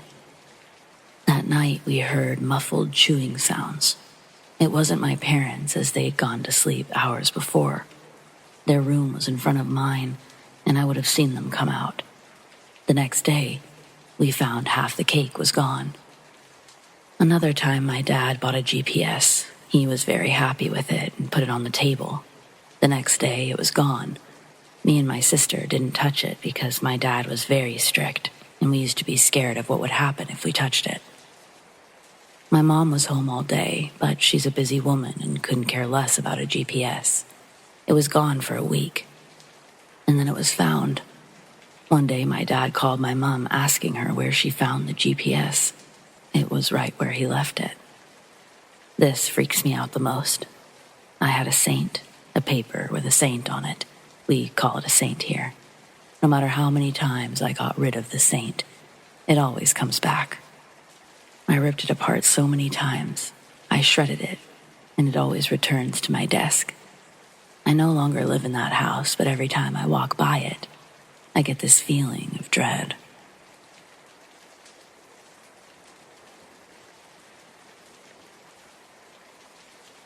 In August of 2016, after high school graduation, a few friends and I started doing a paranormal investigation to pass time.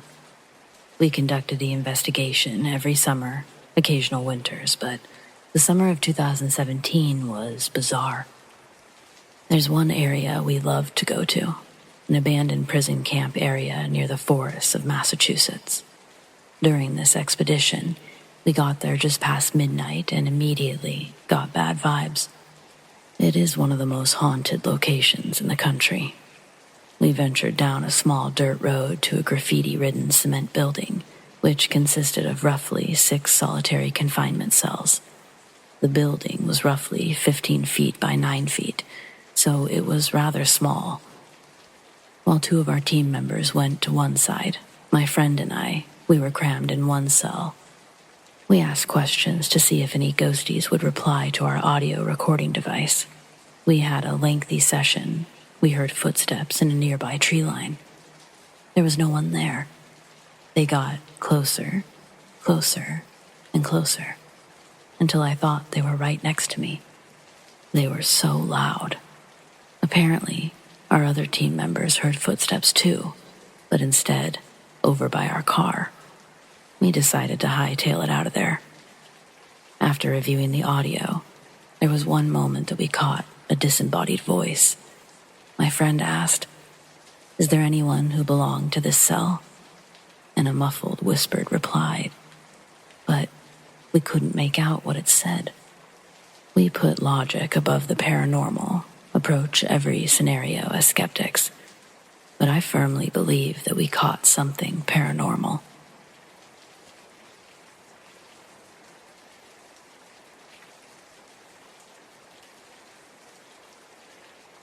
So this story is short, but safe to say it creeped the hell out of me, and I still tell it to people ever so often. My nanny, Mom's mom, lived in an older house when I was younger. My family always joked that it was haunted because we always heard bumps and bangs and stuff. Just overall, it gave a creepy vibe. It got to where I wouldn't stay the night over there unless I had to because my parents worked a lot. When I was 15, I was staying at Nanny's and we were in her bathroom, doing something, getting ready for bed. It was just me and Nanny, alone in the house, aside from her older poodle. Rest in peace, Brandy. Best doggo ever. Anyway, out of nowhere, we heard a huge crash coming from the kitchen. We ran in there to find Brandy hiding under the kitchen table, trembling, and her food dishes upside down across the kitchen from where they would normally sit. They were heavy ceramic bowls that sat down and in those metal trays. There was water and food everywhere. At first, we were like, "Brandy, what did you do?" And then we kind of realized that the bowls and the tray weighed more than she did. She was probably 8 pounds or so. Plus, she was pretty old at this point. The stand was also upside down in the middle of the kitchen. No clue what happened that night, but safe to say we were thoroughly freaked out. Other things happened often, like stuff falling off the walls and such. I'm glad she doesn't live there anymore.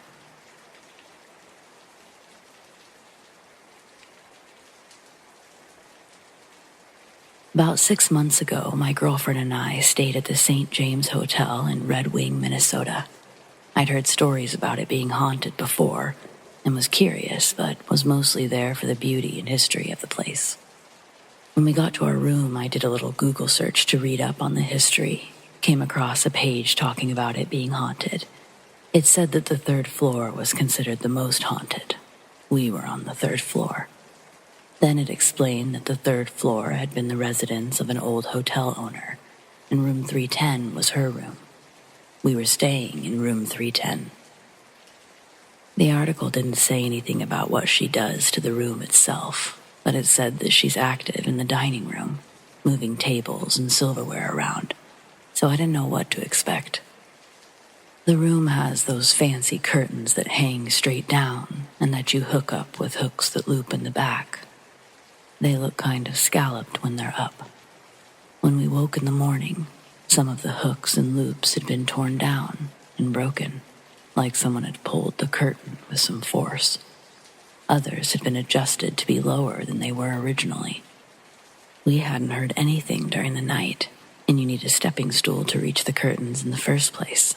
But that stool was in the same place that it had been when we checked in.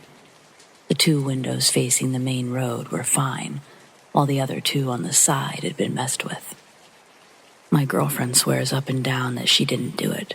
She's too short anyway. Plus, I'm a light sleeper. I would have heard her. It's probably just a coincidence, but an hour after we checked in, the door to the closet had already swung open. We joked that the lady of the house saw 2 lesbians walk in her room and decided to open a closet for us to go back in where we came from. We were spooked, and we still had to stay the night after that with our homophobic ghost friend, but nothing else happened. The hotel is beautiful, even if it has a heavy, eerie feeling everywhere. Apparently, there's a lot of other ghosts there besides this one, who we found out is named Clara.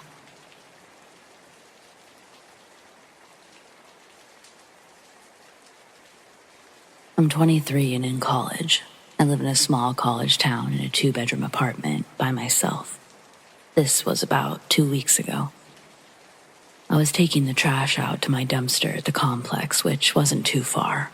I didn't lock the door, and I know for sure I didn't because I have a camera. I was carrying heavy furniture, so I know I wouldn't have been able to lock it. When I returned from the trash, I heard myself complaining on the other side of the door. When I realized it was my voice, I froze in fear for about 10 seconds, then tried to open my door. The door was locked, and the voice was gone as soon as I put my hand to the door. I say I was complaining because that's the best way I can refer to the way I was speaking. Whatever that was upset and loud. I've thought about what this could have been over and over again. I checked my camera, which picks up my every movement and usually picks up sound, but nothing was there. My friend said that maybe it could have been some sort of skinwalker, or some sort of glitch in the matrix of myself where she wasn't supposed to be.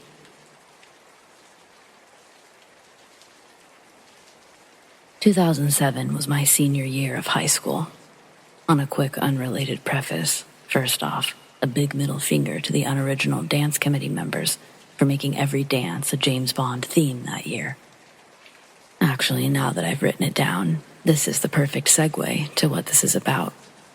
I came from a small town, B school, less than 40 in my graduating class, rural as hell. So if you were a teen with aspirations to be something more than an IGA cashier, landscaper, arcade employee, or drug dealer, you would have to move far away from this hellhole after graduation. This only happens two ways. Either your parents get a divorce and one moves to the city with a midlife crisis and they let you move in, or you hustle your ass off for any and every scholarship you can apply for in hopes to scrape together enough to go to a community college in the next county. To improve your chances of obtaining these $50 to $100 educational lifelines, it looked good to be part of extracurricular clubs and activities.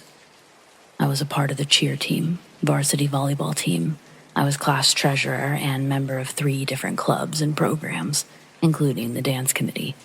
The other class club I was involved in was a program called TAD, which is short for Teens Against Destructive Decisions. Me and my friends had all signed up for that one at the beginning of the year. It was a joke of a club, but looked great on applications. All you had to do was sign a paper swearing that you won't drink or do drugs and to be leaders to your peers. The teacher that hosted it let us hang out for an hour and talk or listen to music. Every once in a while, he would give a presentation showing these gruesome pictures of smokers' organs or drunks who got squished into the dashboard of their car after hitting a tree. A couple of times, the local police department would come in and let us play with their stuff. In retrospect, TAD was probably the most fun I had my senior year. It's an honest shame the sweet memory of that club will forever have one sour part, one that I'll never forget. Neither will my friends who were there, at least the few that I've stayed in contact with.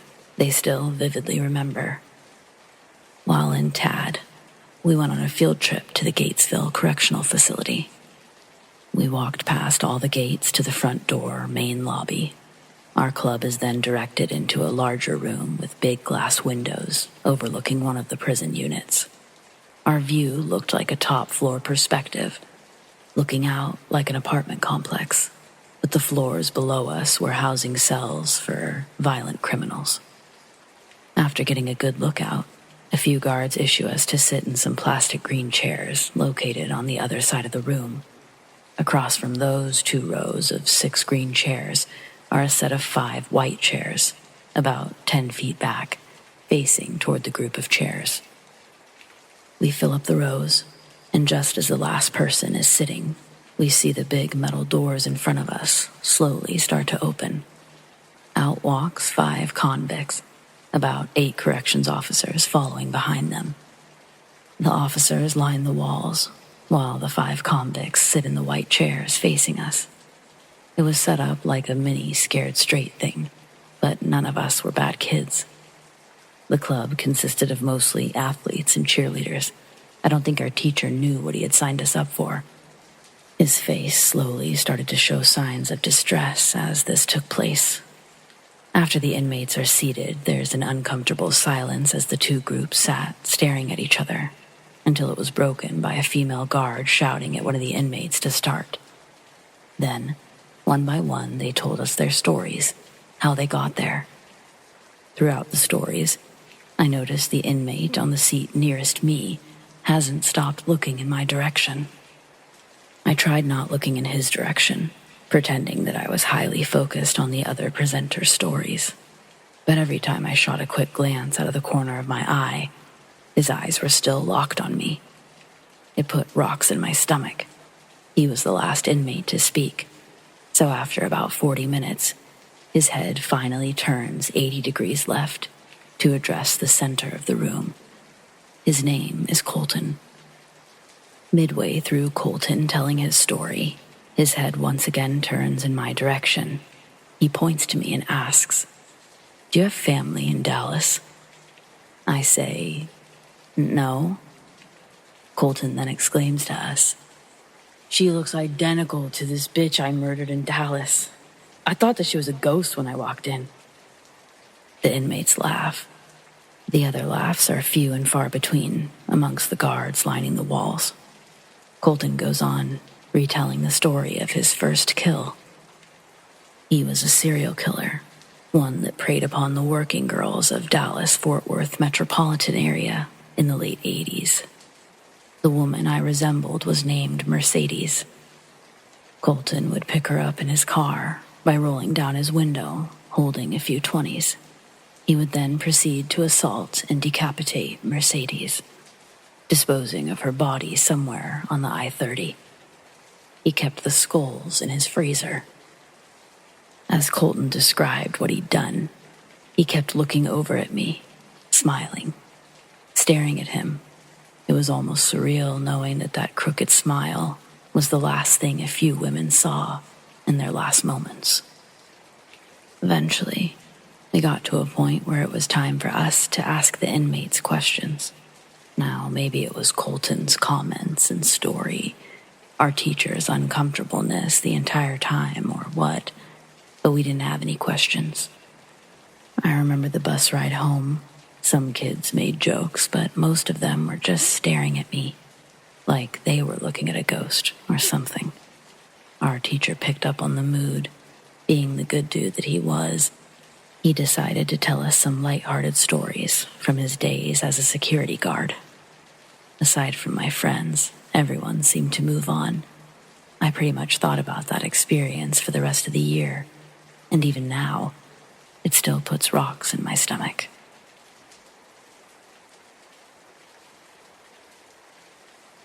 In 2014, I moved to England from Canada to gain work and travel experience, and also to find myself. I ended up living in Essex with 3 other roommates. They were all women, all a bit older than I was. I was 24 at the time, Megan 31, Cherry was 34, and Cassie was 38. Megan was from New York, Cherry from New Jersey, and Cassie from Poland. All 4 of us shared this 3-story flat. The back of our home was the living room and kitchen. The back wall was complete glass that looked out into the garden. The garden was completely fenced in. The house had an interesting dynamic, to say the least. Tons of stories from that time in my life. I adored all of my roommates except Cherry. After living with Cherry for 7 months, I was over her antics. One day I came home from work. I lock the door, make myself something to eat, and go up to bed. I brought home some work with me, so I'm in my nightie with all of my papers around me and my headphones jamming out. I had headphones on because Cherry was out to dinner with work friends. That meant booze, and then soon after, that a tantrum was surely to come. I just didn't want to have to listen to her crazy scream crying. I'm working away, completely focused, until I feel something. I look up to see a man standing over me. I don't register it right away, and since Cherry regularly brought strange men home, I passively say, "Cherry's room is on the 2nd floor," and continue to work. He doesn't leave. Again, "Cherry's room is downstairs, He then interrupts me. I'm not here for Cherry. A cold chill iced my veins. My fight or flight kicked in just then. I started surveying the situation. I look him up and down. He had a bottle of Prosecco in one hand and a knife in the other.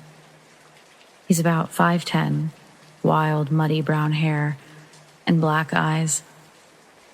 He has a light blue polo shirt on, and on one side of his collar, it's popped up, and he has a distinct Manchester accent.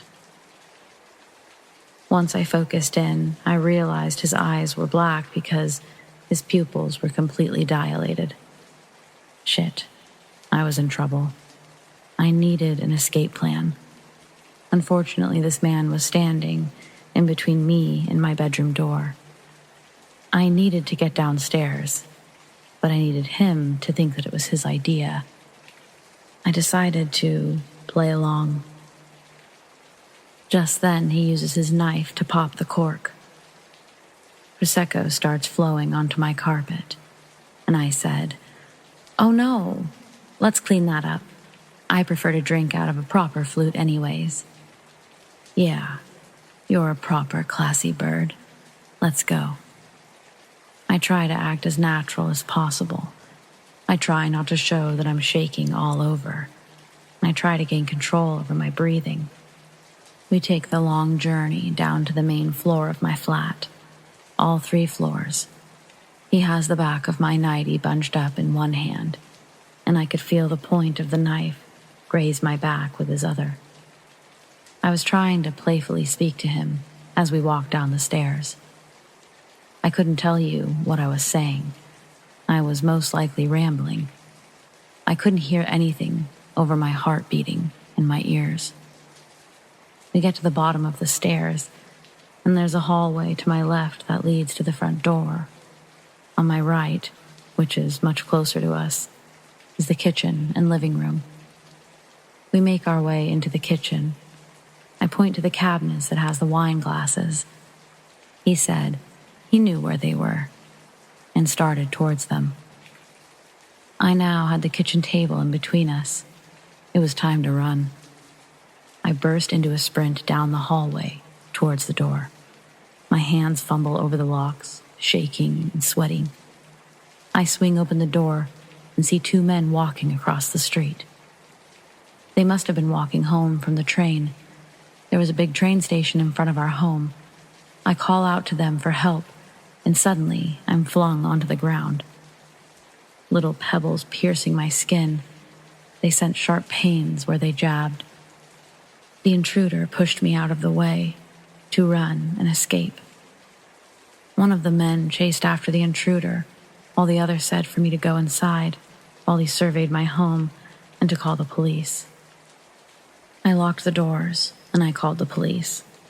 While I was on the phone with dispatch, I manically run around the house and double-check all of the windows and doors. Suddenly, I hear a loud bang on my door. I inform the dispatch of the banging, and she informs me that police weren't there yet. I thought it might be one of the gentlemen who helped me. I go to look out the eye hole, and it's him, the intruder. He came back. He's banging on my door, screaming that I had his glasses and that he was not done with me. I absolutely freak out. The dispatcher attempts to calm me down, but I'm losing my ever-loving mind. She then said, "They're pulling onto your street now. You should hear their sirens." I did. Thank God. The intruder then blasts off. One officer jumps out of the passenger side while the car's still moving and chases after him. The second officer comes into my home, interviews me and the 2 gentlemen, collects evidence, and takes photos. After some time of him being there, Cherry comes home and freaks out. Once the situation was explained to her, she said, "Oh my God, that could have been me." Yeah, thanks, Cherry. It's all about you. The next morning, I'm called in to identify the man that they had in custody. I pointed him out. I go into a little room and the officer pulls out an evidence bag. He asks me if the items were mine. They were. There was a pair of my underwear and photos taken from my home. The officer informed me that the intruder had been stalking me for some time now. He estimates 3 months. He had made a nest outside our home, on top of a hill that overlooked our living room and kitchen. He's also a known sex offender and drug dealer. The officer then told me how lucky I was to get out practically unharmed. Others weren't so lucky. To the man who stalked me and broke into my home, let's not meet again. However, I would love to run into those 2 gentlemen again. Every day, I'm thankful for them.